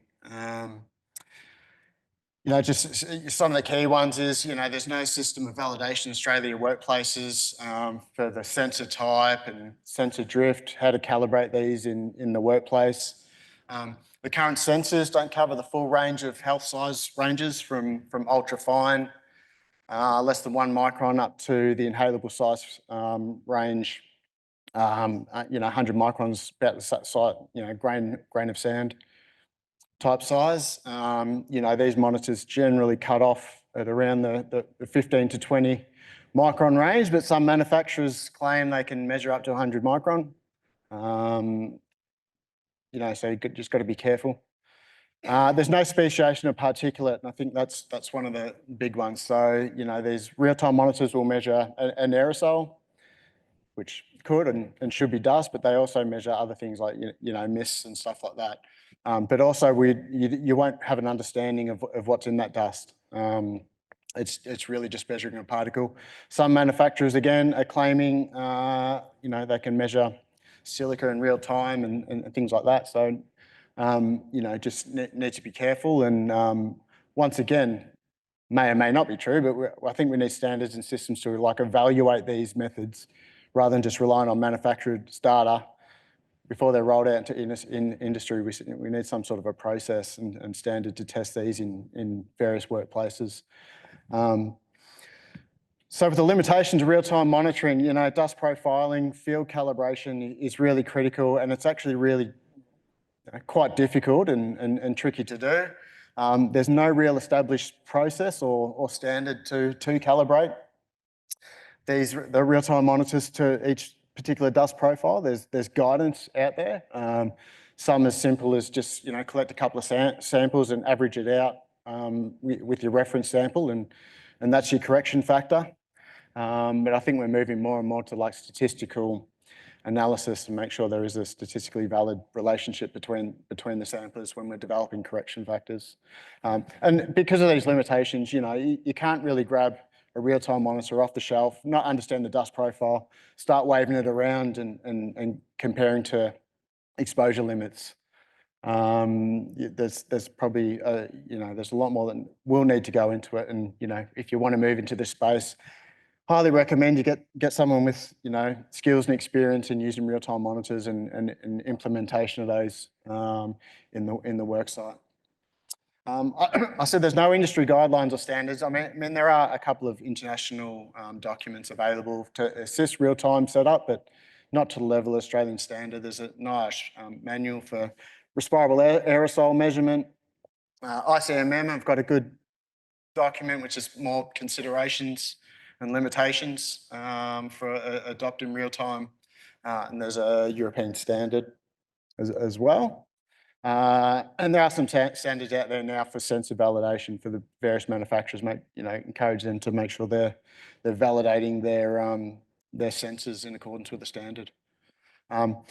Real-time monitors, like I said before, now there's a lot being released on the market, and they measure differently. Some have got size selective devices like a cyclone or an impactor.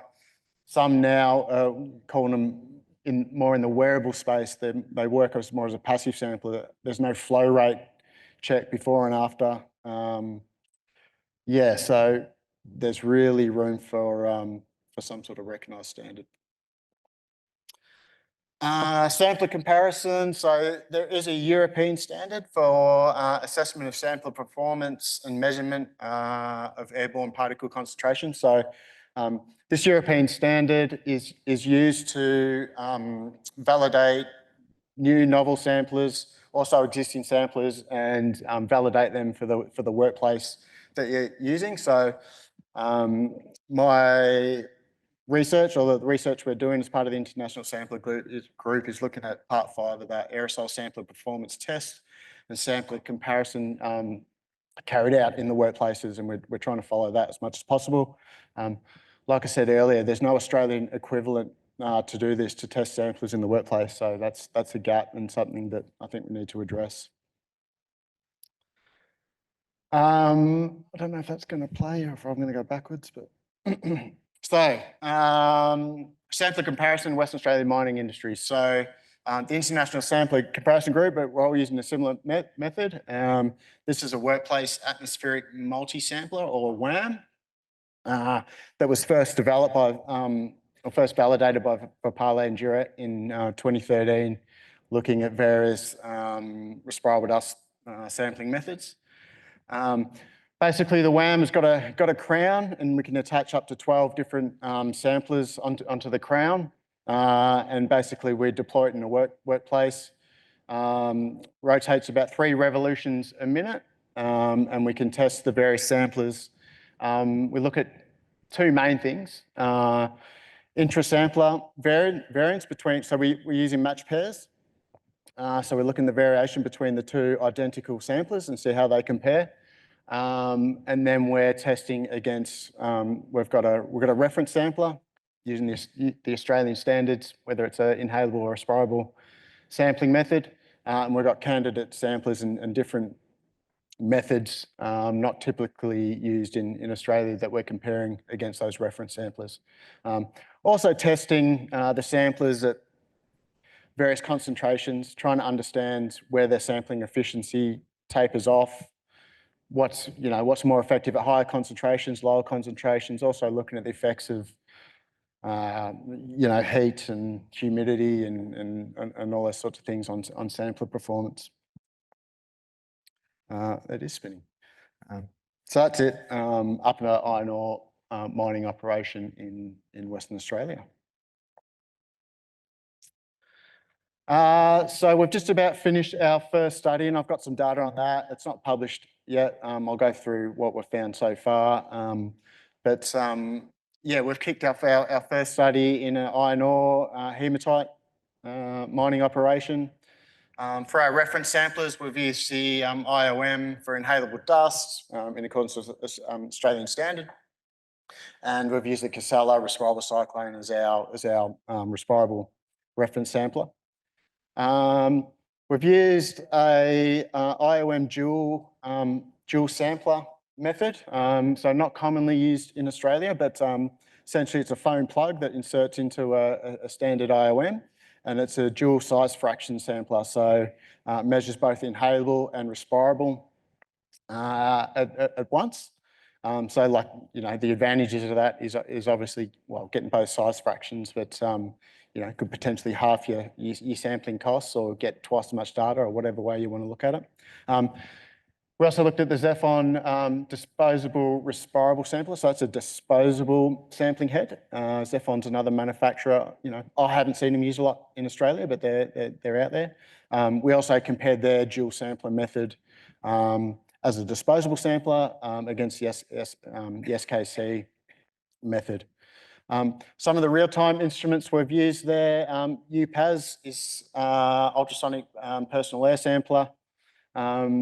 In this study, we used as an open face, but that's essentially like a little wearable unit, about about the size and weight of a mobile phone.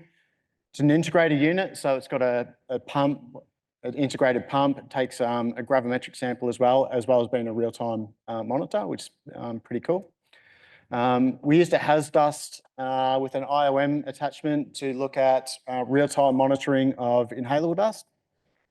And we use an AM520 with the Doral of a cyclone to look at respirable dust real time. We also had to do our dust profiling. We used a MARPOL 8-level cascade impactor. We had a lot of issues with that. So we took a lot of samples and we only got a couple of valid samples out of that. I can explain that on the results section. Study 2, it's going to stay in iron ore, look at a different dust profile, magnetite, different type of iron ore. We're going to look at more of a real-time study. We're going to use a Casella as our reference sampler. Once again, use a UPAS with an impactor. Going to look at the NanoZen, which is both real-time and gravimetric for respirable dust. And some of the new wearable devices that are coming out on the market, a lot of interest in these. The Trolax XD1, and we've got a dust canary as well. The dust canary is interesting. It's got can also be used with a foam insert to reduce sort of nuisance dust going through. So we're going to try the dust canary with and without the foam insert and compare all those to the respirable dust sampler and see where they all sit and hold up in the mining environment. Study 3, once again, going to stay in a magnetite and look at some silica sampling methods. Going to use the Casella cyclone, but we're going to have a look at some of these SKC, PPI, parallel particle impactors, so they're more of an impactor method. And these can run at fairly high flow rates. So there's a thoracic, 2 litres a minute, but there's also a respirable 4 litre a minute and 8 litre a minute, and there's disposable versions of those as well. So that's interesting, you know, if you increase your flow rate and your sample volume, that'll help with, analysis of, these low detection limits. Could also lead to some more sort of short-term sampling, et cetera, et cetera. One comment I'd say with those, in super dusty inhaler environments, you're probably going to get a bit of blockage on where the impactor inlets are, but we'll test them and see how they go. So pilot study, just some results of that first study, which we're finishing off now. So we should be finished the data collection hopefully this month, and then we can move on to study 2. But just some of the levels that we encountered, we're testing them up to massive, really high dust loads, 95 milligrams a metre cubed for IOM over 25 samples. That one sample was that high. The Casella cyclone was around 1 milligram metre cube max. So the amount of respirable dust in iron ore processing and hematite is actually very low. It's around the 1-2% level of your total dust.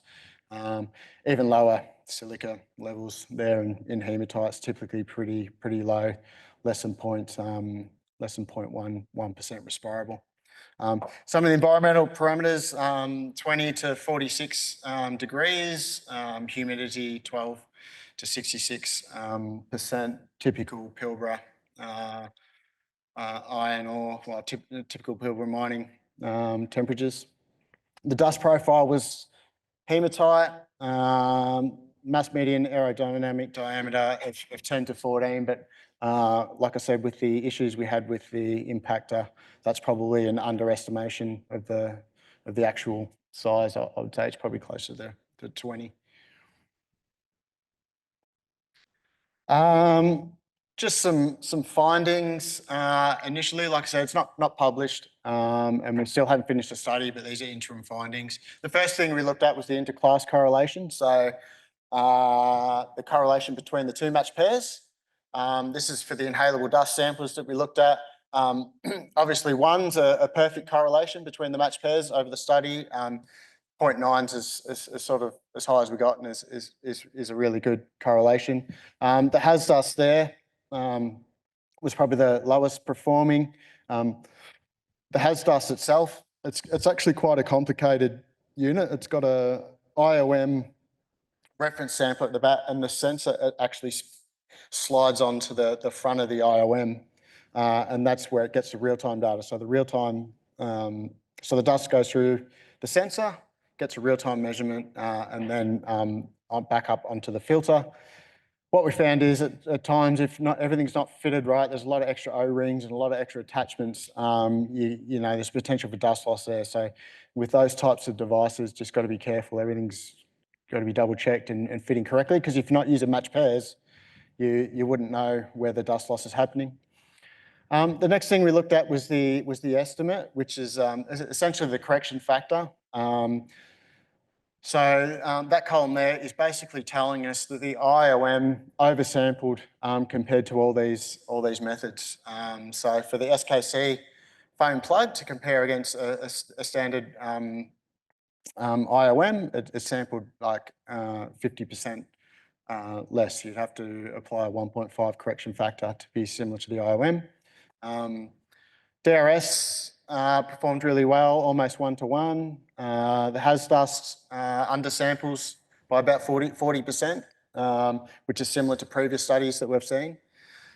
Looking at the real-time data, you can see there the correction factor of 18, which is massive. So, you know, measuring inhalable dust in real time, you have to do a lot of work and you have to get a lot of data and work out the actual correction factors that you need. And even when you do, the correlation there, you can see it's only 0.5 compared to the IOM. So, you know, there's some work to do there with, I suppose, investigating real time for inhalable dust, but yeah, it'll change a lot with the different dust profiles. You need a lot more data to get that working. But we found good correlations between the IOM and some of the comparison samplers. The only one that didn't perform particularly well was the UPAS. And to be fair to the UPAS, it wasn't really designed for inhalable dust measurement. It's more designed for respirable. So we've pulled it out for the remainder of the study, and we're going to retest it. That was the only one where we didn't really find a statistically significant relationship. For respirable dust, found this interesting. So once again, looking at the interclass correlations, which is the match pairs. One of the worst performing samplers that we had was our actual our reference sampler, the cyclone Higgins Dual Casella cyclone. And, you know, I think that's got to do a little bit with hematite itself. It's very coarse, very dense subject particle. And yeah, I think the Casella is probably the best of a bad bunch there, trying to sample hematite, iron ore, a lot of inhalable dust, not a lot of respirable dust, and it didn't perform particularly well. But when we look at these the dual foam samplers, so they worked well for inhalable dust, but when we looked at them for respirable dust, we didn't really find a significant relationship between that and the reference sampler. One sampler that did perform really well was the AM520 with the Dora Oliver cyclone. So the interclass correlation was high, and its estimate compared to the reference sampler was almost 1-to-1, which is really good.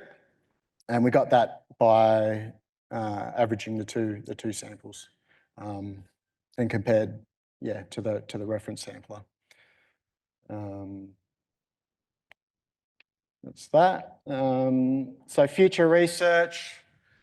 So we're hoping, you know, once we complete the studies and get it published, that they're going to inform designers, manufacturers on what samplers performed well. Hopefully the development of more industry guidance and standards on using real-time monitors in the workplace.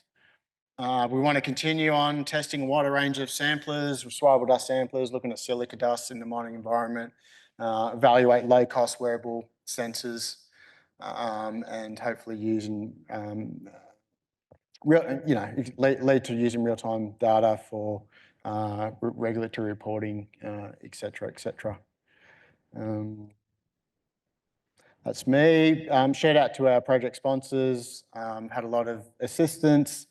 GCG Hygiene, Rio Tinto, Fortescue, obviously, and a few other sponsors there, as well as some of our global sponsors to help make it happen.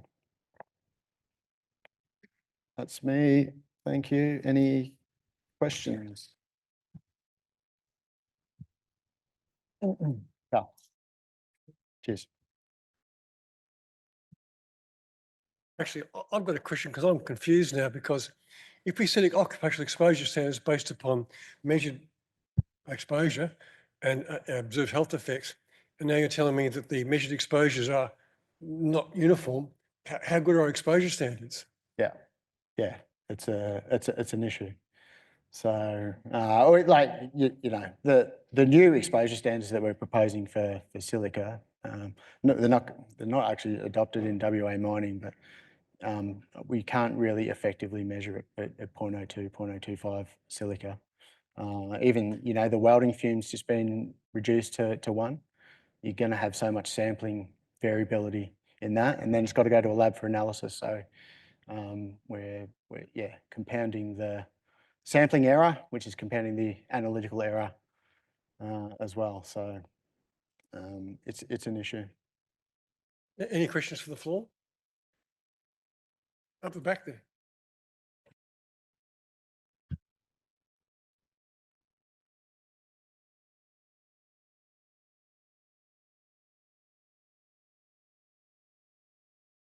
I'm not sure if you've heard of this Trollex AirXS real-time monitor that's come out, but if you haven't, it's been endorsed by the Centre for Work Health and Safety in New South Wales, but the ad and the advertising says that it's the most up-to-date technology, and it samples in optical refraction technology. I suppose if you haven't heard of it, how do we catch up with regulating real-time monitors that just advertise kind of a silver bullet approach? Alex, the one that there's all that fuss about in New South Wales? Well, they're claiming measures silica real time. There was some fuss over the contract, wasn't there? I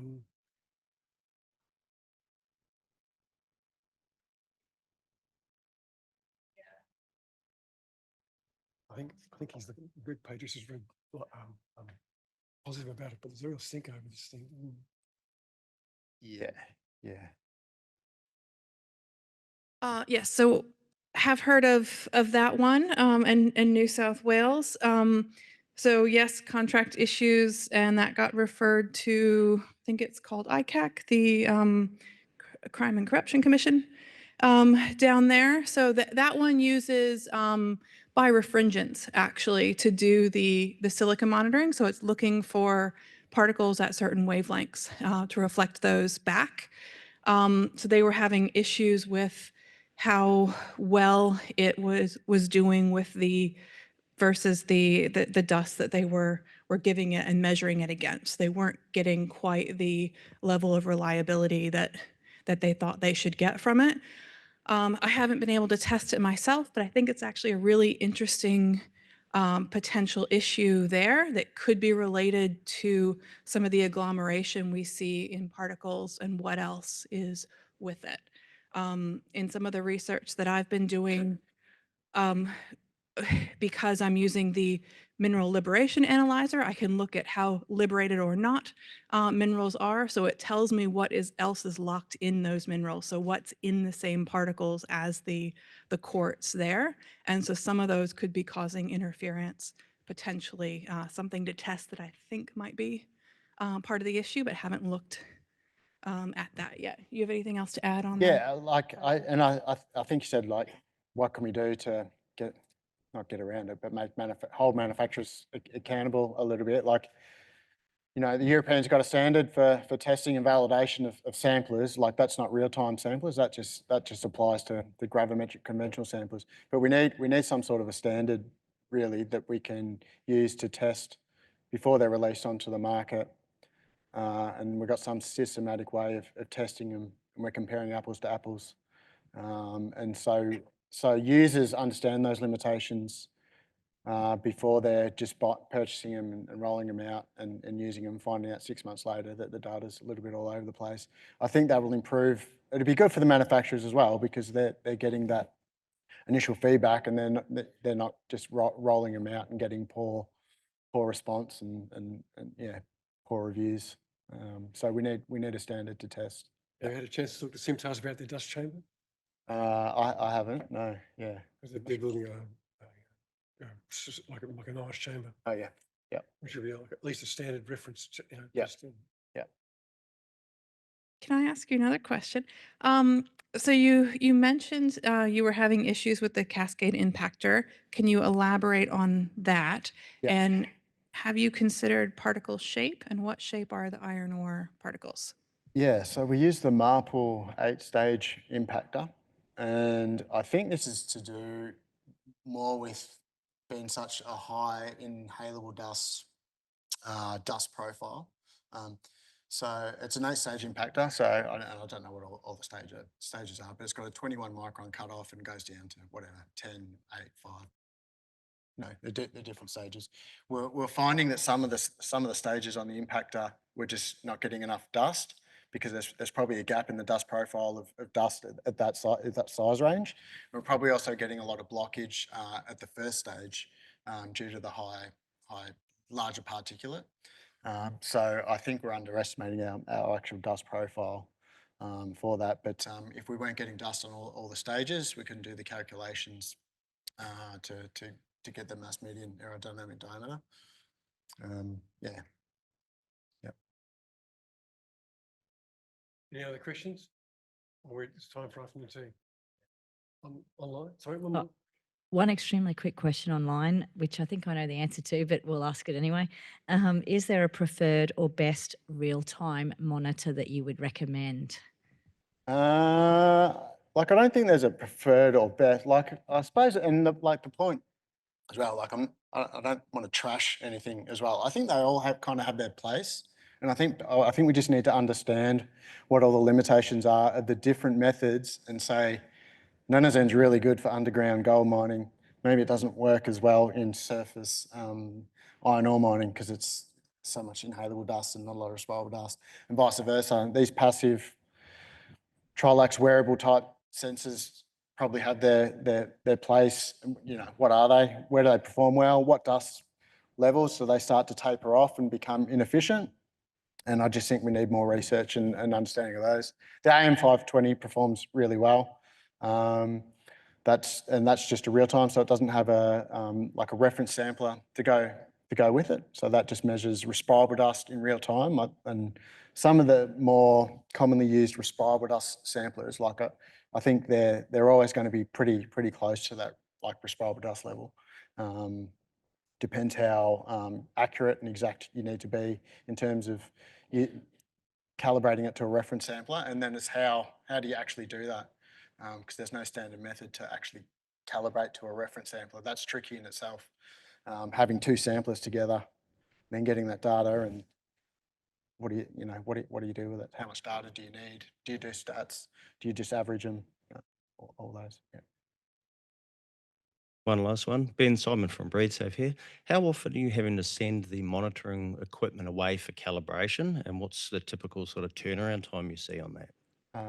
Sorry, I missed the first part. How often are you having to send away your sampling equipment for calibration, and what sort of turnaround time before you receive it back?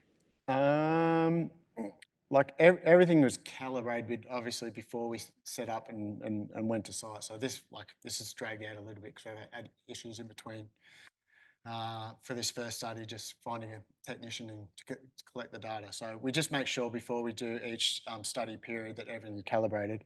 I can't remember what the standards are for each of the equipment. It's got to be 6 monthly or annually, probably depends on the piece of equipment. And some of those wearable ones, like, we haven't used yet, but I'm not sure what the actual calibration frequency is on it. But I think it's 6 monthly for a pump, and it might be annual for a real time, or they're both 6 monthly. I'm not sure. Yeah, depends what the manufacturer says, or the Australian standard. Yeah. It's my pleasure to first introduce you to Nick Cook, and Nick is our team leader for the Total Deposit Knowledge Group within the W.H. Bryan Mining Geology Research Center, which is also part of the Sustainable Minerals Institute. And Nick has considerable expertise in mineral analysis, rock geochemistry, and mineral exploration. And he and I have been working together on some of the characterization using high-resolution scanning electron microscopy for the dust analysis. And he's been an invaluable part of that team. And we've learned a lot. And Nick's going to share some of those findings with you. Okay, thank you. So this is going to be a completely different talk because I will tell you that I know very little about dust and the theory about dust, but I do know quite a bit about minerals and geology and rocks. And over the last 6 to 8 months, I've been working with Nikki and discovering what might happen to them when you grind them up. And I have a few years' expertise in electron microscopy and looking down microscopes at minerals and determining their compositions. And I suppose I'm going to stir the pot a little because there's some things I see in the data sets that I am particularly concerned about in the description of minerals, and I suppose how it's going to potentially hamper our knowledge of the effects of dust particles on humans because we're possibly not describing those minerals and compositions correctly. Acknowledgement to country, thank you very much. So where are we going to go? We're going to talk a little about, I suppose, the geologist's view of the world, which might be a bit weird to many of you, but that's how we are. We'll talk about minerals and non-minerals. We'll talk about the starting materials, so rocks and even engineered stone, as to what it might look like before you actually start crushing it. And then we'll have a close look at the dust. And we'll talk a little bit about new machines and where we might go. So one issue, perhaps with all of this, is when I started and wrote this talk, I thought I was going to talk more about machines. And after that, we've collected lots and lots more data. And that data, I would say, is somewhat concerning. So as a geologist, you know, I started with the question with Nikki about the identification of minerals because she'd done some great work for a PhD, fantastic work on the MLA, identifying mineral groups, but the grain sizes were quite small. And so we decided we would see whether we could go a little bit further in terms of grain size down to submicron levels and see what else we could see. So the first up is the nomenclature in terms of minerals I see in this business is messy.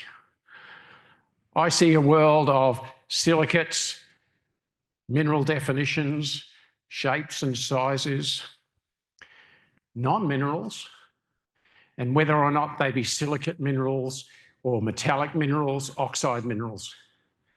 And so I see this sort of mishmash of terms of silica, crystalline silica, but to me as a geologist, that's not quite the definition that we might need to understand the effect on humans. And I would say there's been many assumptions made that may not match the future needs of where we're going. But there are ways forward in terms of identification, including automation steps, artificial intelligence and so forth on scanning electron microscopy images that will give us a big hand in understanding this data. So I put this up for a start as an indication of, I suppose, a starting point. This is a 30 micron thick slab of rock, and that is about 4 centimetres side to side. And that is a 10 gigabyte image. And so you can zoom down there, down to 1 micron, at 1 micron, and you can measure the shape and composition of every particle in that image. And I suppose one thing as a geologist I'd like to say is I would like to be able to work out how that rock, if it was mined, would turn into dust, and what dust components you would actually see if you were monitoring the site at different places. So the definition of a mineral: naturally occurring crystalline solid, and it has a definite but not necessarily fixed chemical composition. You know, and we see these beautiful pictures like on the right.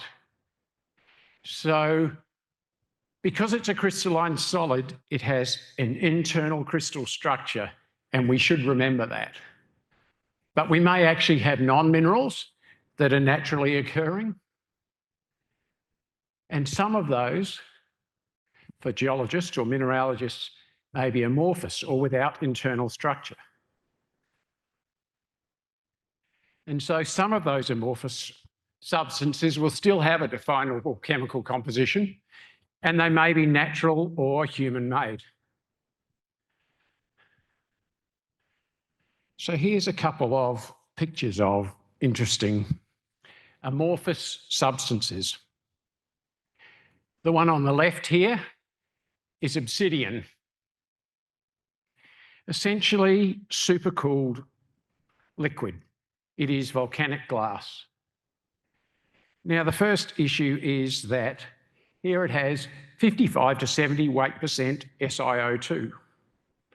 So within the structure of that, there is a whole bunch of silica.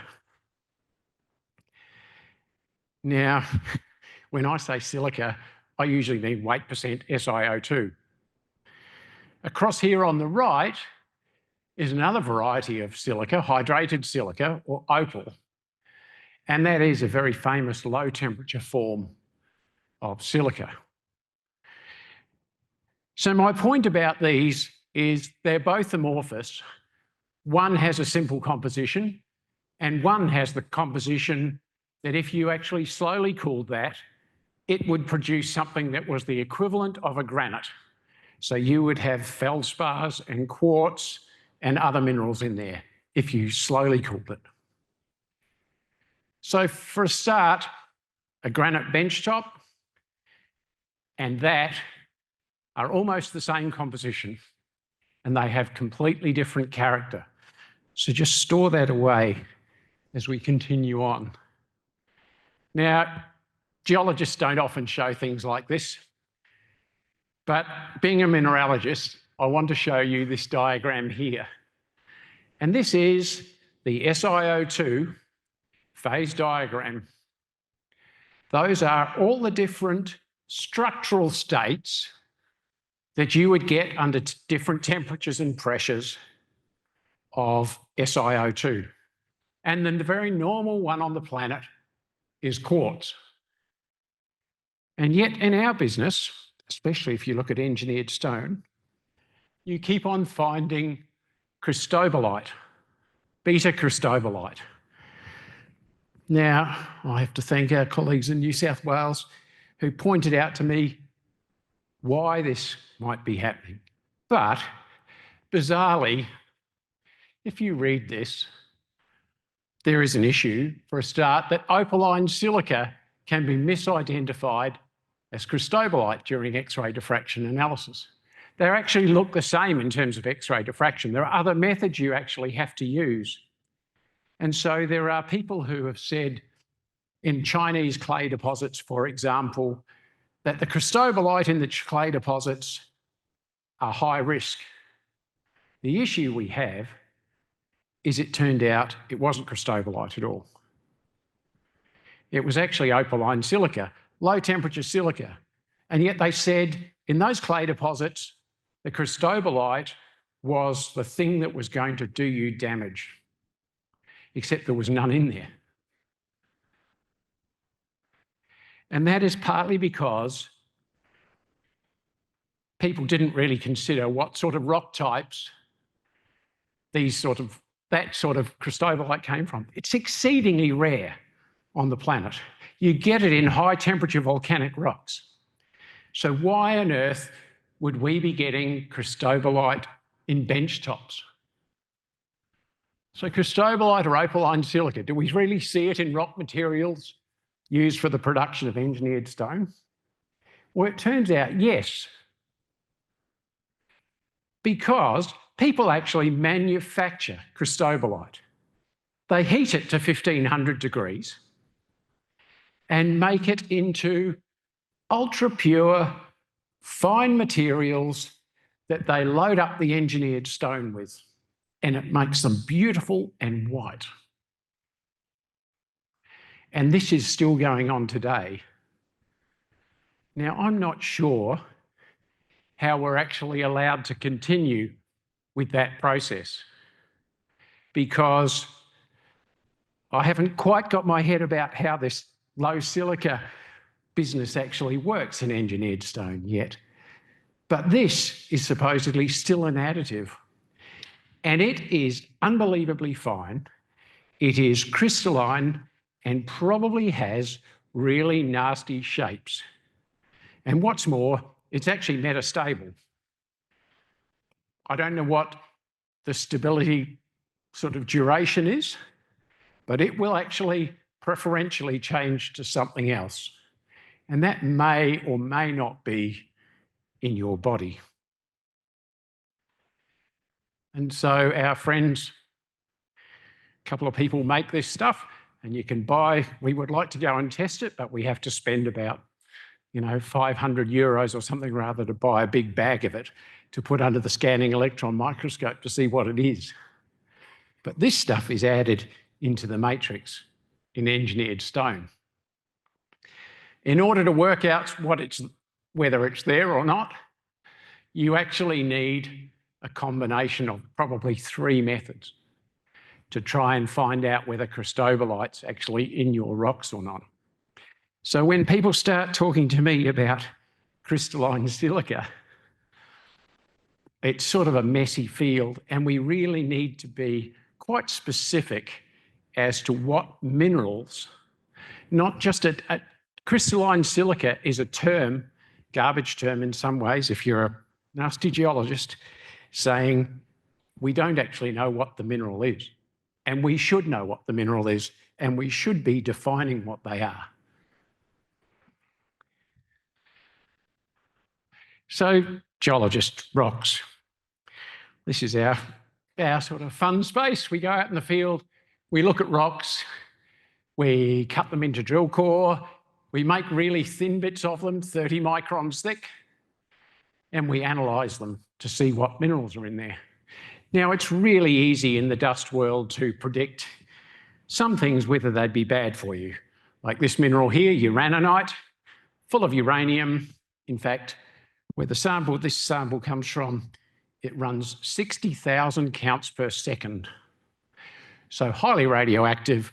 And of course, if you ingest particles of that, the tissue factor for radiation in your lungs, I think, is about 20, and the gamma particles are really bad for you. So that in the predictive space is easy. We all know how that works. The scintillometer or spectrometer goes off, we know it's going to be bad. Easy to test in a place like Olympic Dam. But it's clearly harder than that. So what does a rock actually look like when you get down to the scanning electron microscope and try and work out how it's going to break and what components are actually going to produce dust? So this here is a sample of a rock, and there are grains here of, where are we? Over here, there are grains of feldspar, there are grains of quartz, and then in the middle here is this horrible matrix. And I say horrible matrix because it is fine-grained alteration. Now, fine-grained alteration might be horrible if you're looking at an SEM image, but if you're an ore deposit geologist, that alteration is actually the same fluids that form the ore deposit. And they were carrying copper and gold in this case, and they altered some of the minerals. the minerals they actually altered will preferentially go into, will preferentially go into the dust fraction. So these grains around here are actually full of fine-grained potassic white mica. They are alteration products related to the mineralisation. And there is a whole question out there about potassium minerals and whether or not they affect our health. It might be, if you know about bananas, that bananas are slightly radioactive because potassium-40 has a decay. So it's only by a beta particle or a positron. So it only has a tissue factor of 1 instead of 20.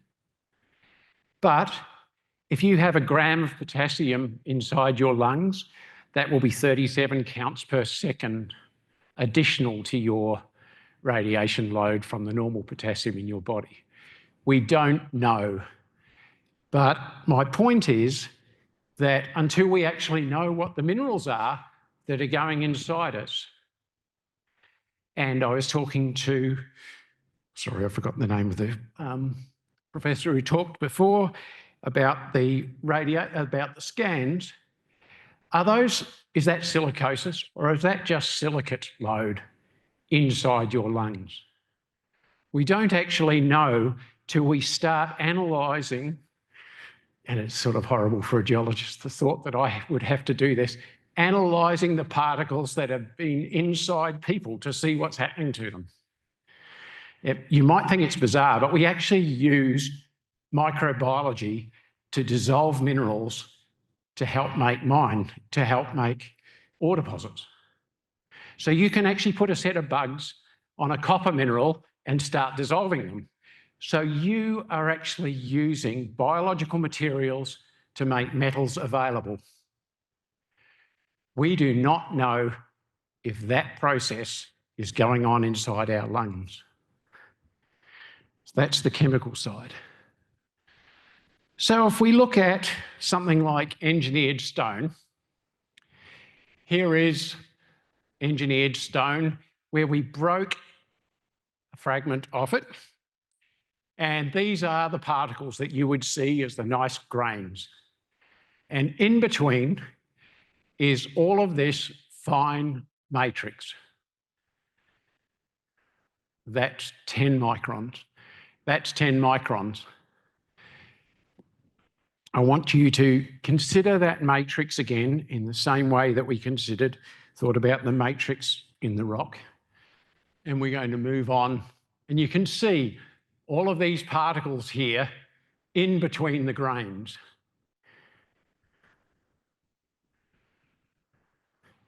And Nikki showed this wonderful photo. Thank you, Heike from CMM, for our beautiful photos here. So this is a natural stone with a cleavage. We don't have matrix problems and fine-scale unknown materials in something like this. So these are natural breaks in the minerals. If we look at the engineered stone with the matrices, we can see and determine what the compositions are in each of these components. And you can see all the carbon-bearing material matrix in between all the fragments. So the question is, if you start with that material, what actually happens to it if you start not wanting to turn it into dust, but you do turn it into dust?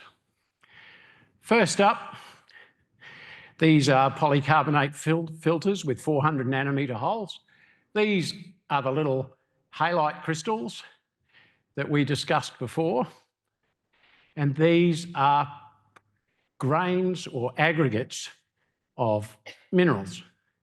And then you can see all of this horrific little 30 to 40 nanometer hydrocarbon balls that are part of diesel particulate matter. I never really wanted to know what went into my lungs until I started this work. So what do we actually do? We can actually put the spot on here and work out what each of these particles are. Now, as soon as you look at a particle like that, the word aspect ratio, length to width ratio, clearly becomes an issue. And so if you think of asbestos, asbestiform is the description of the shape like this. And it is probably not the composition of the mineral asbestos, rebecite, that is actually nasty. It is all about the shape. Because rebecite, the mineral that you get that makes the asbestos in West Australia, is simply sodium ion, silica, and oxygen.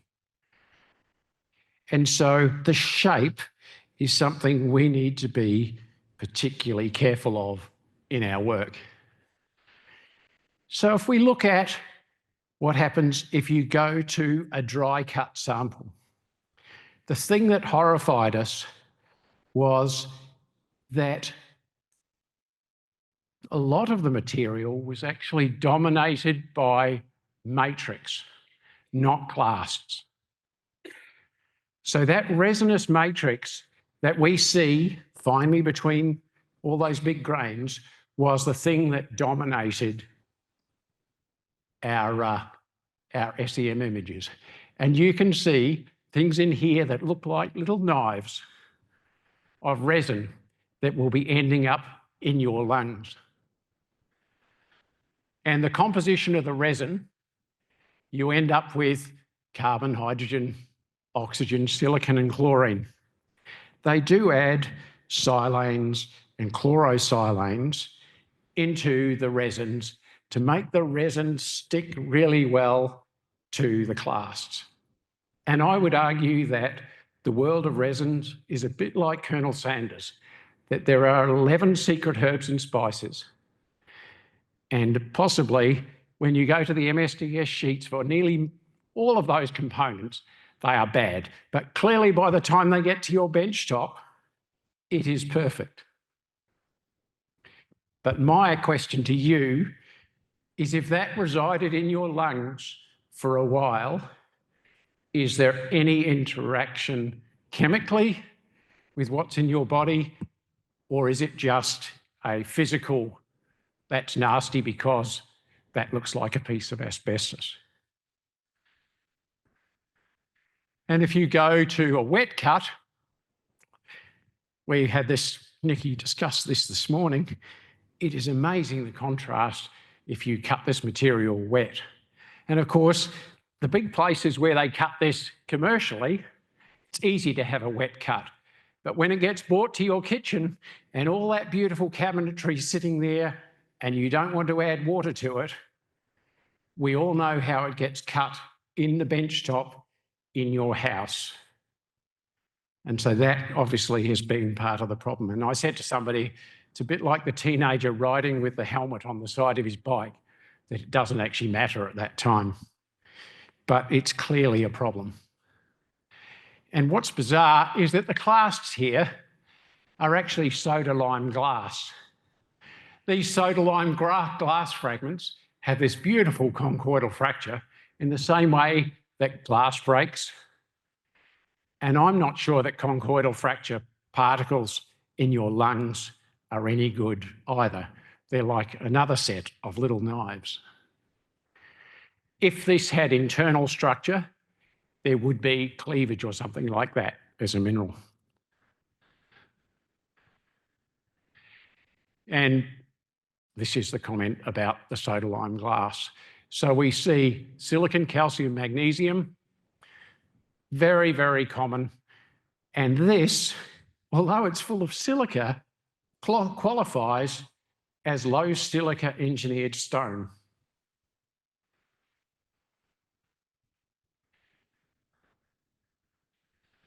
And so my comments on the dust fractionation are that quite commonly, and it doesn't apply equally everywhere, fine-grained dust is fractionated preferentially. And if you think about how a mining operation works, everything from underground to before the flotation stage, all the crushing is all dry. And we need to seriously think about how we actually predict where that might go. Hydrothermal alteration of minerals, such as that occurs in ore deposits, produces fine dust, and some of this might be quite potassic, and we should consider the effects of potassium-40. And remember, we've had both Emily this morning and Nikki talk about that the ratio of the material in the dust does not reflect the original host rock, and we need to be much better in the geological space and the mine planning space in using that data.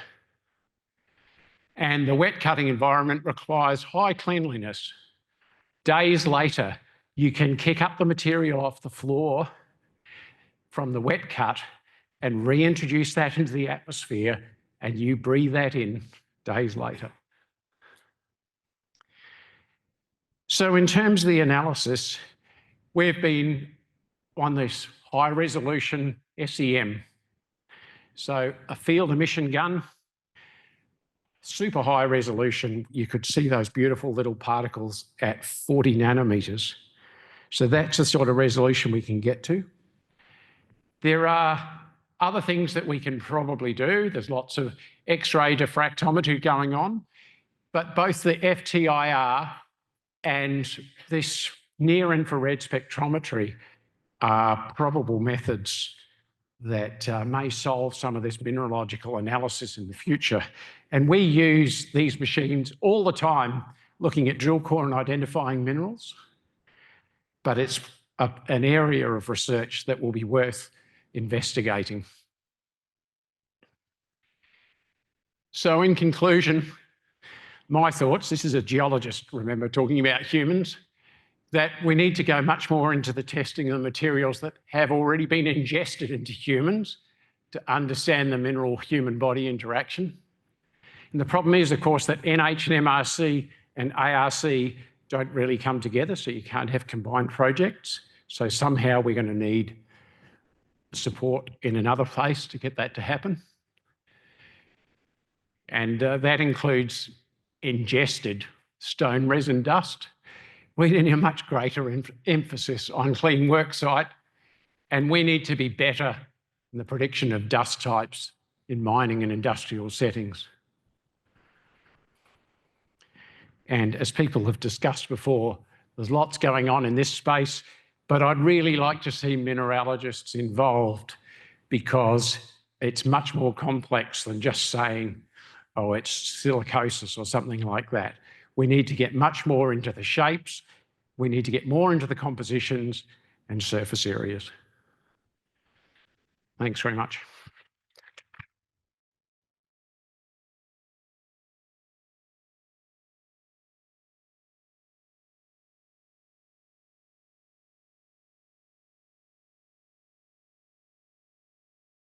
Yep. Oh.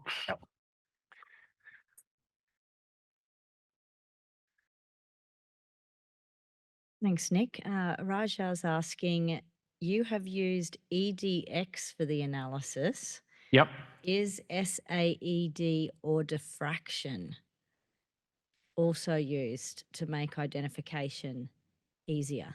So if you go to X-ray diffraction, or then you're actually picking the atomic layers, and so you get mineral identification out of that. We've tended to go down the compositional route under the scanning electron microscope, but we actually now need to go and try and test some of these other methods. So, and going to the synchrotron, for example, or things like that to go to fine scales would be a really good idea in this space. But I sort of feel like we're almost there, and we now can identify the materials, but we actually need to know what happens to them when they get inside people, unfortunately.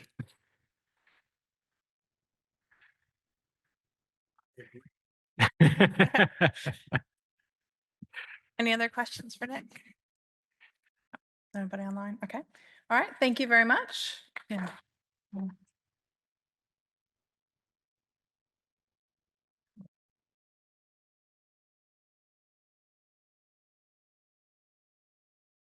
And it's now my pleasure to introduce our last speakers for the afternoon. And I say speakers because we have two and a special guest.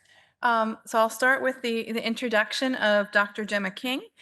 She's a research fellow at the UQ School of Psychology, specializing in psychophysiological factors affecting cognitive behavioral performance. Her research focuses on stress, sleep, recovery protocols, cold exposure, microbiome biometrics, emotional intelligence, and psychological safety. So she's just completed a large-scale study of 404 on the cognitive and mental health benefits of the Wim Hof method. And she's worked with a range of organizations, including the Australian Defence Force, the Centre for Australian Army Leadership, the Sports Institute, and the Olympic swimming team. And as well as lecturing at a number of universities, including a University of Sydney, RMIT, and she supervises PhDs here at this UQ School of Psychology. And our surprise special guest, introduced now, yeah, who was not on the agenda is Wim Hof, known as the Iceman. So he's gained world notoriety and much scientific attention for his extraordinary cold tolerance and the Wim Hof method. Hof holds 26 world records, including the longest ice bath at 1 hour and 52 minutes and 42 seconds, and the highest Mount Everest climb in shorts at 7,400 meters. So the method combines breathing techniques, cold exposure, and meditation, and has been the subject of several studies.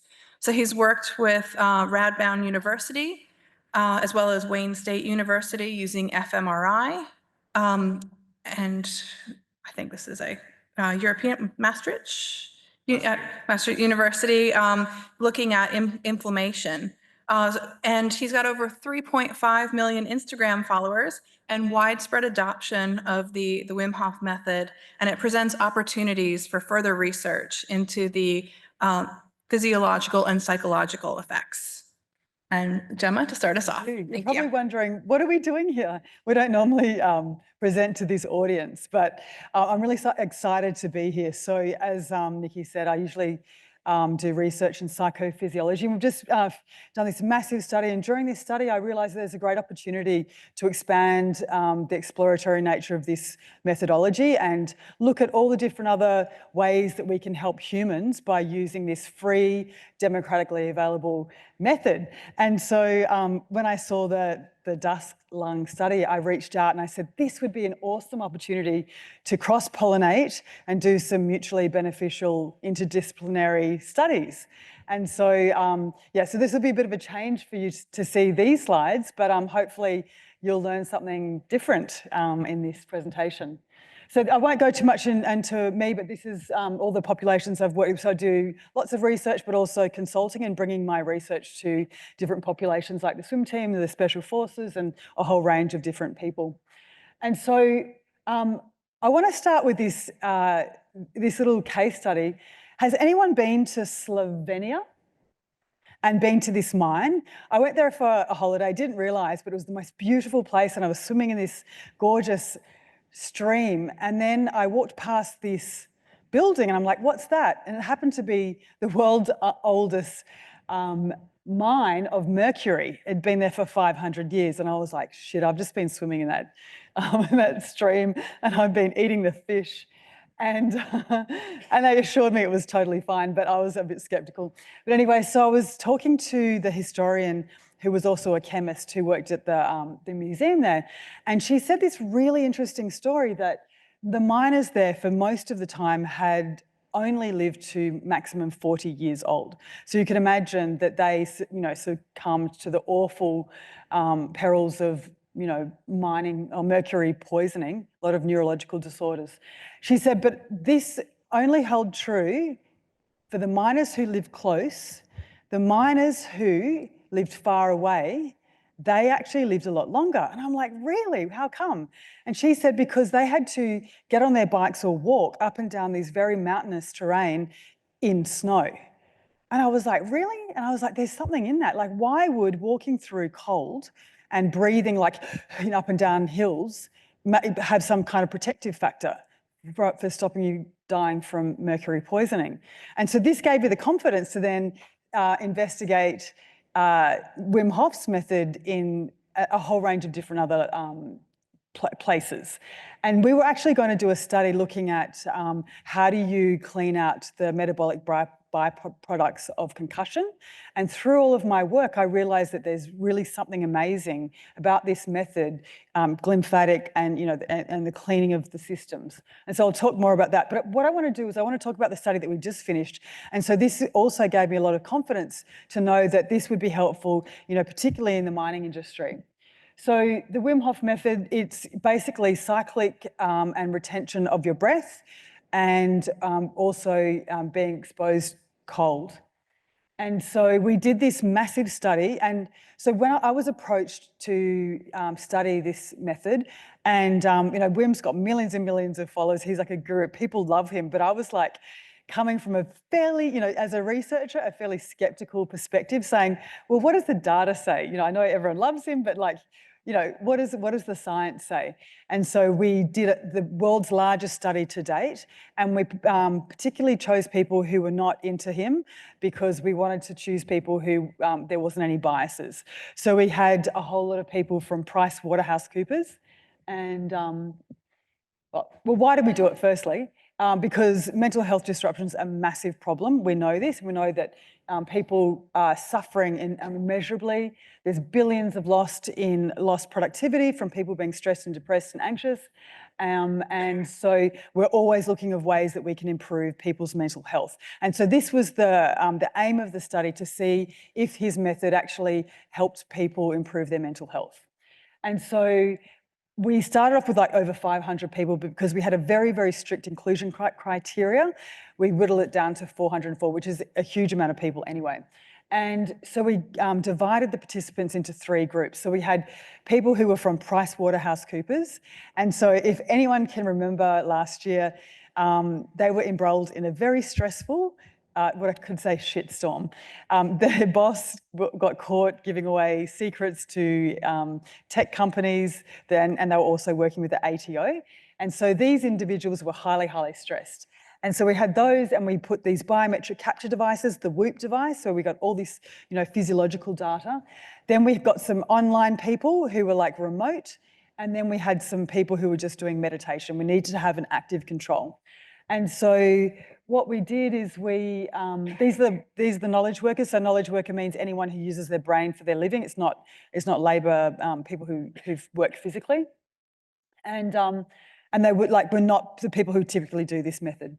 And so we got them for 2 weeks, and we put these biometric capture devices on them. We gave them a whole heap of mental health surveys, lots and lots of many surveys. And then we did the intervention for 4 weeks. So what we did is the in-person people, they woke up in the morning. I'll just show you, actually go through, I've got this.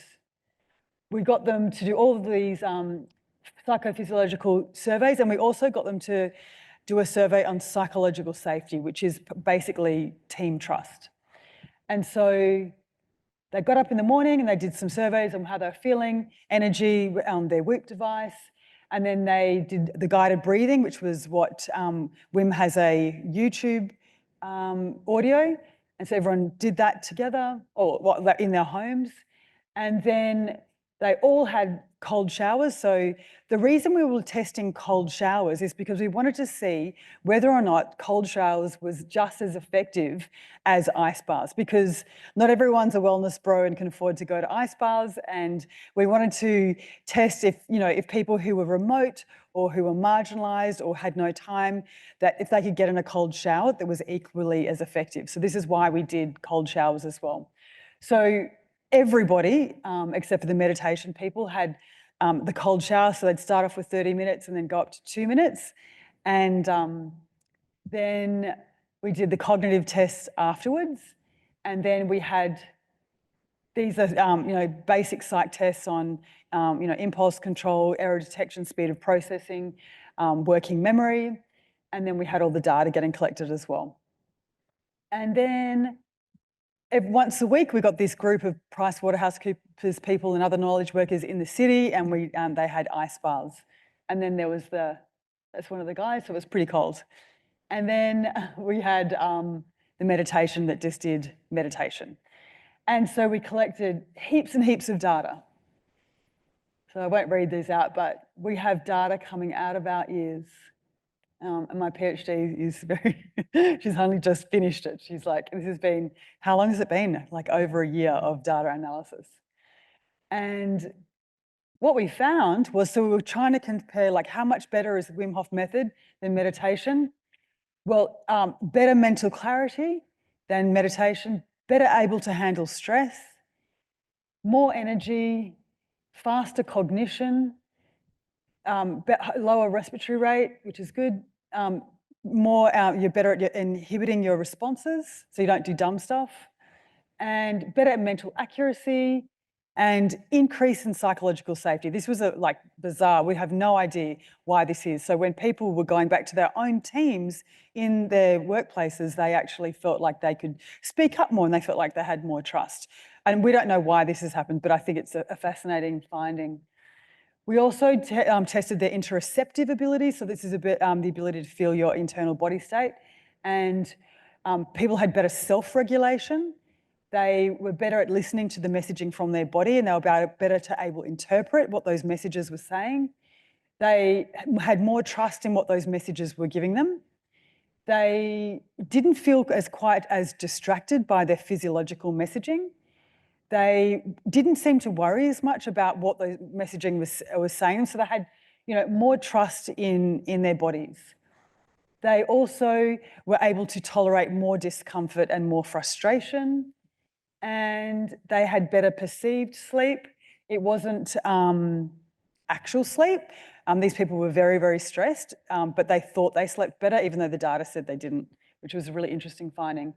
And they also felt that when they were stressed, it wasn't such a bad thing, that they actually gained a positive perception around stress. And they found that stress was actually promoting, and it was something that they could welcome and not be scared of when they got stressed. So really interesting finding, and these are all statistically significant. And so we've put this into Nature, and we're under consideration for Nature. So fingers crossed, it's going to be amazing if we get that published there. So going back to why we're here, so what I found was, like, we know that there are psychological benefits from doing this study. There's cognitive benefits, and there is enormous amount of data to show that any type of this cyclic retentive breathing is incredible for pulmonary health. So I thought this would be a great opportunity to cross-pollinate with people who are really interested in increasing pulmonary health, mental health in workers that are exposed to environmental toxins. And so when I was doing my research, I realized that there was, this lymphatic cleaning process in the body. And I was like, then I saw all of this information coming out of the news saying that microplastics, metabolates of microplastics are a very big problem. And I was like, why don't we look at if we can do something about that? Because it is a really significant problem. And so because this is not my field, I've studied medical microbiology and immunology, but this is not really my field. So I engaged a microbiologist, and I said, go out and find all of the most persistent, the most, the chemicals that people have mostly in their bodies, and what are the ones that we can test through urine. And we found that with BPAs, phthalates, and PFAS. So, we were looking at microplastics, but we know that they're too big to excrete out of the kidneys. But what happens is microplastics have got a really large surface area, and they work like cytotoxic Trojan horses. They kind of get into the cells and they bring in a lot of these chemicals and contaminate the cellular matrix, even though they may not be doing, they're very persistent and they don't break down that easily, but they are actually influencing or bringing in other chemicals along with them. And so what I thought I'd do is show you all of the different things that these endocrine disrupting forever chemicals do. And ladies in the house, I can see I put this one for the boys, so they actually pay attention. Yes, they found them in male penises. God knows how they got there. But there's a whole lot of really terrible things that happens when you get exposed to these chemicals. So there's that recent study out of, I think it's in Melbourne, Flinders, where they looked at the urine of pregnant women, and those that had really high levels of BPAs, they had 11 times the autism level in their male children. So yeah, lots of reasons why this is a really, really important and interesting area to investigate. And so what do we want to do in this study? So based on what we've found, we know that it's really good for mental health, but we really want to look at the pulmonary health. We know there's a strong correlation between those that have poor pulmonary health and mental health. When you can't breathe, you don't feel very good. And it's really hard to get motivated to do anything or help yourself. We also know anecdotally from the people that we spoke to that when you do the Wim Hof method, your addictive compulsions actually get reduced. So people reported they actually smoked less, vaped less, they drank less, and they binge ate less, and they did a lot less of their addictive behaviours, which is really interesting. So I put into Google Scholar, 132,000 studies showing the pulmonary benefits of breathing, such as the Wim Hof breathing. We also know, and Wim will get up and talk about this, the inflammatory process, or the anti-inflammatory process of the cold exposure, and how it increases your parasympathetic activation. This will then help any type of healing. It will, help the immune system. And, there's a lot of research on the excretory processes that the Wim Hof method does. We're not really exactly sure why it does, but we know it increases your adrenaline and your dopamine. It increases your cerebral spinal fluid pressure and the pulsations. And it also helps with your lymphatic system as well. And here's all of the papers that I pulled up. That we've got a big literature review. There's just a few of the things to demonstrate that there is some hard science behind this. And I think this is the great thing about Wim is, he's got all of these millions of followers that don't care about science, but he actually cares about science. And this is why he's engaged me to try and get some really good hard data behind this, and to get it into places that make it much more democratically available, get it schools, hospitals, and it's free, and you don't need anything. You don't need drugs. You don't need anything. You probably just need a cold shower, ice maybe, and your lungs.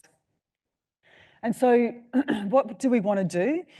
We want to partner with people who are interested in of course, promoting lung health, but also we want to have people, because we're going to have 3 conditions, and we will get a treatment group, which will be cold exposure and breathing. Then will be a treatment group 2, which will be just breathing, because we want to sort of disentangle what is the driving mechanism. Is it the cold and the breathing, or is it just the breathing? And then we also have to have an active control. So we thought heat exposure, sauna would also be interesting. And so what we want to do is get, we need about 30 or 50 participants per condition for power. Have them all drink the same water in the lead up, and do potentially, depending on funding, at least 3 urine tests, then do the intervention, and then do urine tests post, like immediately within a half an hour, and then hope, potentially the next day, depending on funding, because these, as you probably know, these tests are incredibly expensive. And so what I'll do is I might get Wim up here now, and if you want to talk about, he's got lots of studies going on at the moment, particularly around lung health and inflammation. Yeah. And also he's going to take you through a couple of the rounds of the breathing as well. So welcome, Wim. Thank you. Thank you.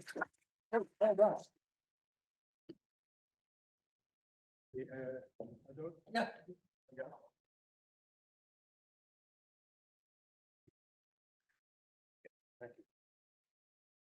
All right, yes.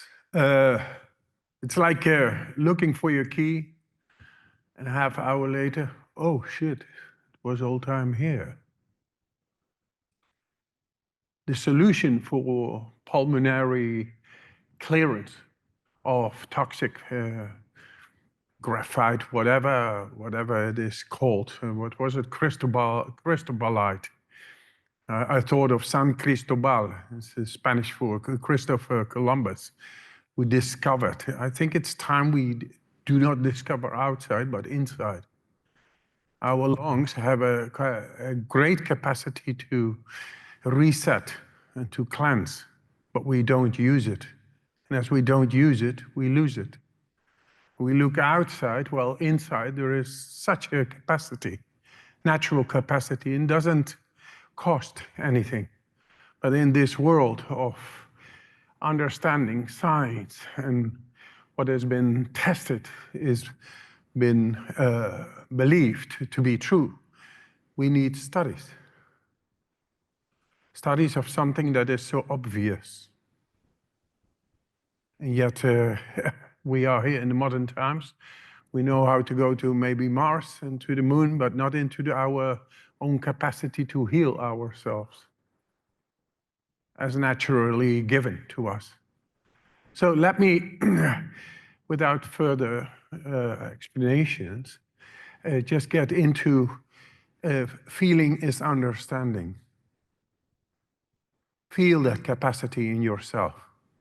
By changing the chemistry inside yourself within a couple of minutes. Are you up for that? There we are. So that is setting the mind to go in, interoception, that is, relate yourself toward your inner organs, your inner being, in this case, your lungs. So I'm going to give the best, and I will get the best out of the capacity given by nature, natural laws to me, and I just want to connect and see how that feels and works. I connect with myself inside. We are doing studies with people, paralyzed people.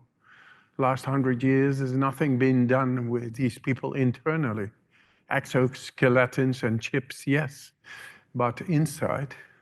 And they found out that this breathing techniques really get into the nervous system and their pulmonary, spirometrics, pulmonary condition increases dramatically. And last week, I have to mention, a group of 6 women were the first ones to go with this guy, Wim Hof, that's me, Wim Hof method. I wasn't there, but they did the breathing techniques on the Mount Kilimanjaro. And in very little clothes, it's very cold up there, it's Arctic conditions, and less than half the oxygen your body is not capable of retrieving, getting the amount of oxygen it needs to combust to go on into activity. But doing this breathing technique, suddenly you are able to enter into the body, into the metabolic state in the cell and produce more mitochondrial energy. And a mountain that is being done between 5 and 9 days, and only 40% then summit, was now been done in less than 2 days. And they all summit. So that is using what is given by nature, your power of your lungs, and connect with that. Now let's get into this. Just relax. Open your lungs a little bit. And get it in. Don't be shy. Just get it in. That's fully in. And let it go. So fully in. And just let it go. Not fully out, just let it go. To the one, it's one atmosphere here. You go to one atmosphere. But fully in is going beyond the atmosphere. So go in.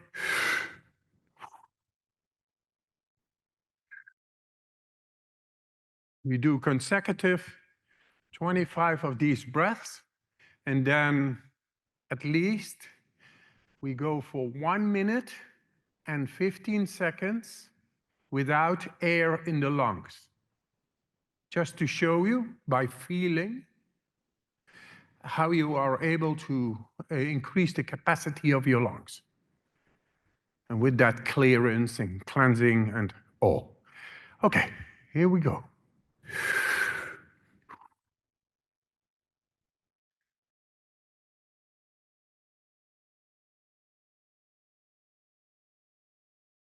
"22, 21, 20, 19,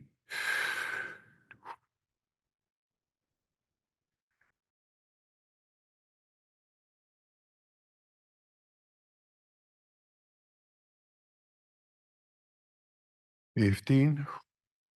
Just give it a try. Come on.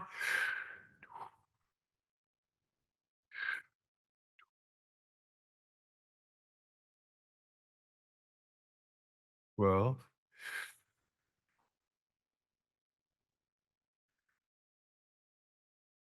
10,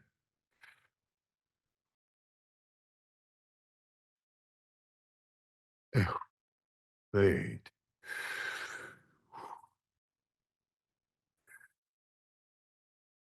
6,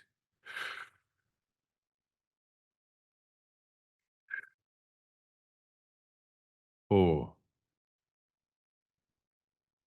3, 2.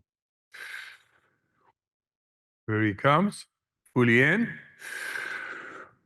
Let it go. And stop after the exhalation. And hold it. Hold. After the exhalation. We are counting. What we did is blown off the carbon dioxide, by which the body becomes more alkaline. pH levels go up, way up. And alkalinity and carbon dioxide are related to the breathing reflex, which is not there right now. Why? Because you blew off the carbon dioxide, which is responsible for the breathing reflex. The body is perfectly okay right now, while it is being under a severe stress of not breathing. So the deep brain now is being activated. It's periaqueductal gray hemisphere. Dopamine, adrenaline, opioids, cannabinoid receptors. We are doing the research. We passed 1 minute. 10 seconds more. You should have been able all to hold your breath after exhalation. Fully in. Hold it. And press it a little bit to your brain, which is the lymph, the cerebrospinal fluid, which clears the brain. 3, press it a little bit more. 2, 1, and let it go. Everybody should be able to do this. If I go another round, then we should be able to go 1 minute, 45 seconds without breathing after exhalation. Just to let you feel the power, the natural capacity of the lungs to be influenced, to cleanse inside, to make the adrenal axis deeply activated, which resets the body to its utmost of capacity for danger, and is dust and all crystallines and crystallites not danger? It is. And nature knows how to deal with that. Only we don't go to nature.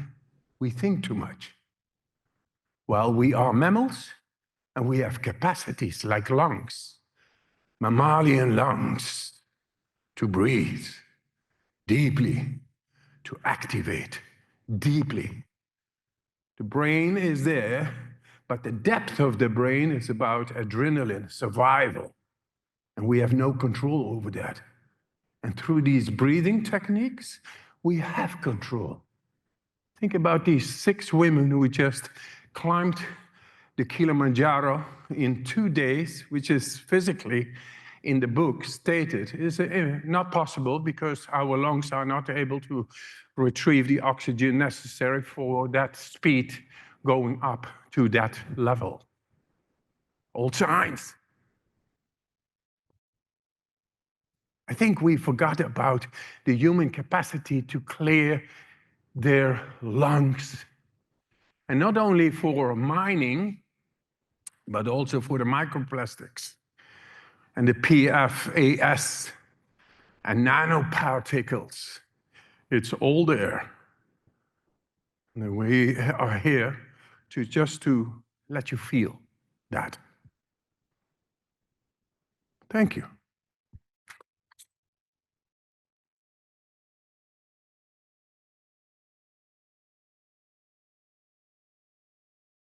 Any questions, by the way? Yes, any questions? Yes. All right. Cool. Getting some thumbs up there. Yes, thank you for that. Do you feel more centered, and hopefully, everyone here enjoyed the breathing exercise. Anything else online? Okay. Yeah. Got one right there. So is this the first study kind of around your technique, so to speak? Like, is this the one that we can take to the YouTube comments and, silence all the haters? What, the first study? It's the first biggest study. Yeah, is this like the first bigger study. the Yeah. first psychological We study? did like 10 studies or 12 studies. Yeah. And it's it's getting more.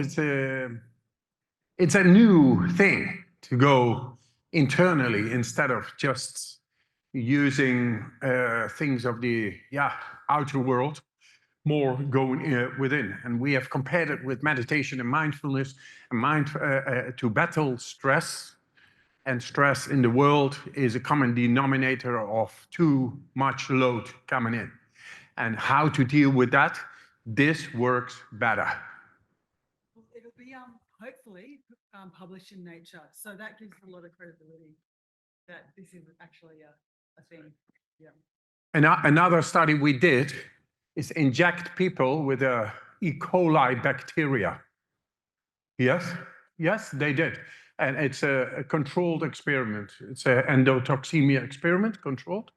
It's a part of an E. coli bacteria which activates the immune system into inflammation, and was not known to be able by humans voluntarily to make it suppress. But through this method, yes. Boom, inflammation down. Yes.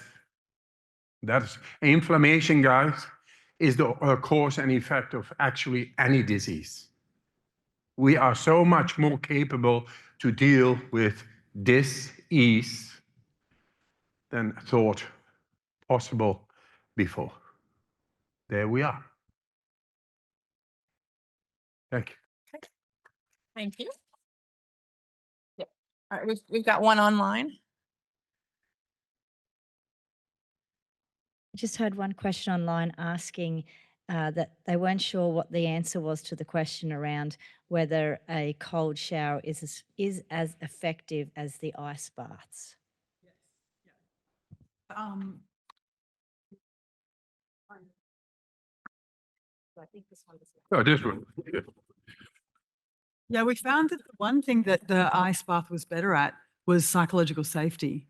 But there was a dose dependent, so the longer the shower and over time, all of those factors increased.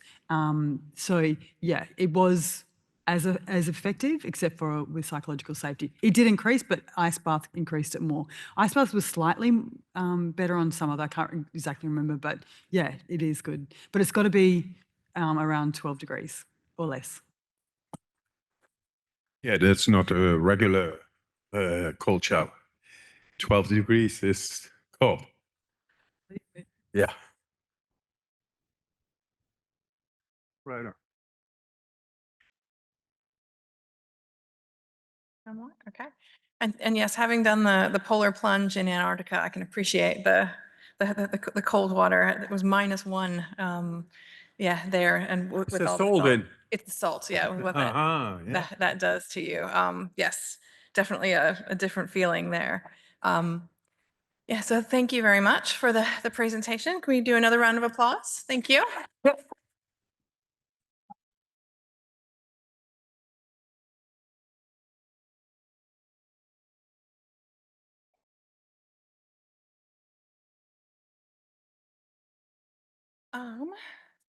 Um, so thank you everyone for being here with us today. So it's been an incredible day filled with insights, research, and discussions that bring us closer to our shared goals of improving respiratory health in our industry. So I'm truly grateful for all of you for your time, your expertise, and your commitment to this crucial work. Putting together such a large forum like this takes a significant amount of work.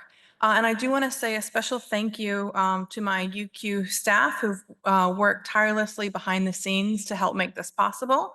To Jill in communications, to Tracy, Kate, and Melinda in admin, your support has been invaluable in this process.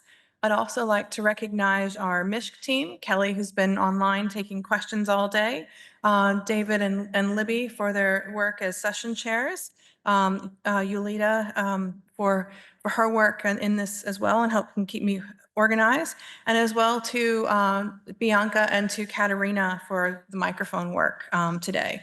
So thank you for all your efforts in making this what it is today. I also want to thank our exceptional lineup of speakers who have shared valuable knowledge and perspectives today, and your contributions bringing new understanding and driving meaningful progress in the dust and respiratory health space. And this event would not be possible without all our speakers and their expertise and generosity in sharing their work. So can I have a round of applause for all the speakers?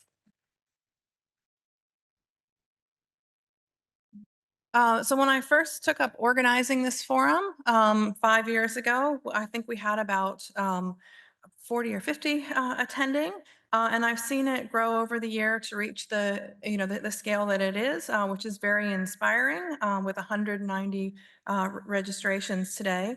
And this growth highlights the need to potentially make a step change in what we do. And I'll be sending out a survey to gather input on what you'd like to see in the future. So my number one goal here, as always, is to get the research out there sooner to help keep people safe and prevent disease. But as we look to the future, we may look at moving venues potentially to where we have more space and potentially be more flexible. Right now, we are limited to the week of SWAT back at the university to get a room.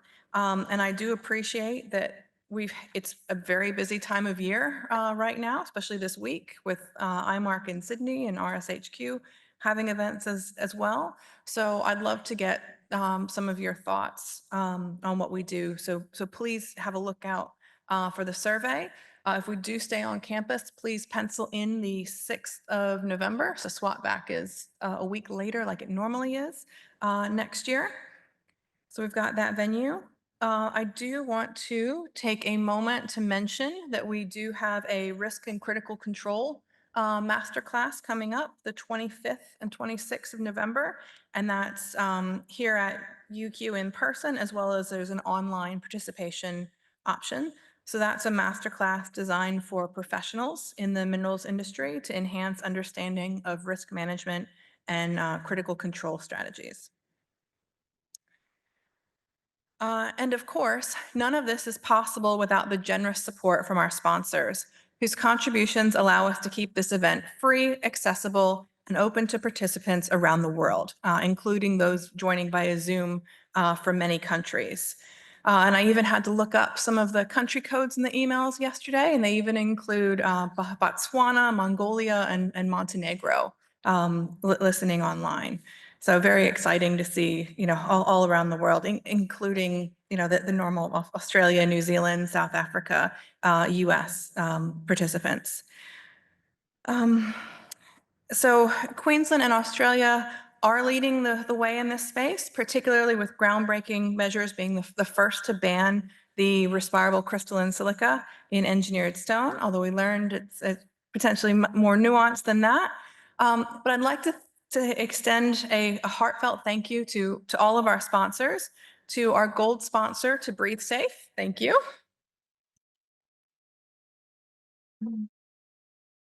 To our silver sponsors, Draeger, Clean Space, and Cyclone. And our morning tea sponsor, RSHQ. So their funding ensures that we can keep this event free, expand accessibility, and build a truly global community dedicated to respiratory health. So thank you once again to all our speakers, sponsors, and attendees, both those here in person and online. And I look forward to seeing the ideas and connections from today continue to shape the future of dust and respiratory health. So safe travels, and I hope to see you next year. Thank you.